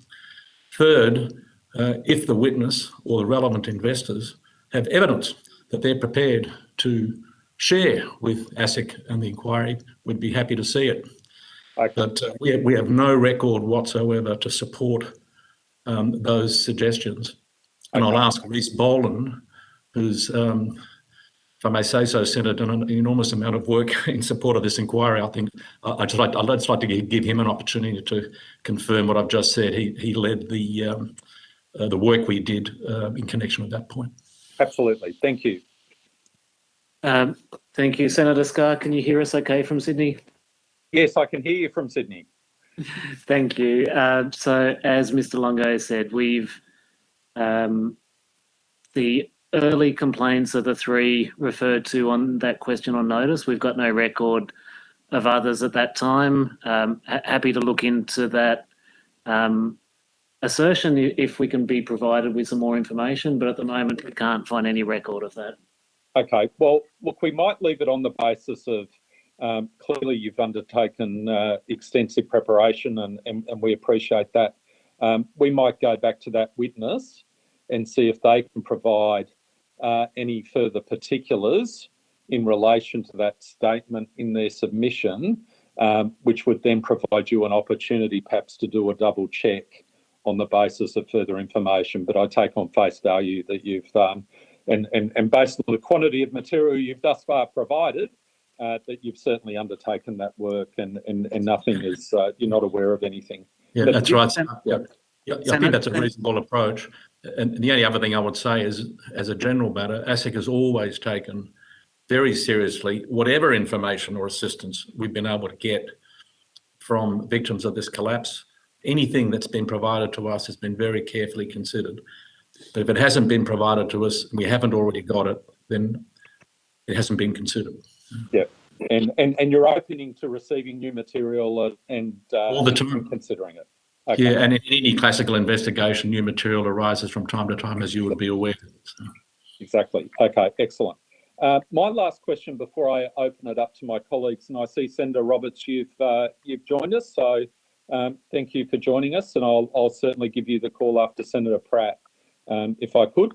My last question, Chair Longo, is in relation to paragraph 21 of your opening statement, which you just provided, and this is an area, and I've raised it in previous discussions which I've been contemplating, and it is, as you know, under the Corporations Act, if someone has invested on the basis of a defective, and that's the term used in the Corporations Act, a defective PDS, then there are certain remedies available to them. And as is stated in paragraph 21 of the opening statement, that could include a refund of their investment if the investor chose to pursue that path. Is that correct? As far as what we could do at the time, there were always going to be practical difficulties us communicating with the investors because we didn't have a directions power. Well, I'll come to the communication issue, but just as the initial proposition that as a matter of law, as a matter of government policy, if an investor invests on the basis of either A, they didn't receive a PDS at the time they made an investment, or B, it was a defective PDS, they have rights under the Corporations Act. Yeah, sorry, Senator, I misheard you. Yeah, no, as a general principle, that's the law. I mean, as I know you're, with great respect, very experienced in various aspects of this. It still turns on the evidence and the facts. Sure. Of the time. Sure. And it's but sure, as a general principle. There could be a remedy. It's possible that there's a remedy arising in those circumstances. But the issue I might ask Rhys Boland, though, to comment further on that because he's actually done a lot of work on this very topic. Oh, okay. Please, yeah. if you could, please. So there are a range of remedies. That is one of them. There is a process, Senator, and you need to show, I guess, a chain of causation between the defectiveness and the the purchasing decision, and indeed at least one or two investors after the stop order did go to AFCA and say, essentially, but for this defective PDS, I wouldn't have invested. And as long as they can make that that argument successfully on the facts, then yes, remedies, including refunds, are available. Yeah, okay. But the issue, Chair Longo, you're drawing out in paragraph 21 of the opening statement is that ASIC, under the existing law, does not have a broad directions power, which in this case would have given ASIC the power to direct the promoters, the responsible entity, to write to each of the previous investor tenants and advise them that perhaps the PDS that they'd invested under had been defective in certain respects. Here's a list of the defective details, or here's a list of the amended rectified PDS, and you have certain rights under the Corporations Act, under the law. You should seek independent legal advice or seek independent advice. You didn't have a right, ASIC didn't have a right to direct or to trigger actions which would have resulted in the investors being alerted to their rights in that regard. Is that correct? Yeah, that's correct. We still don't have such a directions power. And clearly there are, and I'll ask Rhys again to comment on this because of the, I mean, we're focused on about 99 people, 100 people in one managed investment scheme in one point in time. But I think I really would like to remind the inquiry that at any point in time, there are actually thousands of these things alive around the country. And so they said there can be thousands or hundreds of investors depending on the situation arising out of a PDS. So communicating with them in the very sensible way, an appropriate way you're suggesting is actually a very resource intensive exercise depending on how many investors we're talking about and what it is we want to tell them. But I'll ask Rhys Boland again to comment on this because one of the things I'd like to do today, Chair, is to... How much bad stuff is going on that you can't tell us about, if that's the case? Like, I find that somewhat perplexing. Anyway, I'm sorry to interject. I'll let you... With the Chair's leave, I'll quickly deal with that. The short answer is there are many thousands of schemes registered, but we have no visibility into their performance. We have no visibility into all the PDSs. They're not required to be filed with us. We don't vet them. There's a whole lot of business activity which happens on a day-to-day basis that, of course, ASIC doesn't look over people's shoulder about. So I think, so when something like this goes wrong, and as I've said in previous evidence, there will be more cases. But is there stuff you know about that you're nevertheless still unable to tell us? Maybe allowed to complete my response. Sorry, Senator Pratt, if Mr. Longo could finish his answer, please. Yeah.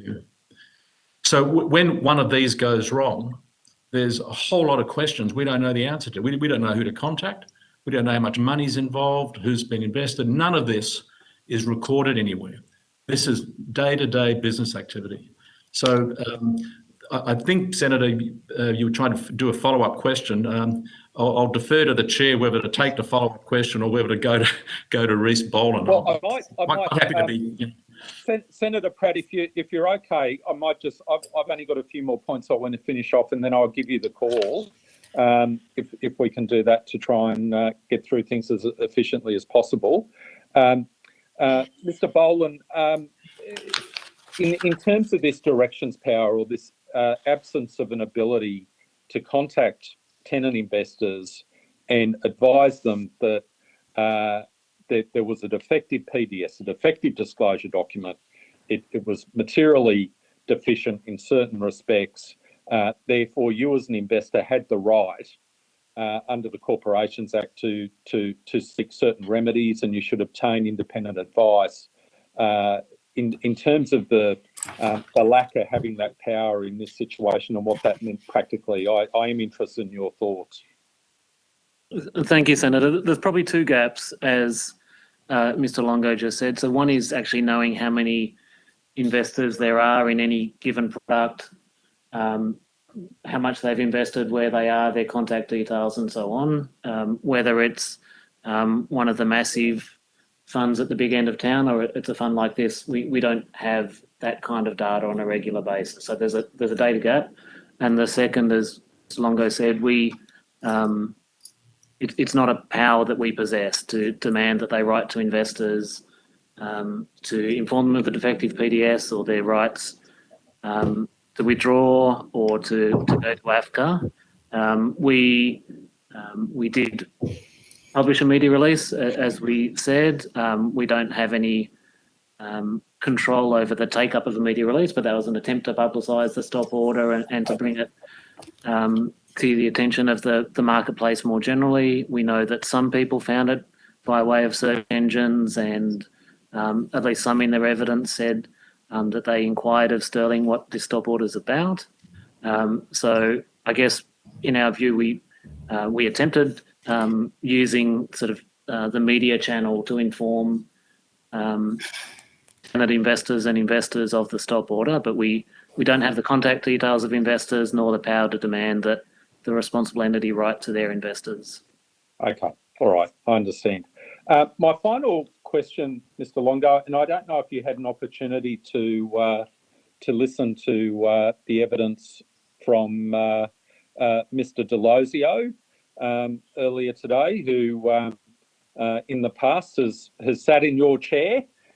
So it's always we can ask you questions and provide our own comments, but I'm certainly acutely aware. I'm not sitting in the chair you're sitting in, but Mr. Delosio has in the past, and he provided some very interesting thoughts, I thought, in relation to market regulation in this space, and in particular, drawing a distinction between investments which are available for retail investors, say on the Australian Securities Exchange, which are subject to continuous disclosure obligation, which have investments and scrutiny from sophisticated investors, from analysts, from proxy advisors, where there's transparent price discovery, and the efficient market hypothesis, in theory, should be seen to work there in terms of calibrating the risk and return equation in terms of the price of a product. And then you have the managed investment scheme product, in this case pitched to retail investors, potentially elderly investors seeking to secure their retirement, where there's a great lack of public scrutiny and questions in relation to the information that's available.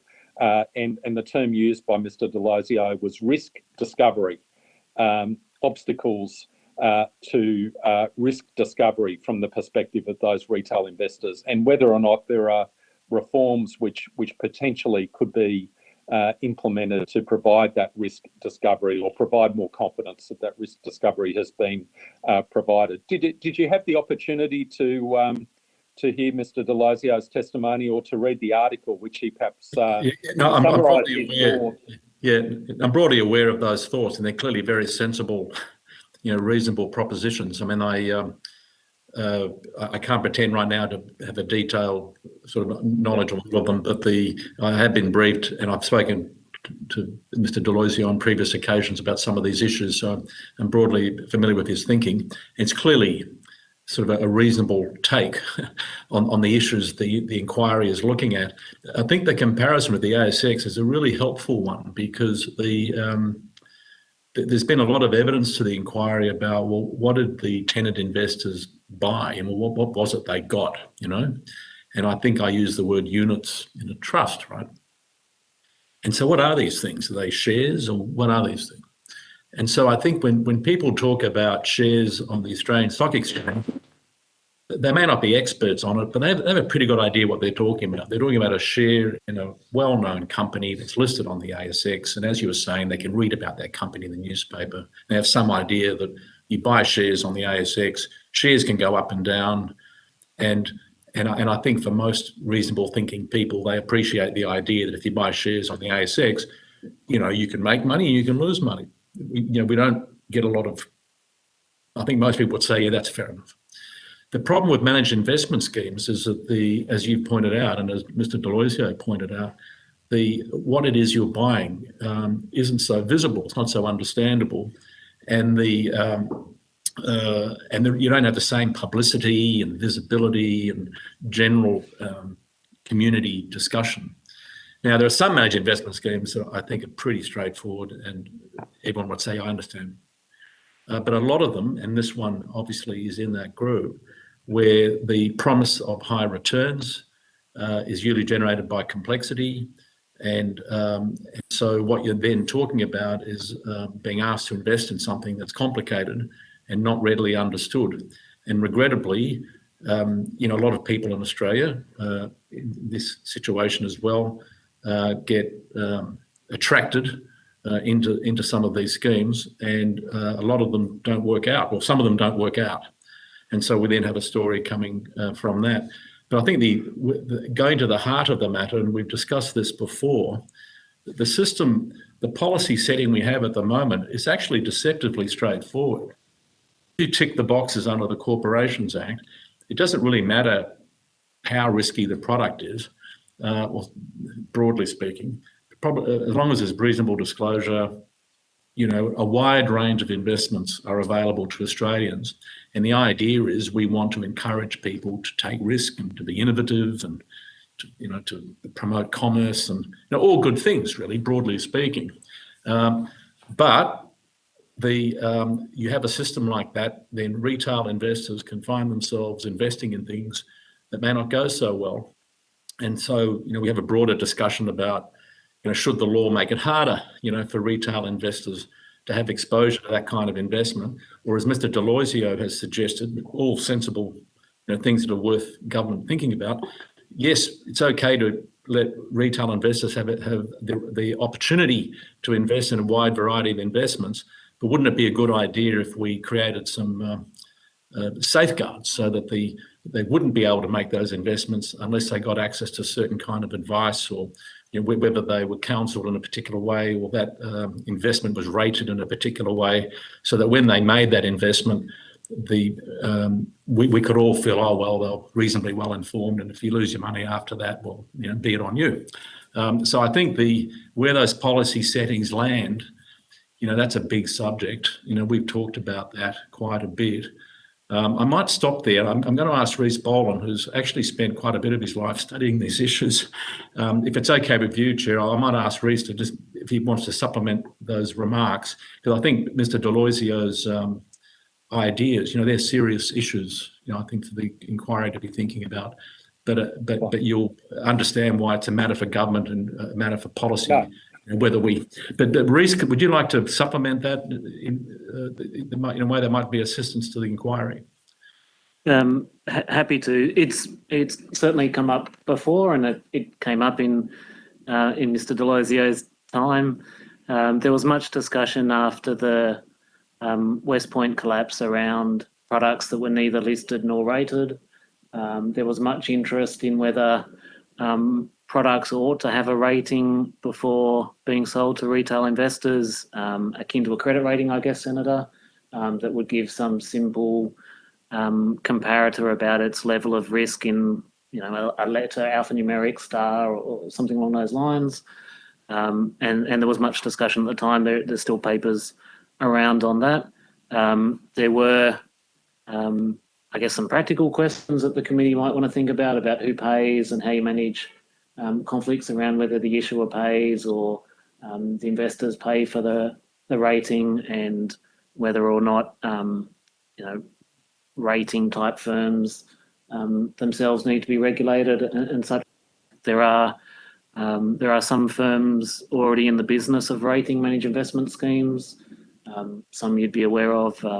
Morningstar's one that's probably better known, but there's numerous, and they all have a range of different business models. As the FPA said earlier today, they're well used by financial advisors in deciding which product to suggest to a particular client already. They're just not a kind of a mandatory element of the system yet. They are a precursor to getting yourself on a number of the better known platforms.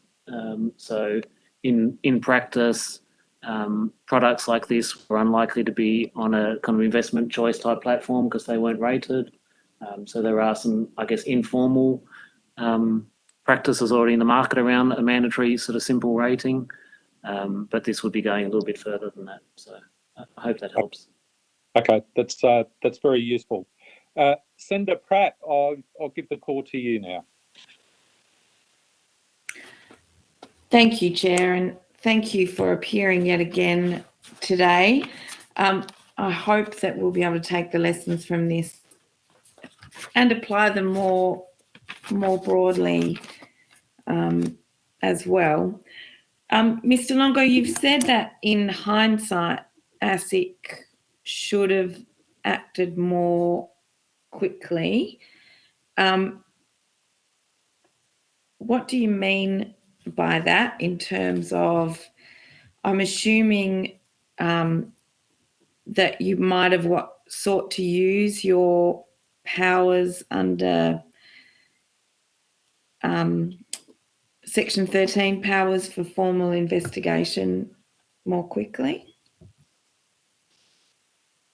I think we acted reasonably at all times, Senator. With the benefit of hindsight, what I've again pointed out in paragraph 22 is that we could perhaps have moved more quickly with the benefit of hindsight. But I think the critical thing here is that a regulator like us, we get a whole range of issues brought to our attention on a day-to-day basis, and we do our best, based on the information at the time, to respond to those issues. Now, we've obviously had a very intensive inquiry into a collapse affecting 100 people, the tenant investors, or 500 people if you include all investors. In the broad scheme of things, that's obviously a significant number. But as I've noted in previous evidence, there have been other collapses in Western Australia involving much, much larger numbers of investors and sums of losses. So we are constantly thinking about, what's the best use of our resources.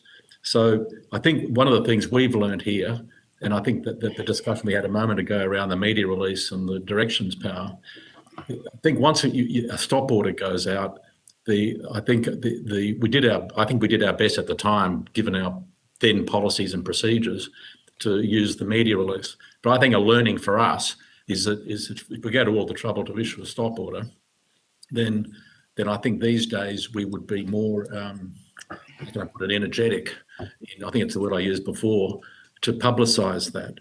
Now, as to the commencement investigation, we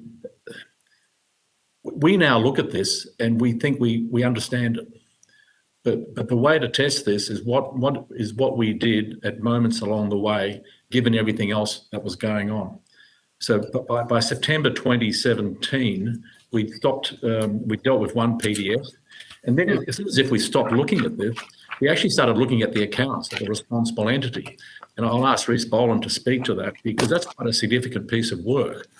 That went to some concerns we had about the books and the accounts of the data, and as to its solvency. And then we go into 2018, and other circumstances came to our attention, and we commenced an investigation, and you know what the chronology is after that. Now, I suppose your concern is, well, why don't you just stop it much sooner? And I think, with all due respect, that's an entirely unrealistic expectation based on the circumstances of the time. I will ask Rhys to comment on those circumstances from August, September 2017, the insolvency concerns we had leading into the middle of 2018 when we started talking to investors. Rhys, could you just comment on that? Because I know you've done some work on the financial record. Thank you. So there was some time from the referral in March 2017 to the initial stop order. We do need to do some work to understand what was going on. There were numerous conversations with the WA agency at the time as we analysed the product and the PDS. So some time was needed to do that. So that was March to August. You can form your own view as to whether maybe we could have shaved a few weeks off that, but that needed to take some time to receive the material from the WA regulator, to understand it, to make our own inquiries, and to follow a reasonable process, which does involve some procedural fairness around a stop order. As Ms. Longo said, the next issue for us was the audited accounts that came in later in September, which did have qualifications around going concern issues. And from that time, so our work didn't stop on Sterling, I guess is what I'm trying to say. We then particularly focused on the going concern issue. A second PDS was prepared, and we became aware of that, but our focus became whether this was actually a going concern or not. And much work was undertaken there that involved both the compliance team and the enforcement team. So perhaps don't want to overemphasise the difference between the different teams in ASIC. There were people working on this across ASIC, and then in mid-2018, the enforcement team, I guess, took the lead, and that's where extra powers are available. That's where compulsory interviews took place for a number of officers and directors. That's where a large number of investors were spoken to over the phone or in person as we put together our brief. So the work continued from essentially from March 2017, when we got that substantive referral from the WA regulator, through to the court action in 2019 and the referral after that. What issues did those discussions with the state regulator identify as far as problems with the product goes? So the discussions in 2017, they raised with us the too good to be true, I guess, concerns around the lease paired with the investment product, and asked whether we could help. They obviously had powers under the Australian Consumer Law as a consumer agency, and under the tenancy and real estate law, but they didn't have either particular powers around the investment arrangement nor particular expertise around the investment arrangement. So they felt that we could help there. We discussed how it was being promoted. They went to some seminars and got more information that way. We also jointly, around the time of the stop order, caused some seminars to be cancelled because of our concerns about how it was being marketed and promoted. They continued to do work at their end around the Residential Tenancy Act compliance issues, and we were doing work at our end around Corporations Act issues. Were you concerned that it was still being marketed, even though you'd been having discussions about the idea that these products were too good to be true? Yes, which is why we continue to work on it. So we need to get to a point where we have sufficient evidence to actually exercise our more interventionist powers, stop order, and then later the court action. So we were concerned enough to take the matter on. We were concerned enough to serve notices, do compulsory interviews, meet with tenant investors. We were concerned enough to refer internally from the compliance through to the enforcement phase. That inherently takes some time. Surely if the department's told you from the outset, in terms of the WA department, that it's too good to be true, I still wonder why it took so long to start to exercise your powers of investigation, particularly when you've got a product that's, if you like, creating all of these complexities in consumer protection law in housing. So we started exercising our powers, I don't have the exact dates, but within weeks of the referral. So please don't think we waited around until 2018 to move into that mode. We were serving notices and getting documents from Theta and others in the corporate structure in mid 2017. That was all part of preparing for the stop order.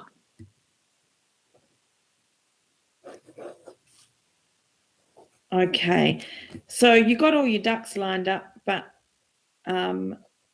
so you're confident that there was no basis for a stop order until you actually issued it, because you didn't have the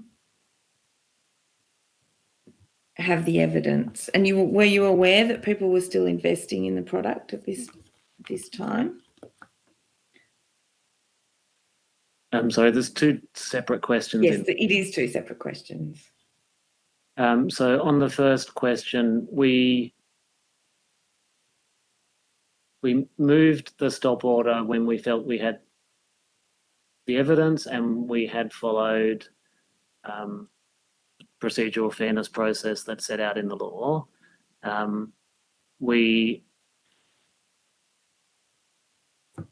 Whether if we had twice as many people on it, it would have been slightly quicker, I don't know. That's kind of a hindsight judgment. We moved at a reasonable speed.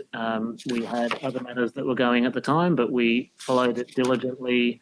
We served the notices and got the information we needed, and then we made the decision in what I think is a timely way. But what are your Section 19 powers, and what are the criteria that must be met before you use those? So the Section 19 powers follow a formal investigation being declared. So they weren't used in the lead up to the stop order in my information.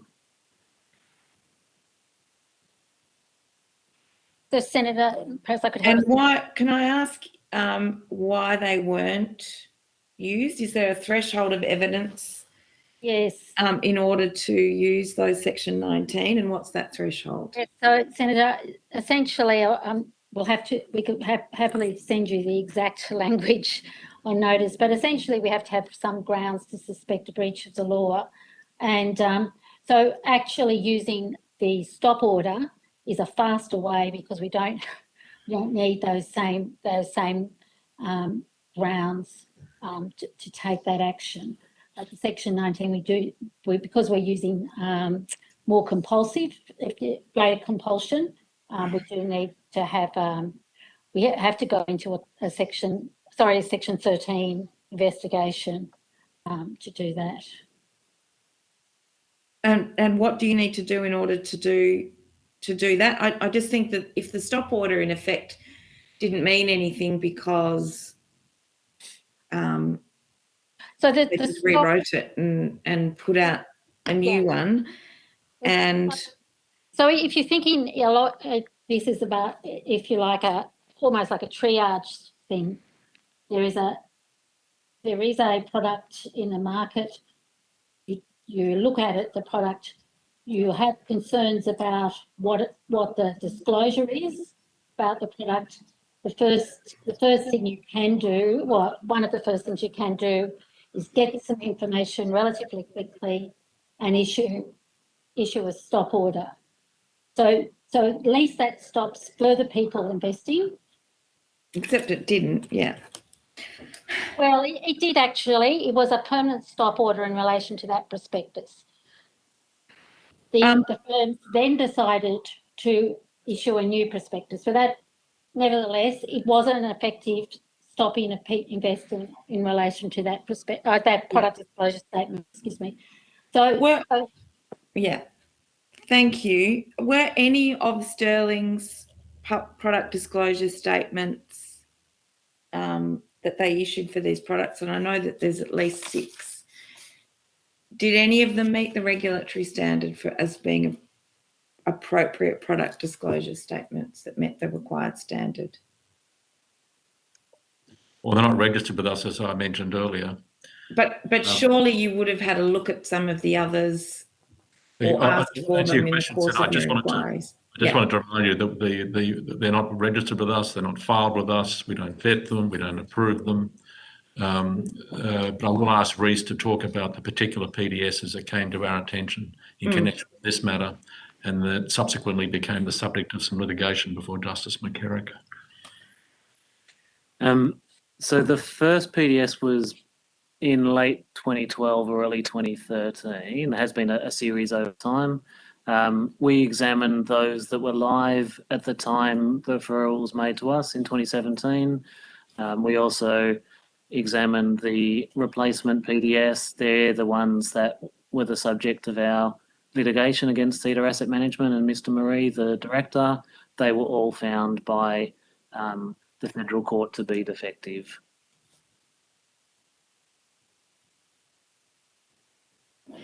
So I know you've got no obligation, no power to, there's no obligation for you to have access to every PDS.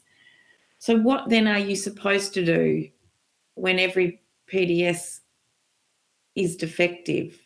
Like there's something fundamentally wrong with our system. Yeah.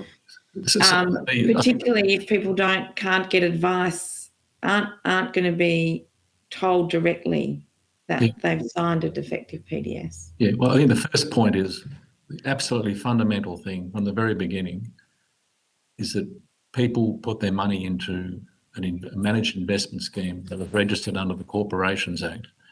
They made their own decision, and I speak in a general manner, not just about Sterling. They made their own decision to put their money into a managed investment scheme.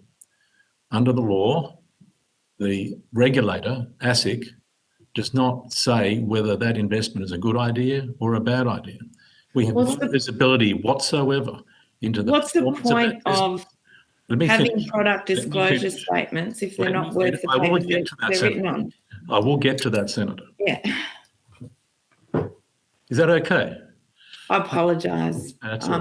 It's been a long day. Look, the PDS, the whole idea is you're given the opportunity to invest in something, and so you say to yourself, well, what am I getting myself into?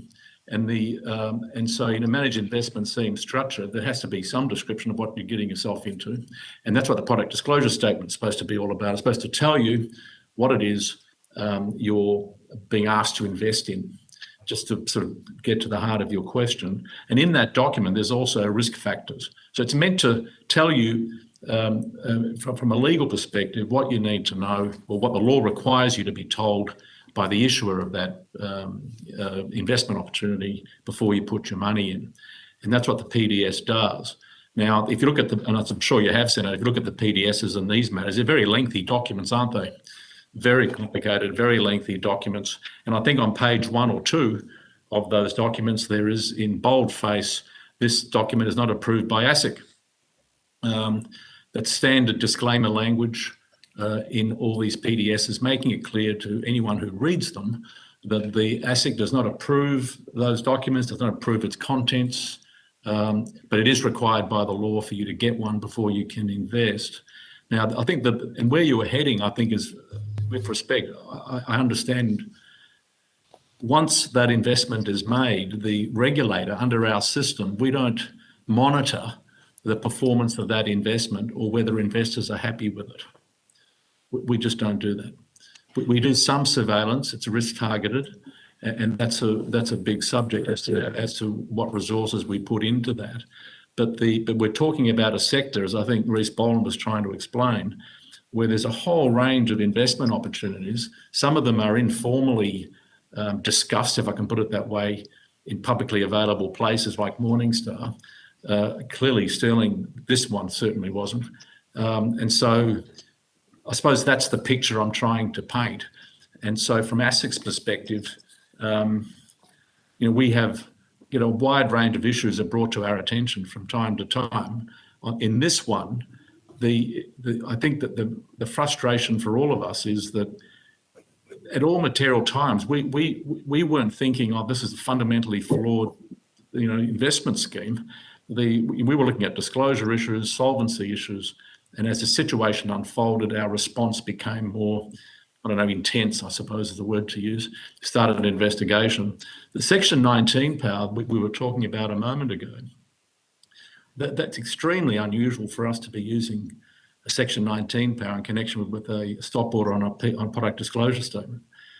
That wouldn't be an appropriate use of a Section 19. A Section 19, by the way, is when we compel a person to come to our offices and give evidence under oath. So it's quite a serious power. It's a very resource-intensive one, and it's not one we use lightly. We certainly use it a lot. We have a number of investigations on foot around the country, but to reassure you, I would not have any expectation that a Section 19 power would be used in connection with a product disclosure statement. That wouldn't be something that we would normally do. Well, I guess there's different levels of defectiveness. You know, are you, if someone had out and out lied on their product disclosure statement, and that there is absolute, you know, there's, based on your ASIC's assessment of these product disclosure statements, there was very little relationship between the actual product and what was in the product disclosure statement in some context because of the misleading nature of them. And I can't really fathom anything more fundamental than every one of those being defective, and why that is therefore not something that you could use Section 19. Yeah, I'm going to ask Reece to go. I don't quite understand. A product disclosure statement is normally dealt with on its face. So we in the absence of evidence, it's not normally. But you had evidence after your investigation that it wasn't, that led up to that stop order. Sorry, Senator, you're jumping around. With all due respect, you've got to ask your question at a point in time. Mid-2017, late 2017, early 2018, there were a number of PDSs in circulation. And so, but I think perhaps one way of approaching your question, I'm going to ask Reece to help me with this, is what is a product disclosure statement? What is a reasonable expectation, a reasonable lawful expectation of what one should see in a PDS? Now, PDS is essentially a document that discloses risks and describes what it is you're buying, what the investment's about. And so, Reece, would you like to elaborate a bit more on how PDSs work in connection with managed investment schemes? Just put them in a regulatory context. Thank you. Yeah. Look, happy to. And I mean, the PDSs, there were 3 that were live at the time. There is mandatory content that's required, some omissions of mandatory content. There's also general obligations on the PDS issuer that there not be misleading or deceptive statements. There's mandatory obligations about it being clear, concise and effective. There's sort of content and stylistic rules as well. That said, it's not the way the law works that they get a particular percentage score on the PDS and that certain PDSs are irredeemable. That's simply not how the regime works. We were concerned about the 3 PDSs. We were concerned enough to put an interim stop order in place. We, to bolster our position, we gave them a detailed explanation of what our concerns were and invited them to attend a hearing or make a submission, which is the procedural fairness process around a stop order. We go into detail so that we forestall any argument that we haven't been fair, and they decided not to contest the stop order. But there's no sense in the system that certain PDSs are so hopeless that the company doesn't have the right to another chance. That's just simply not how the regime works, and nor is there a provision in the law that says after so many attempts they're not allowed to try again and prepare another PDS. So they, Sorry to interrupt. I still don't quite understand that, because it still seems like you can essentially lie about what you're doing, because there's only so far ASIC can go in correcting it. So that I don't quite get this idea that you can. I know you could put a stop order on it, but at some point, the underlying fundamentals of whether it's even possible, at which point do we actually match up PDS with the reality of the product? so Or are you saying it's not possible to do that? So the PDS was a PDS for the Sterling Income Trust. That's the product that the PDS was supposed to explain, the managed fund. So the PDS did not, and nor would we expect it to explain the Sterling New Life lease or the rolling 5-year options or anything like that. It was a PDS for a managed investment scheme. Remember, 80% of the clients of the managed investment schemes were not lessees; they were pure investors. The tenant investors were the remaining 20%. So the PDS was an explanation of the Sterling Income Trust. In our view, there were some aspects that were misleading. There were some aspects where there were omissions, and the law is quite clear that the issue of a product after a stop order can no longer use that PDF, but they are entitled, with the benefit of professional advice, and go back to the drawing board and have another go at the PDS. And they did so. And there's nothing in the law that says they can't have another go at producing another PDS. I guess the committee can form a view on that, but there's no 3 strikes rule, or there's no rule that prohibits them from having another think and another go at the PDS, and that's what they did in this circumstance.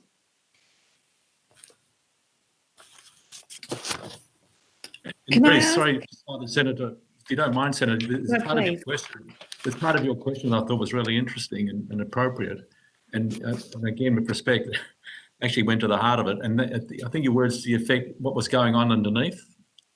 Is that what you were saying? Yeah. Well. Yeah. That's So. right. Yeah, that's right. So, Reece, could you just comment on that? Because I think one of the really interesting and problematic things that we're talking about here is you've got a disclosure document, product disclosure document, and that's quite a separate thought process around the underlying business. So I think the way I took the Senator's question was, well, at what point does the PDS have a role to play in saying whether the underlying business is operating appropriately or properly? Or can you just sort of elaborate a bit more on that? Because I think from my perspective, from ASIC's perspective, the underlying business, most of the time, we don't sort of get into that. We don't concern ourselves with whether it's a good business or a bad business. It's really up to the issuer to get on with that. But Reece, could you just comment on that? Then, Senator, it's your question, so I didn't mean to interrupt. Yeah. So yeah, the PDS is there to explain the managed fund, in this case, the Sterling Income Trust, which then invested in the development units, management units, and the rental management cash flow, I guess, that was generated by other parts of the Sterling Group. As I said, the PDS did not, and nor would we expect it to explain the Sterling New Life lease itself. There was some descriptions of how the Sterling Group, to the extent that it was relevant to explaining how the Sterling Income Trust was supposed to generate its returns and where the money flow would go. But a PDS like that has limited information about the kind of wider corporate group and the aspirations of the wider corporate group. So we have, I guess, some information in there about the Sterling Group, but it was the PDS prepared by Theta, which was an arm's length company, which was the responsible entity of the Sterling Income Trust. I'm struck by the idea that the PDS wasn't required to reference any of those things, because in order to get access to people thought they were buying a tenancy and not a financial investment product. But in order to get access to the tenancy, they have to pay their upfront fee and buy this financial product. Yeah, and this stapling. Yeah, it's what we call the stapling. And so Bruce, again, I'd like you to elaborate on this, because I think again the senator's asked a very good question. As I understand it, you put your money into the scheme, and if you happen to be one of those people who also wanted to be a tenant, so you'd signed your tenancy agreement, and then whatever income came out of your investment, you directed by signing appropriate documents for that money to go directly to pay the rent, and so that connection basically is the nub of it. Reece, can you just explain that? I mean, it seems to me that the underlying business for the PDS generated income. For 80% of investors, they just took that income. For 20% of those investors, we know they tried to use that income to pay for a rental obligation. That's right. Yeah, so I think that's really but we wouldn't expect the PDS to be talking about the tenancy. Well, except if there are mutually exclusive terms and the two things can't go together. So, for example, you can't. You're supposed to be able to get your money out at any time out of the scheme. That's what you were told. Apart from the fact that to do that would involve breaching your residential tenancies lease. Well, the residential and so of course you would have 5 years. Yeah. So, but to that extent, I think we can reasonably. Well, and equally, you were told you had. You were told that you could bequest your tenancy to someone else, which is not possible under the Residential Tenancies Act. Yeah, well, we don't deal with as. You're not supposed to pay your rent up front. Yeah. You Senator, can't pay your rent in advance. How the PDS works. I'm sorry, we're jumping around again. With all due respect. No, I do understand. It's just that we've talked about this many times. It's the stapling together of the two. So the income from the investment was directed by the tenant to pay for the rent. The stapling was actually done by the tenant investor. So Reece, could you sort of elaborate on that? The PDS did not set up the stapling. The stapling was done. I'm aware. Yeah, I'm aware of that. I don't need that to be explained, but I do. I guess it's the extent to which you're dealing with a financial product, or the extent to which, and you've touched on this in the context of other managed investment schemes, where there are other goods and products that are tied up. Whether it's a holiday rental, a 3-month lease, where you get a right of occupancy for 3 months in your investment in a managed investment scheme, where you've bought a resort property or something like that. There are a whole range of those extra complexities that come up in relation to how your underlying financial investment might also be caught up with a different good or service. So, I mean, bundled or stapled arrangements, I guess, aren't rare. I mean, people take on a home loan for various purposes, take on a personal loan to buy a car or to finance a holiday or all sorts of things. We regulate personal loans, but we wouldn't expect disclosure in there about the risks involved in that particular car or that particular holiday. The PDS was about the managed fund. Not everybody used that managed fund to fund their tenancy. I appreciate that there were representations made about that bundled arrangement and about how the the money placed into the Sterling Income Trust would be sufficient to cover the rent for that subset of people who had both the Sterling Income Trust investment and a tenancy. That wasn't in the PDS, and I wouldn't expect it to be for the reasons I said, that not everybody in the Sterling Income Trust had a tenancy. Yes, no, and that was helpful to me in terms of unpacking some of the separation in those Senator things. Pratt, sorry, I'm happy to give someone else the call. Thank you, Chair. Yeah, Senator Roberts, are you still with us? Yes, I am, Chair. Can you hear me? Thank you. Yes, I have, and thank you for your patience. You're your ever polite self, so I do appreciate your patience. You have the call, Chair. Senator Roberts. Thank you, Chair, and thank you, Mr. Longo and your colleagues from ASIC. Mr. Longo, would you agree that for buyer beware to work, buyers need to have access to all available information? The general principle, buyer beware, availability and also asking. Yeah. So the information clearly, as your question proposes, information needs to be made available, but the classic application of the buyer beware principle is the buyer also has to ask questions and take an active interest in ensuring they're properly informed before doing things. Thank you. Before getting to my core questions, I need to reference information contained in the redacted internal ASIC chronologies that were provided to the Senate. I know some of the details have been laboured over, yet I need to reiterate them for the purpose of these questions. So firstly, 4 points. In May 2015, ASIC concluded internally that Sterling had likely provided financial services while unlicensed. Secondly, Sterling had likely not provided adequate documentation to retail investors. Thirdly, Sterling had likely engaged in misleading and deceptive conduct. And fourthly, Sterling may have breached the requirement to not engage in conduct liable to mislead the public.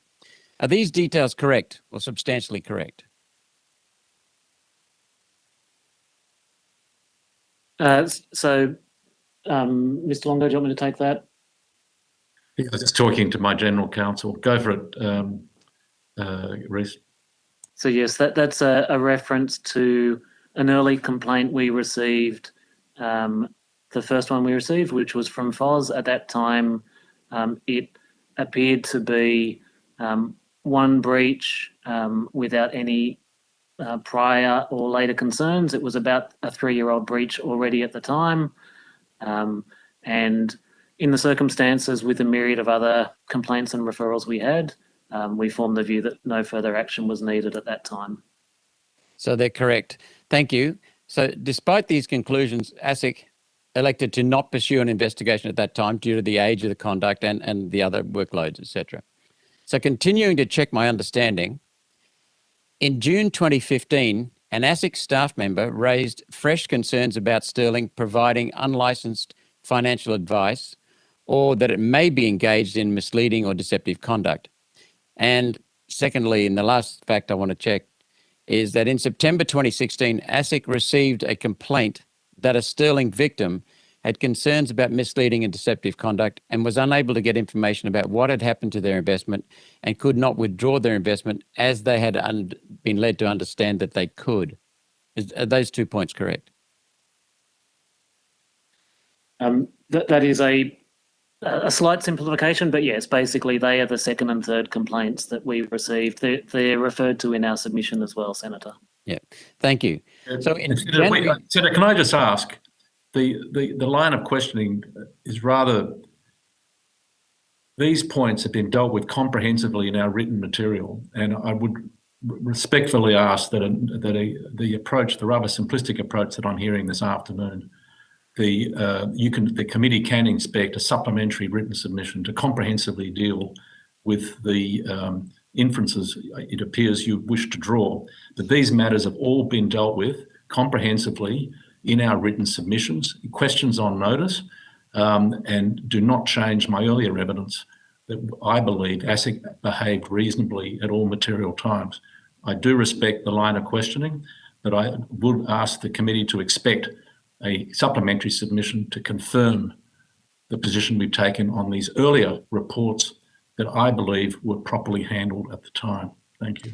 Thank you for repeating that conclusion from yours. In January 2017, ASIC assumed that Sterling's conduct fell within the small-scale offer exception for professional investors, despite a track record of complaints relating to retail investors. ASIC suspected that a new and ongoing managed investment scheme was in operation. A managed investment scheme was in operation. And despite all of this, ASIC recommended that no further action be taken in relation to Sterling. Did ASIC commence any type of investigation before concluding no further action was required? And if so, specifically, what investigation steps? Through the chair, could I ask Senator Roberts to ask a question, please? Yes, I just did. Did ASIC commence any type of investigation? Quite a narrative that preceded your question, which makes it very hard to answer the question fairly, given the premises upon which it's based, which that are very hard to follow. Certainly, Mr. Longo. Certainly, Mr. Longo. I'd be happy to do that. Yeah, this is what I asked. Senator Roberts, if you can, just to make it as easy as possible for us all to follow, if you can really just go through the introductory points one by one that set up your question, just so we can understand the preamble to give the context to our witnesses from ASIC. So over to you. Sure. What I'll do, Chair, is I'll address Mr. Longo's request and ask the question, and then go through the introductory comments. The question is, did ASIC commence any type of investigation before concluding that no further action was required?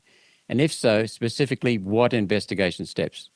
Now, some of the earlier comments were... At what point in time are you asking me the question that we took no action? At what point in time are we talking about? So I think Mr. Longo, Senator Roberts, is now going to go through the preamble and give you that context before so you can answer the question. So in particular, the timing we're talking about, Senator Roberts, the actual step. Thank you, Chair. Thank you for understanding. In January 2017, ASIC assumed that Sterling's conduct fell within the small-scale offer exception for professional investors, despite a track record of complaints relating to retail investors. Now, Senator Roberts, if I can just hold you there. So there's a point you've made there, and it's based on certain premises. Yeah. So perhaps if we can ask ASIC just to respond to that thanks, particular point first. The idea of there's an assumption that apparently made in January 2017. Reece, can you comment on the assumption that apparently? Can you follow what's going on here? So the Senator is referring to the first three complaints and the redacted chronology that was tabled by Senator Hume earlier. So those three early complaints, the one from the Financial Ombudsman Scheme, the second from an internal staff member, and the third in late 2016, early 2017, they were all assessed by our intake team, who receives all reports of misconduct, breach reports, and so on. We have a large number each year, 10,000 or so reports of misconduct, 4,000 or so breach reports. So they're all assessed. I wouldn't describe that as an investigation, Senator. It is an assessment. There is policies and procedures that the assessment team follows. They look at the evidence, they look at the number of people who appear to be affected, the amount of money that appears to be involved, the age of the conduct, the likelihood as to whether it's systemic or not, and they have to make a judgment about, based on the information that we've been given by the complainant or by in the breach report, whether further action should be taken. They necessarily have to be quick judgments to get through that kind of a volume. And yes, you're referring to the views that that assessment team formed at the time as to whether it likely fitted into the small scale exemption and so on. So yes, those assessments were made at the time based on the information in those three early complaints. Okay, thank you. So what we're looking at here is trying to get an understanding, because I work for the people of this country and I serve them. They pay my salary, they elected me, and I have to serve them. And I think that's what all members of the public service have to do as well, including members of ASIC. So what we need to understand is, what does ASIC see as the breaches? Were there breaches of law? Were there breaches of good faith? What's the core issue? Is it capacity of ASIC? Is it capability of ASIC? Is it structural? Is it a legislative or parliamentary fix? What's the intent going on here? So that's overall where I'm heading, because I can either help you or undermine you. Yep, Senator Roberts, there's a lot there. You No, I'm just explaining. So let me continue. I understand. Just to go back to, though, your questions about the report of misconduct that came in 2016 to 2017. I just think it's important, and we put this on as an answer on a question on notice. That report of misconduct was an investor who appeared to have purchased shares in a company called Sterling Residential Syndicate Australia Pty Limited. So it related to a different type of investment. I just thought it would be helpful for you to be aware of that, because it's a different type of investment from the Sterling Income Trust that we're talking about. Same broad group, but that was the context of that one. So Commissioner Armour, if I can, sorry, with your indulgence, Senator Roberts, Commissioner Armour, can I just ask you, so that complaint which was made, it did not have an attached or stapled residential tenancy, is that correct? Look, I'm taking my answer from our answer to the question on notice which was back in 2019-20. So we're happy to take on notice if there was anything stapled to do that. Yeah, could you perhaps, and I'm reading the same, I've got it here with me too. Yeah. Yep. So I would be interested to know in relation to it, and there were three, as you know, in that question on notice which was provided, the three prior issues which were raised. I think it would be helpful if ASIC could provide as much information, additional information with respect to those three issues as possible, because I would certainly be interested to know whether or not any of them had the hallmarks of the attached residential tenancy, as well as the purchase of shares. Senator, I can give you that assurance now that those three matters are outside what this inquiry is actually looking at. I've said repeatedly and tried to act in good faith with this inquiry that the March meeting with Consumer Affairs in 2017 was really a significant meeting, because that's when, without wishing to oversimplify, some of the dots started getting joined up. And that's when, as I think the evidence has shown to the inquiry, that ASIC's interest in this matter really started. Okay, there's been a lot of evidence and back and forth about whether we should have done more things more quickly or whatever. But to my mind, the way I'm looking at it, I wasn't around at the time. I'm trying to be objective and trying to be professional with the inquiry. To my mind, around March 2017 is a realistic moment to say, well, there was that meeting with Consumer Affairs. We started talking with Consumer Affairs in a way that actually started looking at the issues that are the subject of this inquiry, and the rest is history. Pre-March 2017.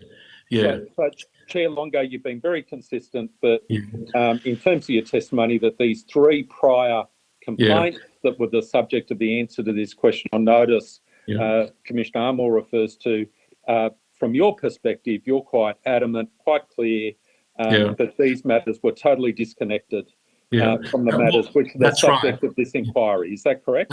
That's correct. But with respect, I do appreciate the people wanting to understand, well, why not? There were these three ROMs. Surely, that must have got you thinking. And I respect that, how can I put it, curiosity. And so we will file a concern, absolutely.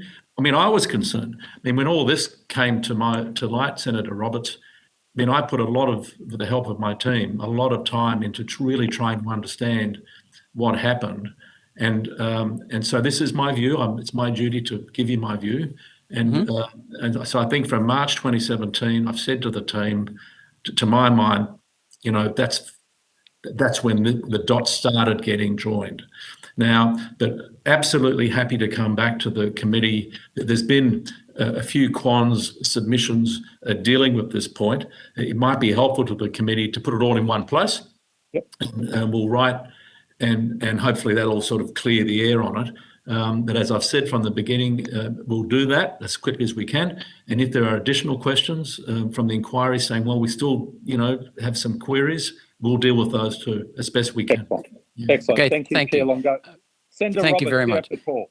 Can ASIC explain to this committee how it interprets the phrase reason to suspect as detailed in Section 13 of the ASIC Act? I'm looking forward to this answer, Chair Longo. Well, there's a lot of jurisprudence on that question. We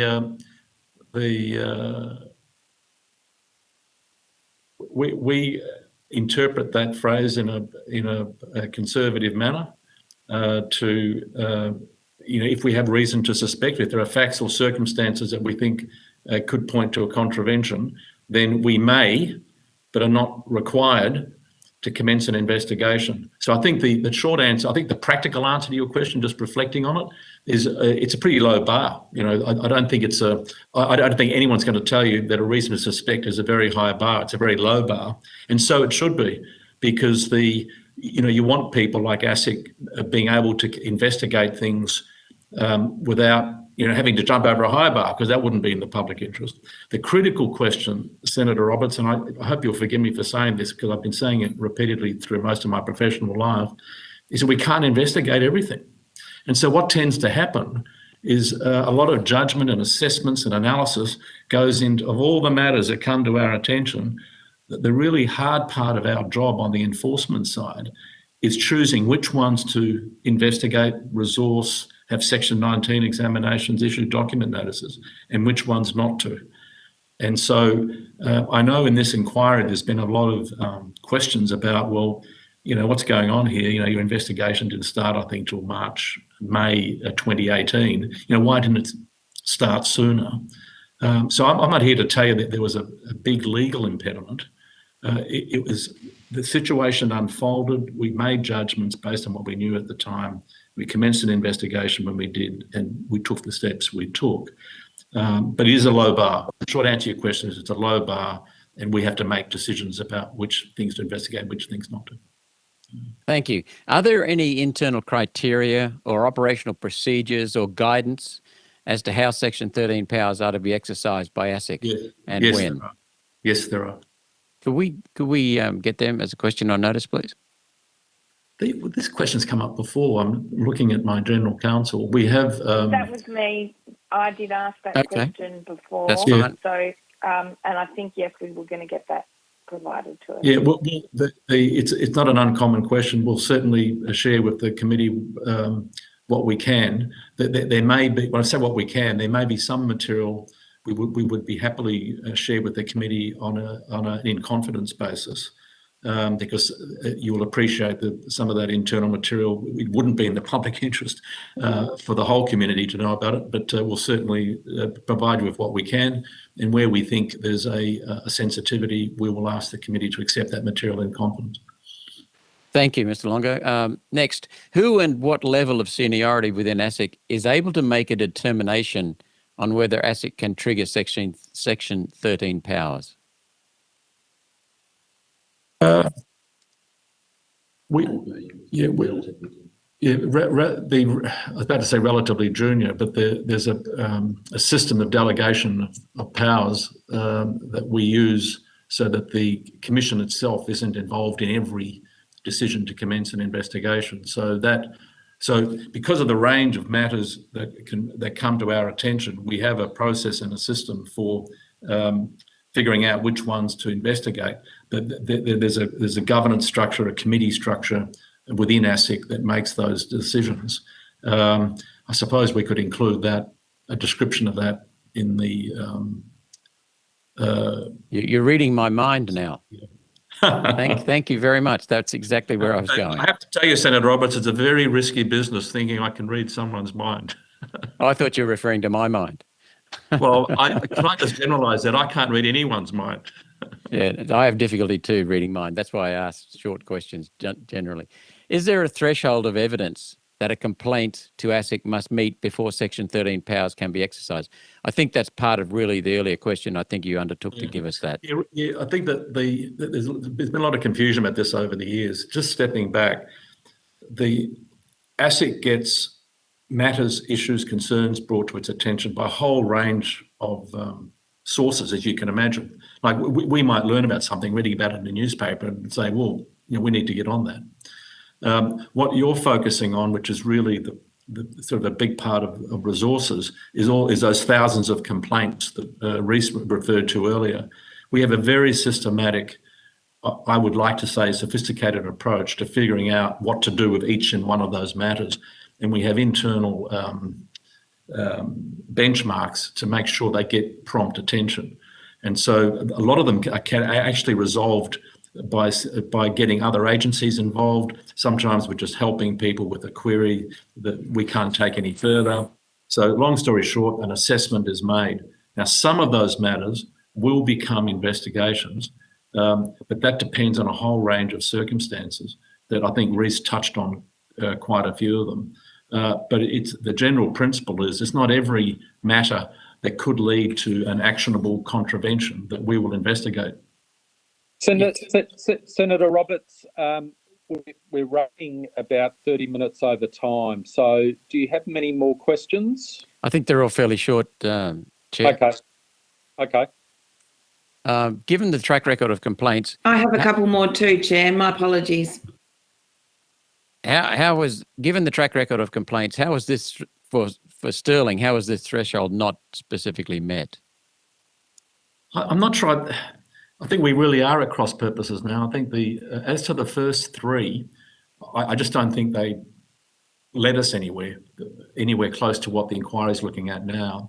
From March 2017, as I've said earlier, we had the interaction with the Consumer Affairs, and that triggered what we did and didn't do. Now, clearly, we've had several days of hearings now, and we're trying to work through what we did do, what we didn't do, and why. So I'm not sure I can really add much more to that story. Okay. Thank you, The formal Mr. Longo. investigation started early 2018. In the context of Sterling First, it took ASIC 1 year and 2 months from March 2017 to May 2018 to exercise its Section 13 powers and commence a formal investigation only after receiving a complaint from a government department, as I understand it, the Western Australian.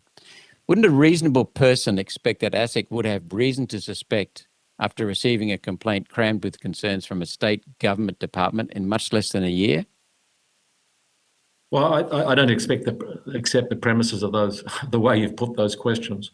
As we've gone through in written submissions and in evidence, we responded to the material. I mean, after all, Consumer Affairs were aware of this matter for several years. I mean, they were aware of the issues with the tenants and then made the connection and came and spoke to us. And we started looking at it, and we've taken the steps we've taken. Senator, I'm not trying to make excuses. I'm just trying to sort of work through what we did and didn't do based on what we knew at the time. Now, I respect the fact that some people might say, well, you should have started your investigation, the moment you left the meeting room with the Consumer Affairs in March 2017. Well, with all due respect, I think that's entirely unrealistic. And that was never going to happen. So I think we've tried to work through why that's the case. But I think a commencement of an investigation early 2018 and the particular circumstances of this matter, I think is a reasonable timeline. Remembering we don't have any visibility into these investments. We're not there when the investors sign the leases and put their money into a managed investment scheme. We're not there when the product disclosure statements are given to these investors. And indeed, right up until the time we commenced the investigation, the investors weren't even complaining to us. And then by the middle of 2018, a lot of investors seemed relatively happy with what they were getting. And so these situations, as I've tried to explain in earlier evidence, really require a lot of judgment as to when to intervene and how much do you need to have before you intervene. Because it's not uncommon for investors in managed investment schemes to say, well, why did you intervene so quickly? That was all going really well. It's your fault, ASIC, that this scheme's collapsed. Alternatively, it's your fault, ASIC, that you didn't come in here sooner and stop this scheme. And so I think I've really given this a lot of thought, Senator Roberts, and I really think this inquiry is an opportunity to sort of revisit. I'm not here to make excuses. I really want to reassure the inquiry about that. We have a number of managing scheme matters that we're working on right now that could lead to court action, and there are others that already have. The Sterling situation is tragic, but it is part of a much bigger picture. And with all due respect, I think the inquiry is really getting, these are big issues. And so, we'll do whatever we can to be helpful. But as far as this particular matter is concerned, I think ASIC acted reasonably. And we did, I think, acted reasonably quickly with what we had. And could we have moved more quickly? Probably. Should we have issued a media release more energetically? Probably. But the investigation, the time it took, the issues we've had to deal with, I think we've handled that reasonably. But I do respect other views of frustration on this. But we'll do whatever we can to provide additional information to the inquiry to better understand the issues. But as I've said in earlier evidence, this is going to happen again and again and again. I accept that this is a complex situation. There are many levels at which it needs to be investigated, and I think that's happening. Victims, as I understand it, thought they were paying rent in advance. Some of the victims. Victims did not make a decision to invest in a managed investment scheme. I think that's clear as well. Victims did not make a decision to invest in a managed. Some of them. I'm not sure that's right. I'm sorry. I've got to, with due respect, I've got to disagree with you about that. I don't know what the investors were thinking at the time. What happened here, and I've looked at the documents personally, they signed a residential tenancy document, and they also signed documents to invest in an income flow that would pay for the rent. They signed documents signing over the income from that managed investment, so it went into a bank account to pay for the rent.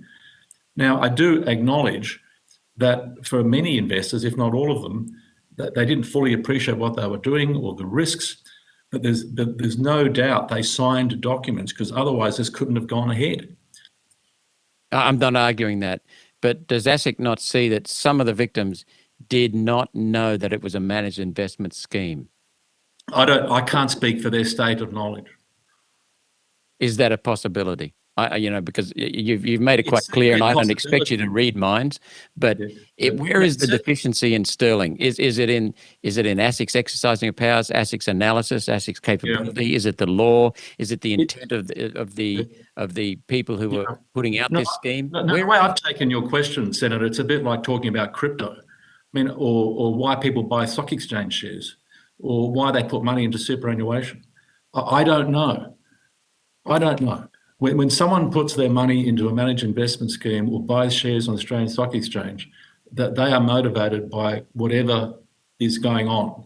But I'm not here to. I can't tell you what they were thinking at the time, because at the time they had the benefit of marketing material saying that there was an innovative product, that this would enable them to have a higher standard of living, that they could sell their home and put the proceeds into an investment, into something that would generate income to pay for rent.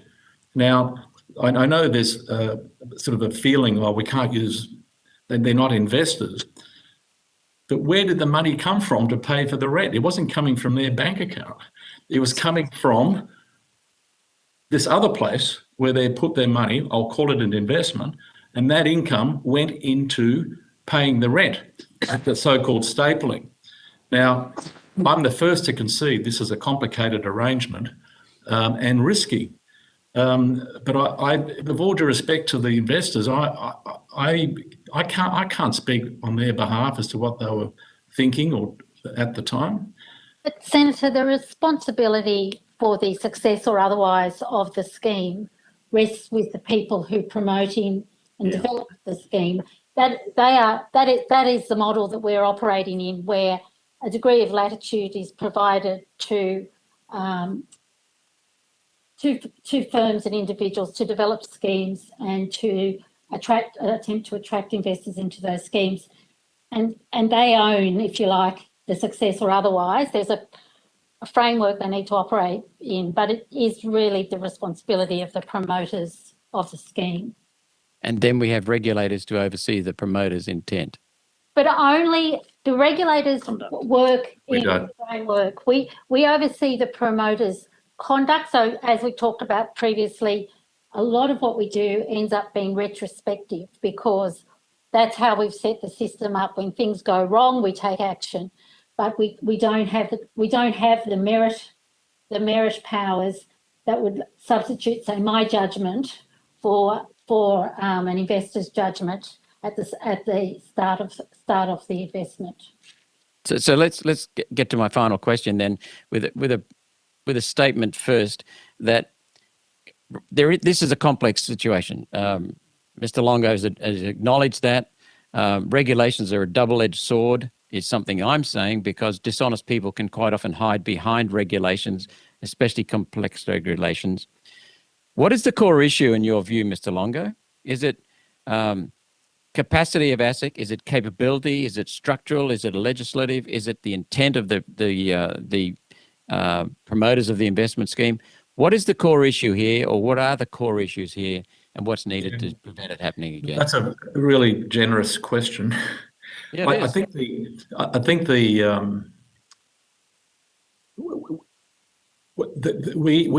live in a free country. You know, we're a democracy, and we encourage people to make their own decisions about what they do with their lives and their money and everything. And I think one of the really big issues for all of us here is that we know from our life experience that good people, very often highly educated people, do silly things with their money. And they put their money into things they shouldn't put their money into.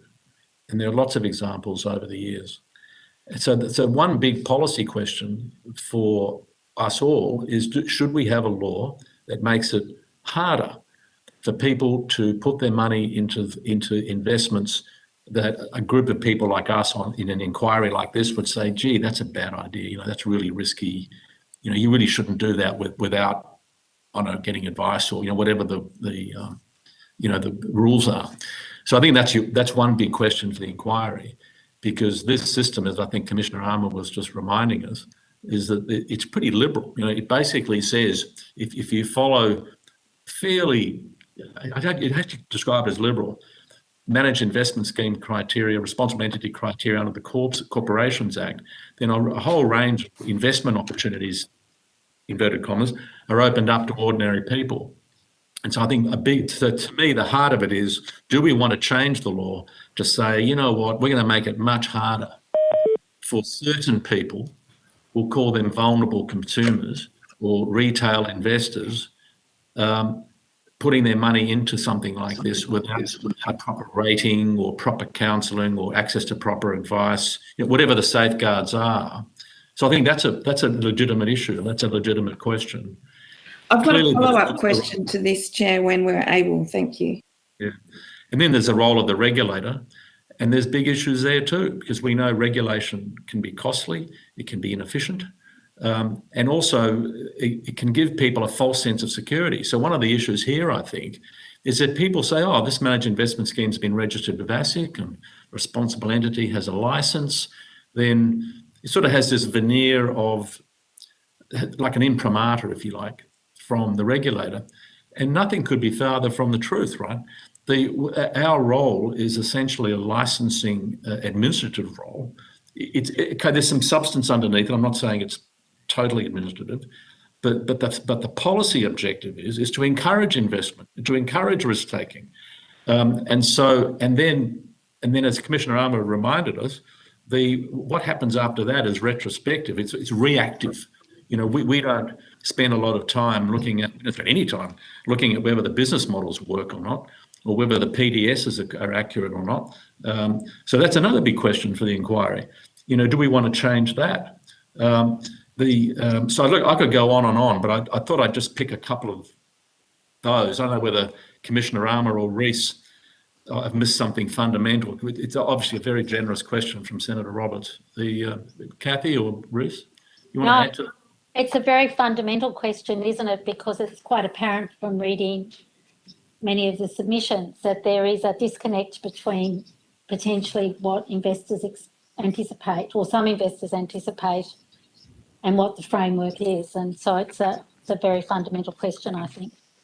Look, only thing I'd add, Senator, we've mentioned this in our submission. There have been a number of inquiries over the years suggesting improvements to the managed investment scheme regime around how insolvent schemes and non-viable schemes are managed.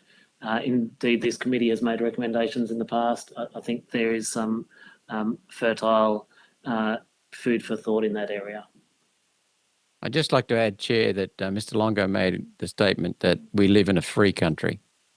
Thank you very much, Chair. Thank you, Mr. Longo, and your colleagues at ASIC.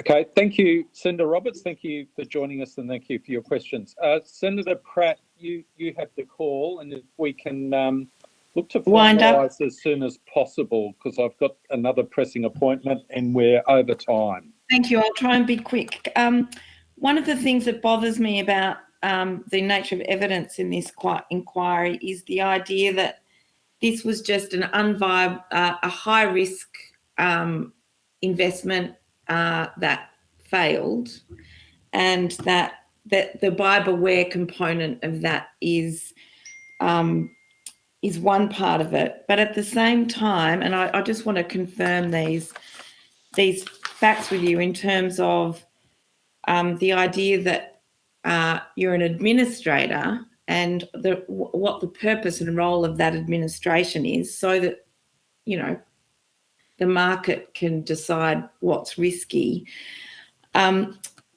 Because we can confirm, I think, that there were unreasonable rates of return, numerous legally complex documents, and a grossly defective product disclosure statement. So are they true statements? And I'll go on to the next part of my question. I'll quickly deal with that. We've never said there were grossly defective PDSs. I'm not going to try and repeat and traverse again the evidence we've given about that. I'll take some. Yeah. Okay. No. So I paraphrase. I'll take the rest of your question. Once I read that, then to the rest of your question. Investors weren't given a PDS. They were required to transfer money prior to contracts and associated documents being signed. Promoters referring prospective investors to a lawyer who spruiked the managed investment scheme and said it's fine. Investors being told that they would be able to access redemptions if they changed their mind. We've also got the previous corporate history of Ray Jones and Simon Bell, and you know, we were referring earlier to the West Point issue, to I think which the concealment of Silverlink as an entity from ASIC, the bundling of investors as retail investors, grouping their money together to create sophisticated investors. And I put that together, and this is I put those things together, and it's more than just a risky investment gone bad, is it? Yeah. Is it not? Senator, with all due respect, we've been about 20 questions bounded up in those last propositions. Let me try and fundamentally summarise where we're at. It's not hard to register a managed investment scheme in Australia, and that's what happened. Secondly, high rates of return, 20%, 15%, merely points to the fact that these are higher risk investments to people who appreciate that is the case in a low interest rate environment. It does not make this scheme illegal or inoperable or not viable. Third, ASIC does not pass on the rightness or correctness or operability of particular investment opportunities. That's not. Okay, no, and this is at the heart, I think, of what I'm trying to get to. Yeah.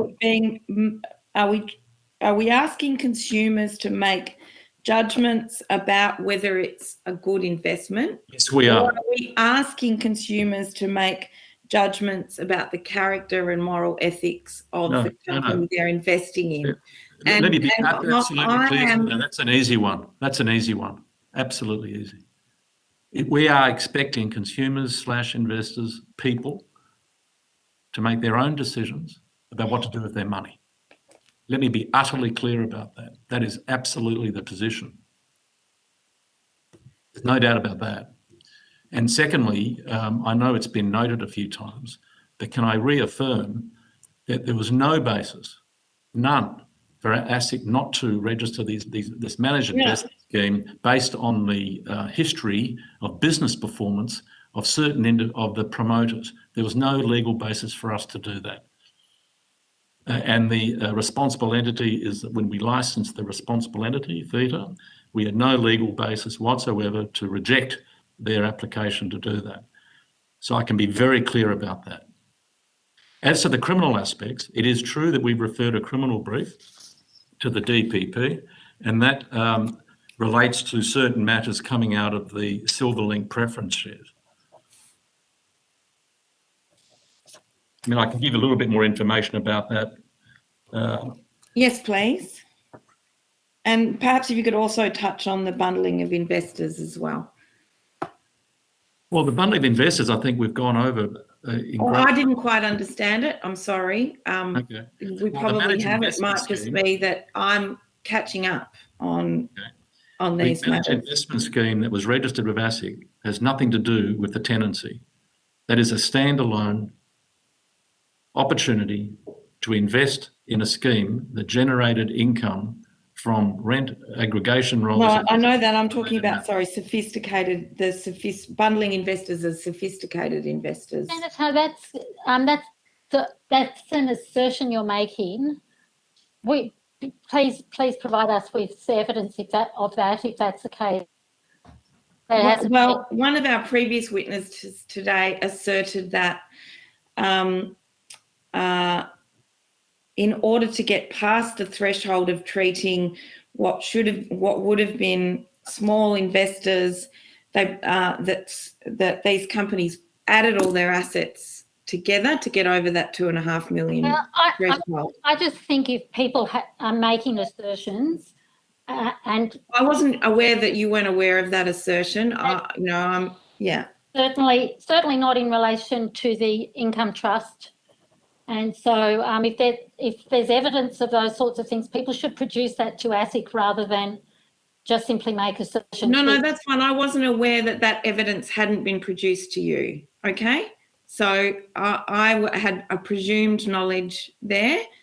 And again, it goes to my point, if that were true, and I don't know if it is or not, about how we disaggregate about, in terms of your role as a regulator, from getting people to adhere to the law so that they're investing in something that adheres to the law versus investing in something that is just a bad investment decision. No, and I agree with the way those general questions, but just that assertion isn't relevant to this case because at least in relation to the Sterling Income Trust, it was a product for retail investors, so there was no need to aggregate. So I just wanted you to know that in relation to the Sterling Income Trust. It might be an assertion for something else, but yeah. So I think this is the last question, I think, arising out of all those questions that dealt with the DPP. This is always a sensitive area about what we can discuss, but I'll tell you what we can. Aspects of the matter that ASIC referred to the DPP on 15 October 2021 relate to Silverlink preference shares and not to investments in the registered Sterling Income Trust. The documentation and promotion of investments in the registered Sterling Income Trust are not relevant to the aspects of the matter referred to the DPP. But is it legal to tell someone you can redeem your investment if in fact you can't, or is that just, you know, is it's there not a truth in advertising here? You're clearly saying people have, based on the PDSs. Senator, it's not unusual in an investment of this nature for the promoters to say you can invest and you can redeem your units. You can at any time, and it's at the time this thing started. I don't know what history they had of people asking for their units to be redeemed, but as a general matter, it's not unusual in managed investment schemes of this nature, or investments in general, for you to invest and for those units to be liquid. In other words, you can sell those units and put your money somewhere else. So, but if you make a representation like that, if you say to investors, look, you can invest your money with me, and if you want to pull your money out, if you want to redeem your units, you'll be able to do that, and you don't have a reasonable basis for saying that at the time you say it, well, then you're at risk of misleading and deceptive conduct at that point. But as a general matter, it's not unusual, for that promise or representation to be made. It's a bit like when you buy shares on the stock exchange. If you want to put your money somewhere else, you sell them, right? Or you buy units in a managed investment scheme, whether in this one or something else, that they generally do provide for liquidity, being able to sell your units. Except that they weren't liquid in this case when people tried to redeem them. So I'm just trying to. Yeah, but Senator, at the time they invested, the way to analyse this, if I may suggest it, at the time they invested, a representation was made that they could redeem. And as provided that representation was made on a reasonable basis, that's fine. 2 or 3 years goes by, or 18 months goes by, and circumstances change, either for the investor or the issuer, and the investor says, well, look, I want to put my money somewhere else now. I want to sell my units. I want to be able to redeem. Well, depending on how well the scheme or investment is going at the time, the promoters of that scheme may not be in a position to give you your money back because it may be insolvent or may not be doing well, or the underlying assets that would, a sale of them that would enable you to fund, be able to give people their money back aren't liquid. Is that a trigger for action from ASIC when that? No, it's not. That is a very common commercial problem. It doesn't necessarily involve dishonesty or fraud or anything like that. Sometimes the investment fails and people are trying to get out of their investment, and because of the underlying poor performance, the promoters of that investment or the issuers don't have the money, they can't raise the money, if I can put it that way, to give people their money back. And that's a failed scheme. That's what we call a failed scheme, an insolvent scheme. Senator Pratt, we're now an hour over time. No, thank you. I don't quite understand the difference between. I guess I take that all of those issues that I raise in relation to unreasonable rates of return, right down to their previous corporate history, defective PDSs, spruiking of them, they're all matters for the market to decide in terms of the investment. They're not regulatory issues. Is that essentially what you're... Senator, I've really tried to answer all these points. I'm just going to repeat myself. I'm sorry. It's Chair, with your assistance, I'm happy to take that it's a reflection on my own lack of understanding. No, please don't say that. Please don't say that. Look, seriously, these are complex issues, but very broadly, you register a managed investment scheme. If it meets the legal criteria, it doesn't matter if the forecast returns seem unreasonably high. That's a signal saying it's a risky investment. But people sometimes want to put their money into investments that suggest high returns because that's what they want to do. They want to actually take that risk. And ASIC's not there to say to them, don't take that risk. Now, in redeeming units and being able to get your money out, as I've tried to explain, very generally, if you make that representation, provided you have a reasonable basis for making it at the time you made it, that's fine. Problem, of course, is the very time people do want to pull their money out it tends to be in circumstances where things aren't going well, and the capacity for the issuer or the promoter to give you your money back is greatly diminished because the economy's gone into recession or the underlying business has collapsed, and that's a separate set of issues. And as to the role of the regulator, I think we've sort of gone over that. So with the chair's leave, I might leave. No, that's fine. I don't want to avoid your question. Appreciate that we've been able to make a distinguishment. You know, it takes me, this is not my area of expertise. It takes me a while and perhaps some repetition for me to learn these things and put them in. It's the same for me, Senator, when they talk to me about technology, believe me. A lot of repetitions required. Thank you, Chair, and I want to thank ASIC for their appearance today. No, thank you, Senator Pratt, and thank you for the time and effort you put into those questions. And this is not an easy area, and there are competing interests that need to be balanced. So I found your questions very helpful. So thank you. I agree with that with great respect. Yeah. I agree. Thank you, Chair Longo. Thank you also to Commissioner Armour, and thank you to Mr. Boland, who you've been living and breathing this for a long period of time, and thank you for all the assistance you provided in terms of the submissions which ASIC has made. I think there are a number of questions that were taken on notice, and I think, Chair Longo, you were going to endeavour to try and, to the extent you can, consolidate some of these disparate questions on notice into some sort of product we can that will be as useful as possible for us. Would greatly appreciate that. No, we'll make sure that happens. And there are also some assertions coming out of previous testimony, which we talked about in terms of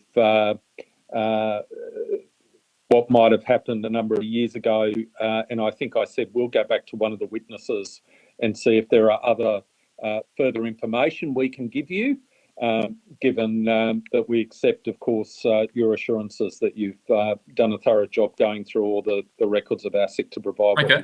So we'll certainly do that. And with that, I'm happy to say we're going to adjourn today's session. Thank the witnesses for your participation. Thanks, Secretariat. Thank Broadcasting, and thanks to my colleague, Senator Pratt. We are now adjourned. Thank you. Thank you.